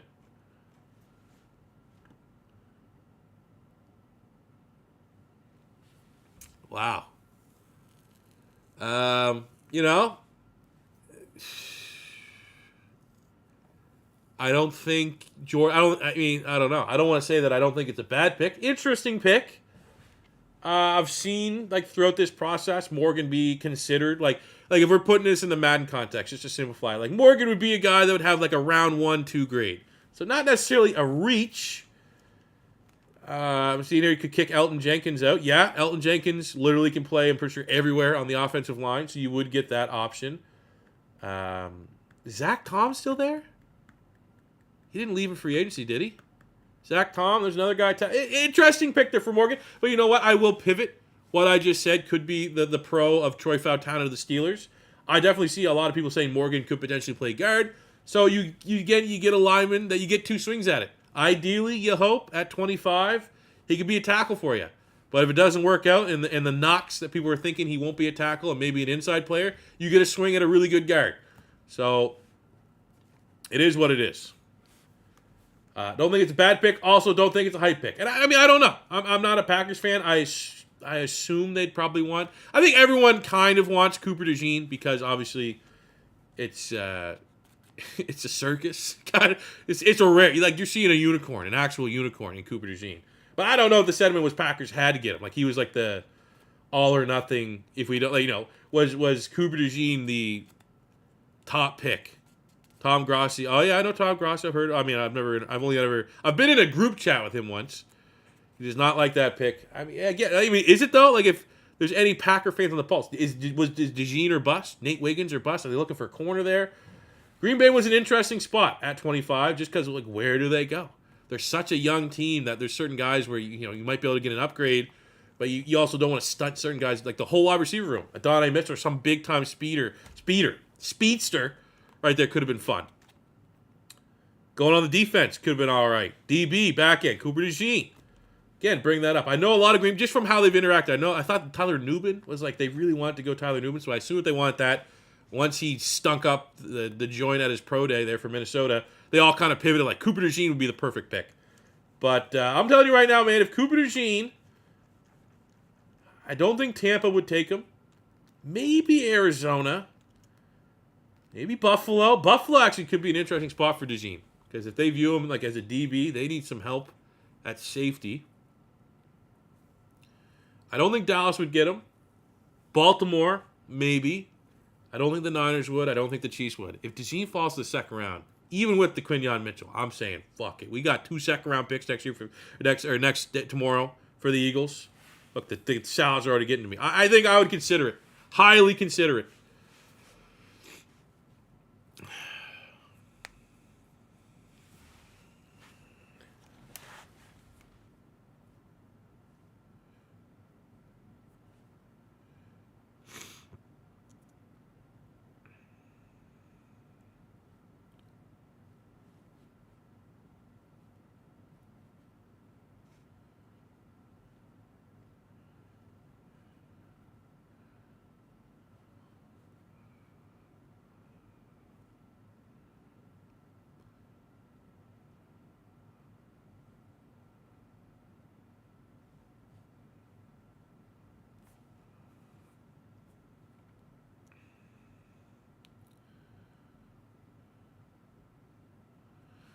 Man.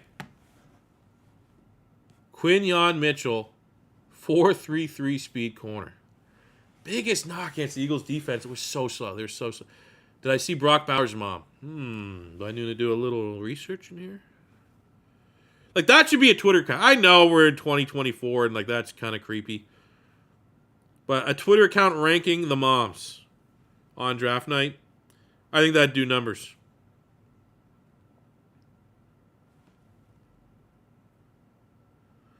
I only got a grainy picture of Brock Bowers' mom. Man, that is a rough hairline. John, if you find a good thing here, man, feel free to share that on Twitter. I'll check that out. Now I'll just need to watch the video of the thing.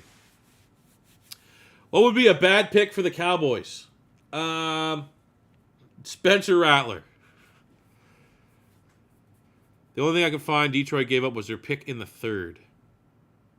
So Detroit, I mean, they probably got something back. You don't go from 29 to 24. I don't think that gap cost you a 3rd round pick. Maybe they gave them a 3rd and they got like a 5th or something like that back. I'd be surprised if a pick didn't come back their way from the Cowboys. I mean, maybe they did. I'd say, hey, I'd pay that. If you told me 3rd round pick is what it takes to get Terrion Arnold for the Detroit Lions in the 1st round, I'd assume that the team was on crack because the Lions traded up into the teens, not 24.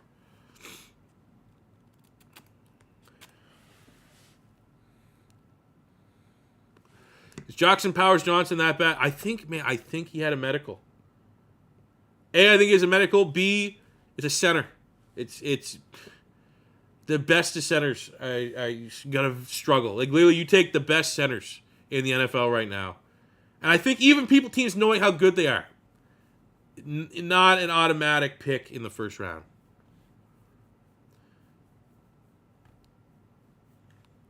But I like him for as much as I like a center. Seems like a cool dude. Paid homage to Kelsey as his favorite player, which I guess if you're a center, you kind of have to be. All right, Tampa Bay selects Graham Barton. Not bad, out of Duke. It's interesting they label him as a center. So I think you're looking at him as, find the best spot. I think he's played everywhere at Duke. I think a lot of people project guard center as so much tackle guard center, tackle guard. Yeah, not a bad pick for Tampa. I mean, I had Tampa kind of locked in at Chop Robinson, but I mean, obviously he's off the board. And you look at those second-tier pass rushers, you can wait. You can wait now that Chop Robinson went off. So, yeah, offensive line there for Tampa Bay, got to get that right. And much like we've been saying, Jordan Morgan, much like we said for Fautano, there is an art and value in getting versatile linemen because you get multiple swings of finding. I think Green Bay will be happy if Jordan Morgan emerges as a great guard. Maybe he's not a great tackle, but if he's a great guard, you're still happy with that pick. I think Tampa Bay, regardless if it's center, guard, I don't want to say tackle, maybe you can include it, but I don't think the Tampa Bay Buccaneers, if it's center or guard, are going to be upset with the Graham Barton pick, because at least one of those spots he's going to be locked in as your starter. And obviously, like, Jensen's no longer there.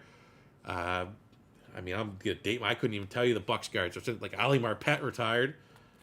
Gedke, maybe Luke Gedke would have been a guard. I don't know. John Havel, picture of his girlfriend. Still can send it, brother. I'll look at anything. You know what I'm saying? I got the old ball and chain hanging her foot up, broken ankle on the bed. Wouldn't mind seeing not that. You know what I'm saying? All right, Arizona's on the clock. We're almost done here.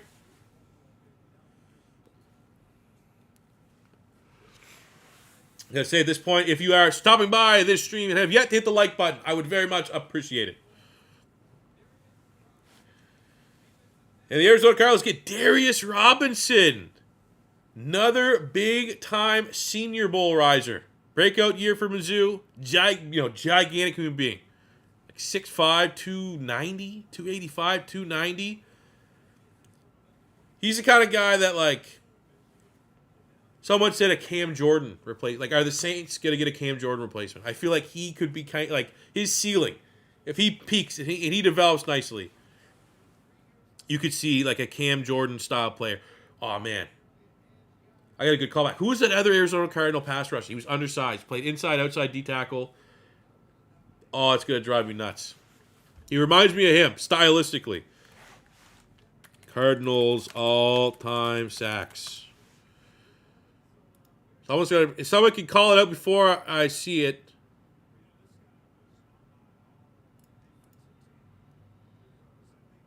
Darnell Dockett. There's your Darnell Dockett. I mean, his peak, maybe not what you want to see in the first round. Darnell Dockett, I'm looking at it right here. 9 sacks in 07, 7 sacks in 09. You'd probably want more production than that. But, like, stylistically, how I think you can use him on the defensive side of the ball to put a Cardinals player, Darnell Dockett, similar vibes. Buffalo at 28. Chad is saying they are trading back. Detroit traded pick 29 and 73. What's 73? Their third rounder. So Detroit traded a first and a third to get a first and a future 7th. But that first rounder was Terry and Arnold. I think you're all right with that. I think that's the cost of doing business. I think, you know what? That third round pick, for how well they drafted last year, there you go. You don't have to have that third round pick to hit because you got multiple starters last year, second round. That's how I'd view it. I don't know. I don't know if necessarily the vibe is Detroit overpaid or something like that, but I think that's the cost of doing business, trading up. You take that every day of the week. All right, got 5 picks remaining. Buffalo Bills at 28. People are saying in chat, though, the Chiefs are now on the clock. Hasn't updated. I mean, you got to assume.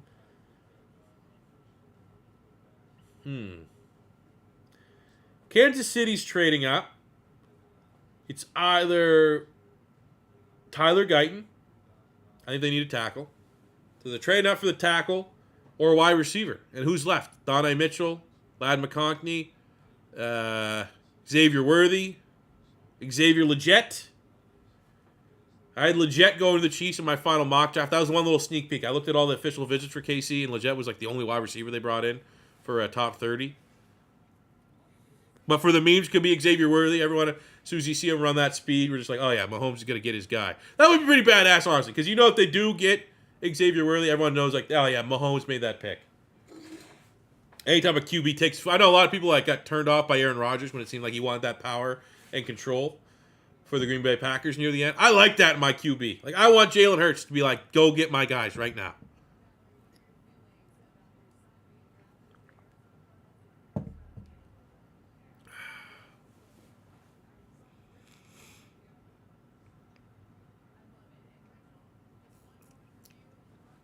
All right, Kansas City trades.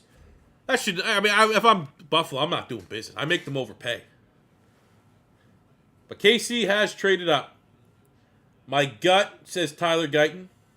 Could be Donnie Mitchell. Could be Xavier Worthy. Could be Ladd McConkey. Could be... Hey, how about, can we get a little love for this could be in Florida Gator Ricky Pearsall? I'd love to see a Ricky Pearsall surprise first-round pick. I'd love to. I'd love to see more. Philadelphia goes all my colored people next tomorrow. I'd live with that if we got Ricky Pearsall, Cooper DeJean. You know? Doesn't matter. But that'd be unique. I think everyone could at least admit that would be a unique change up there for Philly. Be weird, right? Two positions not historically represented this way. But I'd love to see Ricky Pearsall go to KC. But, you know, I'm going to assume, trusting off boards, one of the Texas wide receivers or Tyler Guyton. Got to be probably considered as a total option. People are saying O-line, got no depth. 10-year Bucks rebuild next. Want to be honest with you, Sid, it's going to get done. But I don't necessarily say drafting a center in the first round makes the Bucks the most desirable team to rebuild first. Like, I'm not looking at, we could do a Jaden Daniels Commanders rebuild. We could do a Drake May Patriots rebuild. We could do Penix on the Falcons. We could do Bo Nix on the Raiders. Now, you know what? Let's do Graham Barton on the Bucks first. Let's get some guard pulling highlights.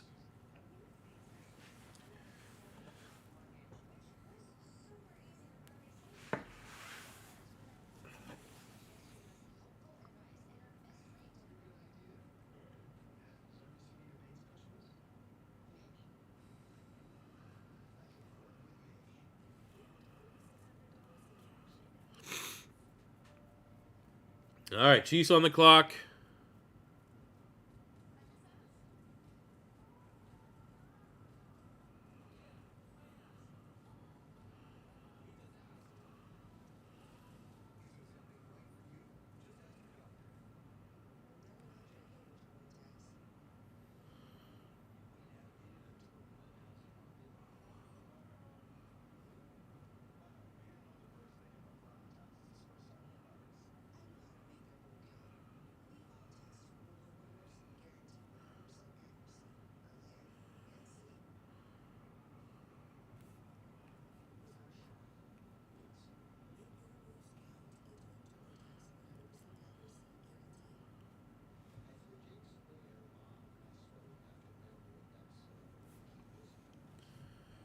Seeing some rumblings on Twitter that Xavier Worthy might be this pick. Oh, no.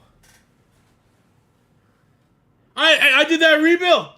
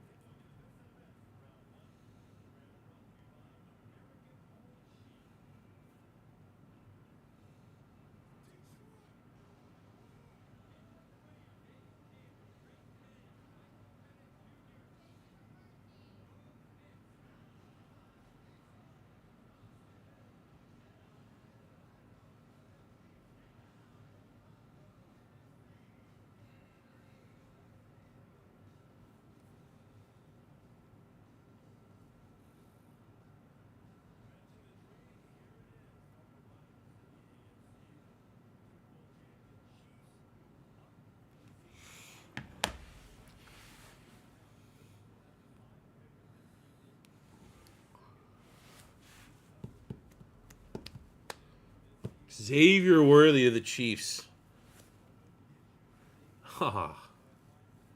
That's I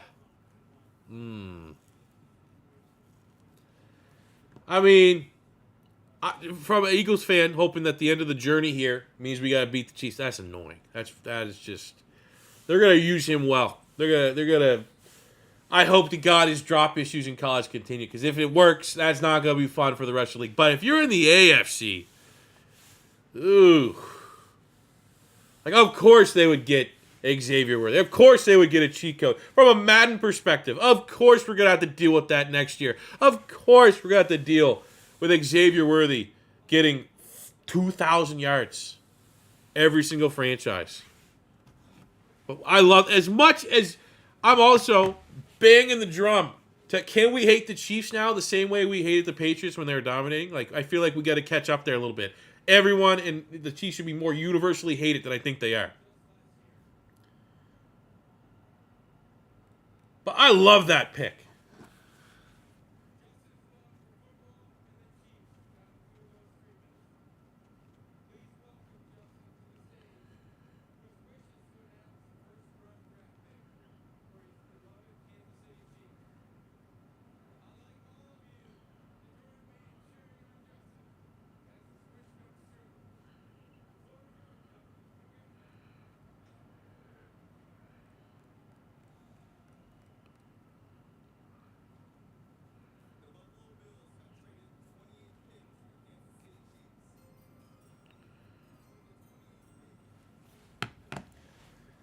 Man.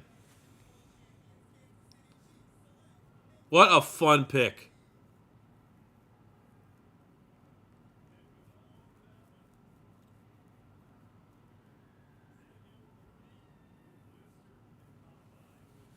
That's cool.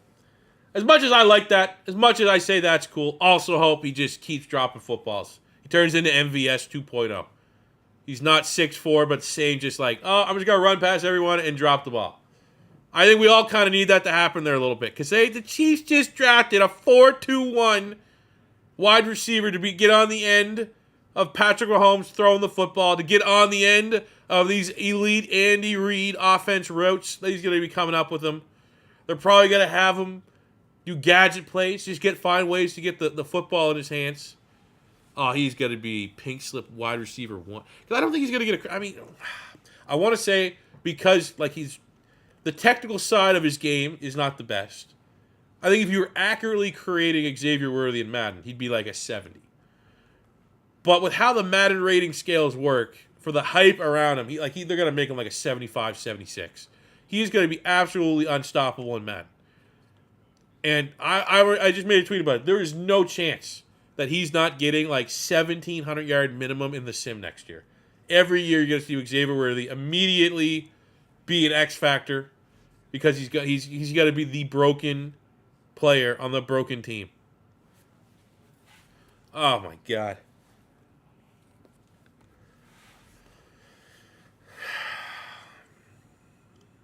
Like, that would have been the one wild card pick for the Eagles at 22. That would be like, yeah, I want Deshaun Jackson again. You know what? Why not? You know?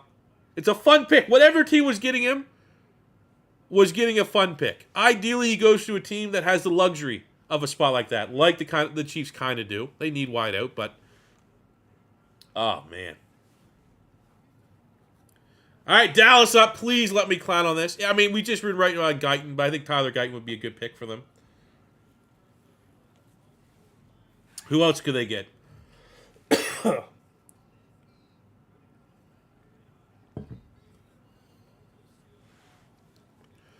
Dallas. I'd say top pick, Tyler Guyton. They could, I'd say the only pick I'd be noticed is they get Cooper DeJean. Because I just want him to go to Philly. But I think for Dallas, Guyton to the Eagles sucked. Guyton to Dallas makes a whole lot of sense. One, you paid Terrence Steele a bunch of money, and he looked like dog shit last year. Two, you gotta replace Tyron Smith. Logic says Tyler Smith, who was drafted to be the Tyron Smith replacement, is going to go to tackle. But he's already a very good guard. One of the better young guards in the NFL. Why just keep him at guard? Great guards are almost as valuable as good tackles. So you get someone like a Guyton, developmental, put him at tackle, keep Smith at guard. Hopefully Terrence Steele's not butt cheeks next year. Justifies the contract. Jackson Powers-Johnson, another top lineman, still available. Top center, they could go there. I think Biotish went in free agency. But let's see what we got. Dallas Cowboys.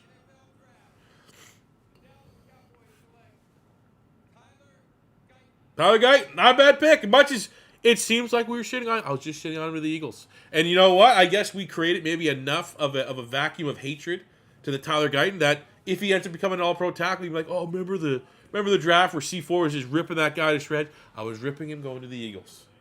If you're the Dallas Cowboys, if you're in the market for an offensive tackle and you're in the last 5 picks of the draft, Tyler Guyton is your last 5 pick in the draft developmental tackle.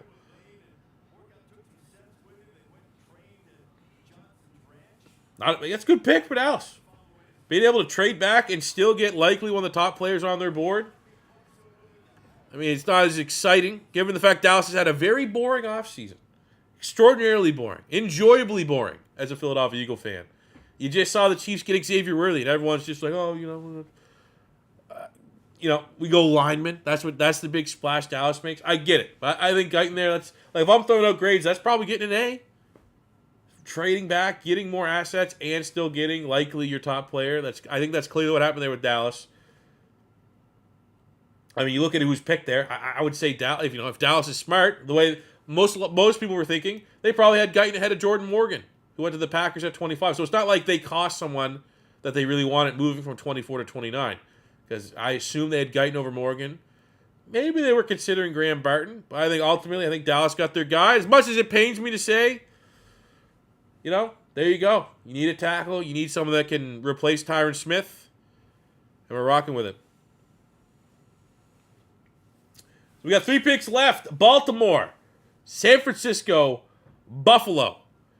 The only thing I care about right now, Ravens pick, he said, the only thing I care about right now is Cooper DeJean making it to day 2, so that dream is alive for another day. Baltimore, I feel like they could go DB. I've seen some mocks that have Baltimore going DB. So you got Cooper DeJean, you got Kool-Aid McKinstry, you got Nate Wiggins. Baltimore has always kind of been in that conversation for wide receivers. Donnie Mitchell's still there. That'd be a fun guy to get. Okay, I see you, Kansas City, getting 4-2-1. I'm going to go get 6-4, 4-3, whatever. Kind of match stride for stride, throw blow for blow with the Chiefs. They see what your top team is doing, and, you match that. You go, okay, you guys Xavier Worthy, we're going to go get a Donnie Mitchell. Pick is in, get on the clock.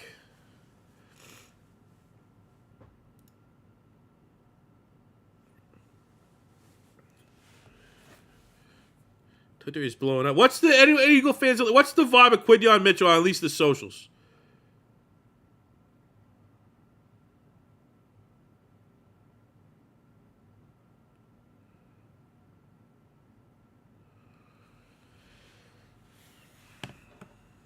Baltimore at 30. But the thing with the Ravens, and it feels like it happens every year.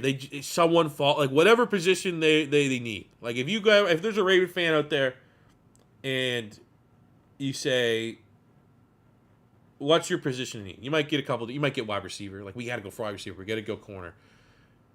The Ravens, better believe, every year it feels like they're over the moon with who they get at a position of need. Right?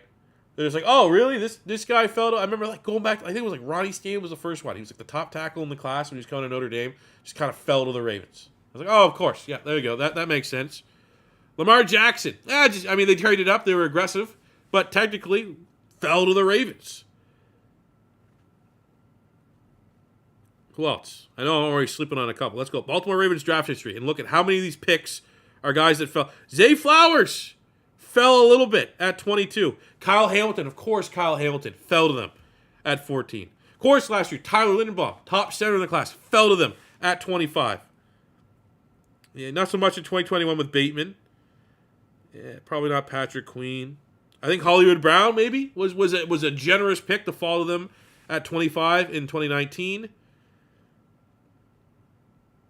They got Marlon Humphrey in 2017. I remember he was in the discussion for the best corner in that class.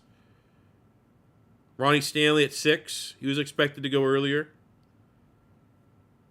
Wow, they had some rough drafts before that. Tell you that, brother. That guy's cool. I like that guy. I love to do a mad thing with that guy. He looks cool. All right, Baltimore Ravens pick is in. Micah Parsons is mad about the Mitchell pick.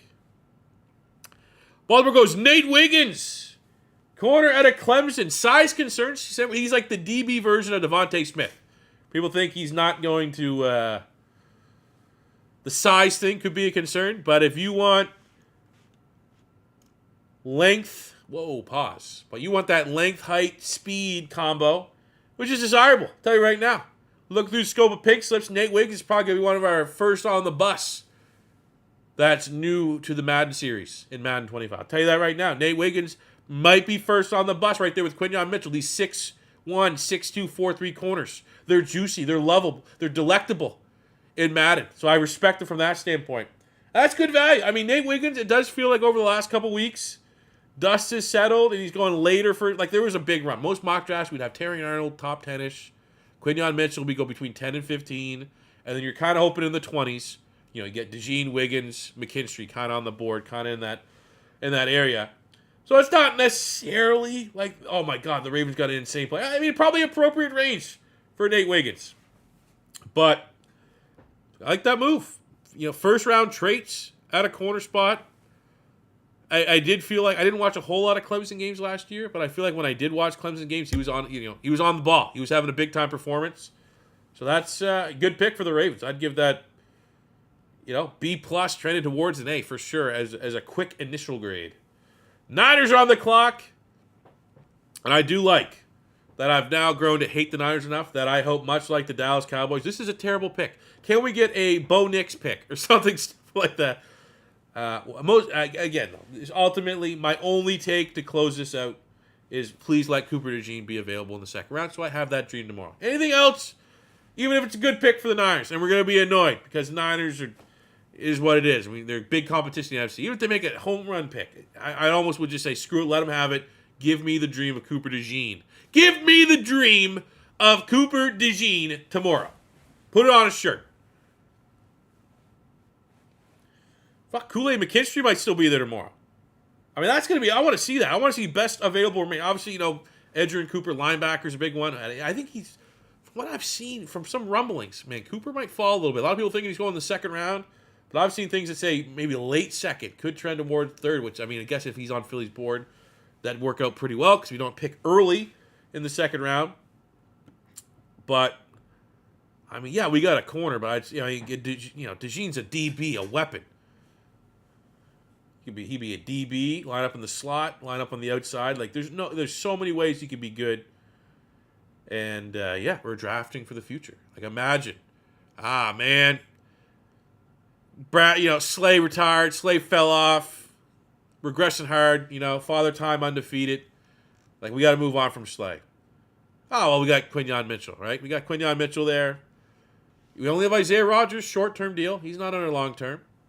We're all optimistic that we're going to see Eli Ricks, continue to put it all together. We got Vontae Maddox back, but like 1 year deal. Short term, there's not a lot of stability long term in the Eagles' corner room going forward. But ideally, you're like, all right, so you got Slay and maybe Quinyon Mitchell as a starter. But if you view Slay and James Bradbury somehow still as if you go Slay, Bradbury, Maddox, two outside corners, slot. Maddox is on a 1 year. Sure as shit Philly's getting out of James Bradbury contract this offseason. And what if Slay falls off for, whatever. He's old. Doubling up, getting Mitchell now, and then you're going to be appreciative of the fact that if we're aggressive, we get Cooper DeJean next year or the next round, because we need more corners in the pipeline. The stability long term of the Eagles secondary, you got to be smart with it. But you look at the two remaining teams. Buffalo just lost all their safeties, pretty much, right? DeJean, if he moves to safety, it's a need. San Francisco, you got like the last good white DB in John Lynch. I don't know. I'd hate it if it happens, but we'll see. 2 picks. Give me the dream of Cooper DeJean.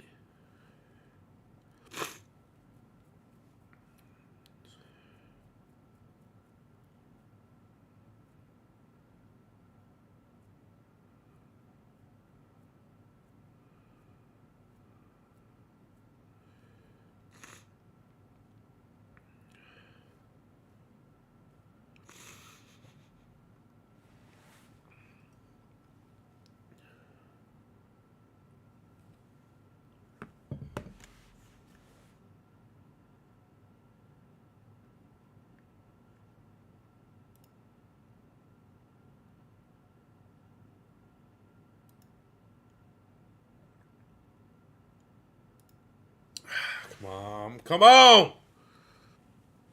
How many corners do you think Philly keeps? 7 seems to be a lot. Slay. Financially, Slay, Bradbury, Mitchell, Quinyon Mitchell, Isaiah Rodgers, Vontae Maddox, Eli Ricks.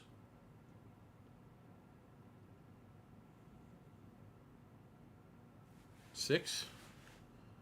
Hey, am I missing anyone?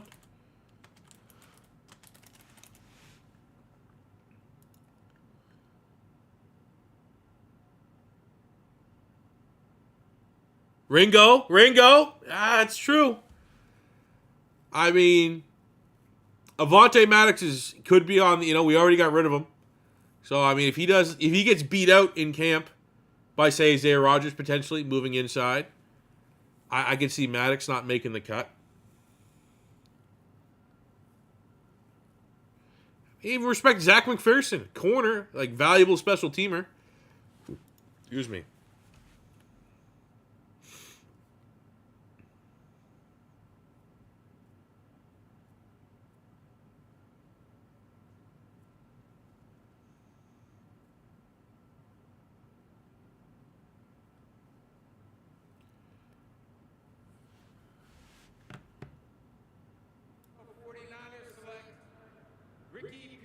No! No! No!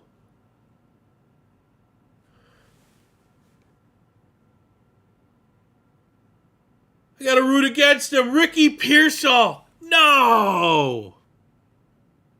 Oh! Oh!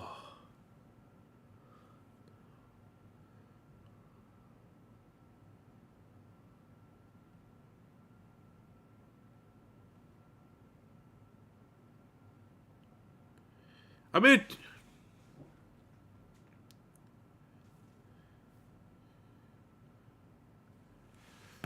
oh. I love him going in the first round, though. Absolutely love him going in the first round. Called it. Gotta find the tweet from at PapaXC4. Gotta show the receipt.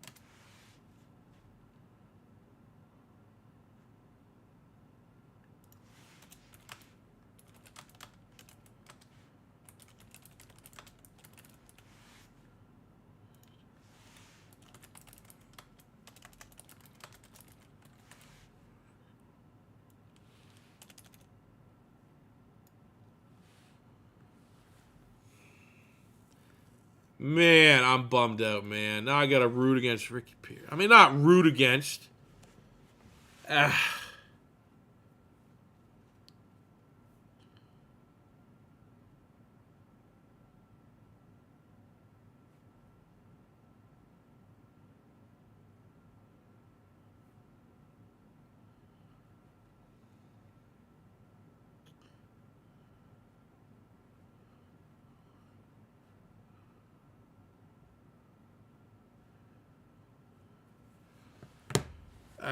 Man, Ricky. I mean, can we talk about the outside of that? He's like, so that means Debo or Brandon Ayuk's getting traded. Like, you don't draft a wide receiver in the first round and,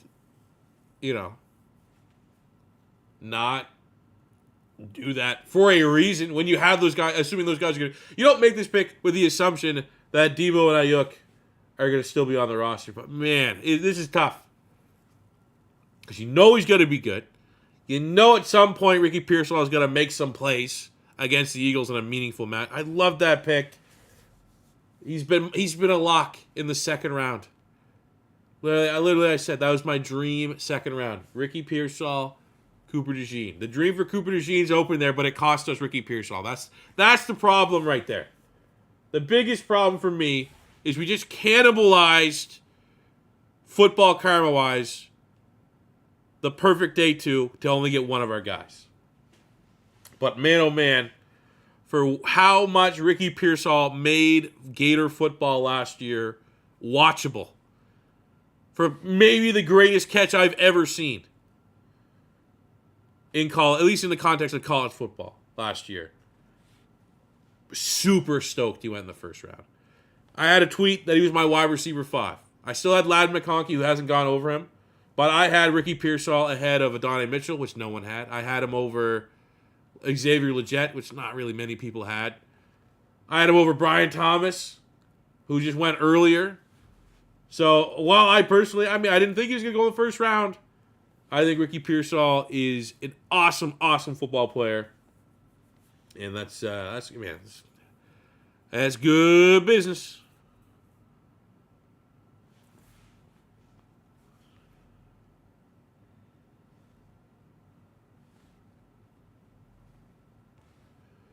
All right, final pick. Panthers trade up. I assume it's a wideout, a weapon for Bryce Young.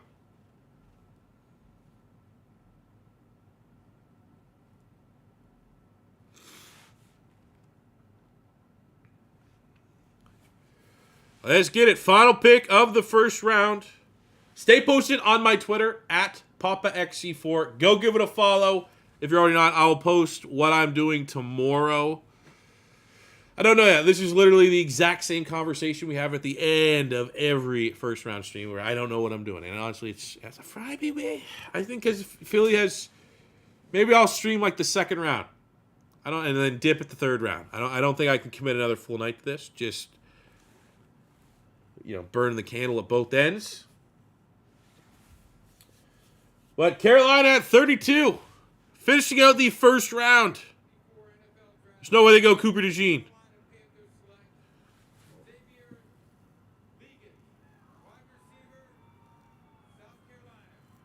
Xavier Legette. Name gets absolutely butchered. Absolutely butchered by Roger Goodell. It's not a bad pick. Man, surprised that Donnie Mitchell's slipping a little bit. I mean, he's going to be one of the top guys to get in the second round. But hey, get a dot. I think that's the move, regardless of, regardless of that, you need weapons for Bryce Young. There's no ifs, ands, or buts about it. I would say, though, Ladd McConkey would have been, I have him graded higher. I think that would be,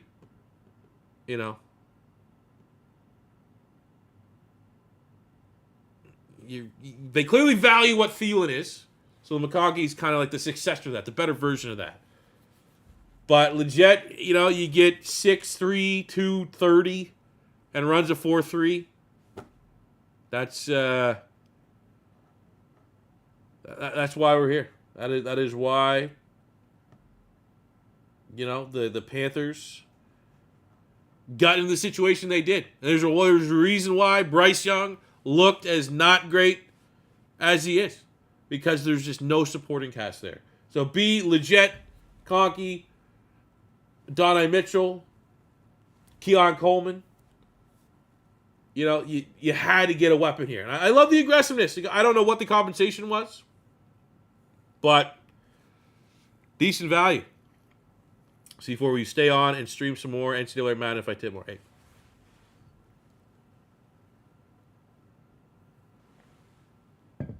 My voice is already starting to go. I'm not built for the streamer life, but I know I got early morning tomorrow. It is now 1 a.m. and my girlfriend with a broken ankle is not going to be able to get up with the kids at 5:45 and get them ready for school and take them to school. That is going to be me on super dad duty. It would be irresponsible even for a couple bucks to hang out. But you know what? Maybe how about this? If you're itching to tip.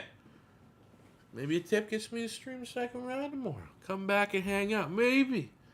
Maybe that's what we talk about. But on the fence about it, I'll let you know. I'll keep you guys posted on the Twitters, Papa XC4. But from this moment now, I told you what we were going to do. Is I am a Philadelphia Eagles fan. So we are going to look at NFL Draft best remaining, or best available. Let's have a little discussion about who's available.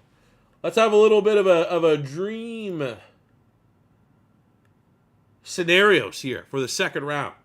And I say dream because the dream for DeJean is still on. That's the guy. Everyone's going to want him. That's the guy. He would be outstanding fit for the Philadelphia Eagles. And again, as I stated, you draft luxury today is necessity tomorrow. That is what Cooper DeJean. You would look at our corner right now and say it's kind of crowded. Had to count, had to figure out head count here. How we're getting 6, we're getting 7 guys on here. I don't think that'll look like such a surplus when we look at our corner room in 2025.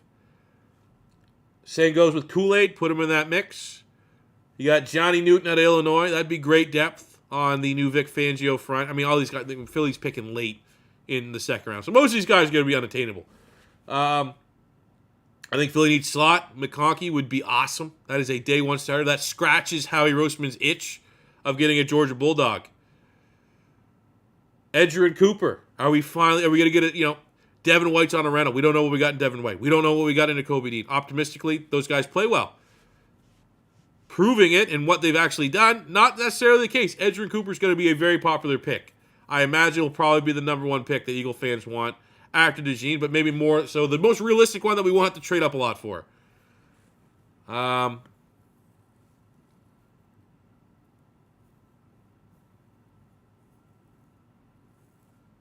Peyton Wilson's also there as long as the medicals check out. Very similar to Latu, the edge rusher to UCLA. Really going to have to check the medicals, but I would be very stoked with Peyton Wilson. I'd be stoked. We don't really need safeties. I mean, Jackson Powers-Johnson is free fall in there, and we're assuming Cam Jurgens is going to go into center, but I could see that happening, being somewhat of like a Landon Dickerson selection. We're all screaming for a linebacker, like when we wanted Jeremiah Owusu-Koramoah, and then we just go lineman out of nowhere because it's Howie Roseman. Could see that scenario tomorrow, and JPJ there could be in that conversation. Looking at who else here, I mean, obviously we're looking at ESPN's rankings, which are not necessarily mine. I think Cooper Beebe could certainly be in the discussion there. Guard tackle versatility, add competition for that right guard. Kingsley Suamadia, that could be that Lane Johnson right tackle successor pick. Could be on brand for Howie Roseman. I think Rook Orhororo crushed it. And much like Michael Hall, could be that depth for Milton Williams. Milton Williams only in a one-year deal. If we don't have money to re-sign him, got to keep that going, keep that D-line churning. At worst, keep Milton, keep him, have that rotation looking real healthy. Roger Rosengarten could be that developmental Lane Johnson type player. Don't know if he'd be able to kick into guard. Maybe that'd be a conversation for sure. Jaden Hicks is my top-rated safety, even though, again, we're now looking at a very crowded DB room for the Philadelphia Eagles. And if we are considering safety, how about we just, we'll typecast, say Cooper DeJean's a safety. Let's go get Cooper DeJean. You play him at safety all you want. But pretty good day 2 prospects remaining here as it stands for the Eagles. And I mean, I guess just overall big picture within the context of the NFL, are we shocked at any of these players falling out of the first round? I think JPJ in a lot of mock drafts was considered a first-round pick, but I know there's been a medical thing. Then you get Keon Coleman, Ladd McConkey, Adonai Mitchell, but the wide receivers were so stacked this year, there was just going to be guys that fall. And I wouldn't have been shocked if you said Mitchell, McConkey, and Keon Coleman are still there in the second round. Even Cooper DeJean. I mean, Cooper DeJean, if there truly are teams that are confused about where he best projects at the next level, those players will fall. Guys that aren't clear-cut a starter at a specific spot. Their versatility can work against them. So not necessarily shocking that DeJean fell. I mean, he's always projected to go in the 20 range, and anyone that's projected to go late first round can't say it's a shock that they fall into the second round. Newton is a first-round talent, but didn't really get to work out. I got some injury and stuff like that. Honestly, he might be the most shocking that's still on the board here, because a lot of people had him and Byron Murphy as like the top 2 interior linemen, and then there's a big drop-off after that. But again, hasn't tested. His stock's definitely kind of fallen off a little bit during this draft process. So, not saying that is shocking. Kool-Aid, a lot of people thought he was going the first round as well, especially after his pro day. But maybe it's like the wide receivers. There was just so many corners going off the board late that, someone was bound to slip out. So, with all that being, I don't know. We got fans here. Like, who's the guy you're screaming now? Now that the first round is concluded, now that you're processing your pick, whether you love it or hate it, we now shift. What's done is done to the second round. Who is your dream pick in the second round? Let me know your team and dream pick of players that are still available. And I bet you a lot of people are going to be having these top 5 players wanting to go and land on your favorite team.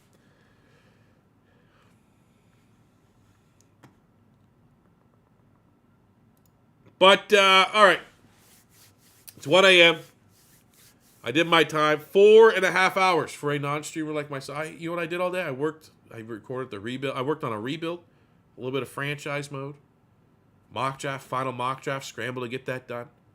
Took kids to and from school. Took girlfriend, had to pick her up and carry her out of her work on a broken ankle.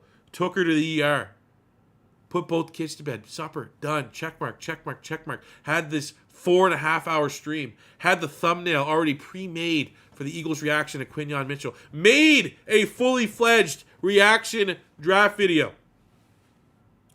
Had some salad. My voice is gone, but we did it. We achieved it. I appreciate each and every one of you for tuning into the stream. As I said countless times, there's a lot of streamers reacting. There's a lot of different ways to process this. McAfee, all the networks, all the other YouTubers, the more serious, the more draft-specific YouTubers. And you chose to hang out with me, and for that, I very much appreciate you. And stay posted, leading towards maybe second round tomorrow, just because the Eagles got 2 second-rounders, and I'll dip on the third round, just is what it is. Leaning that right now, but things could change, so follow me on Twitter at PapaXC4. That is where I will be posting updates for that. Plus, it's a great way to follow. I send out banger tweets on top of that. Sometimes I get my back scratched by EA. We do giveaways and stuff like that. But that'll do it for me today, guys. Thank you very much for watching. If we do it again tomorrow, I hope to see you then.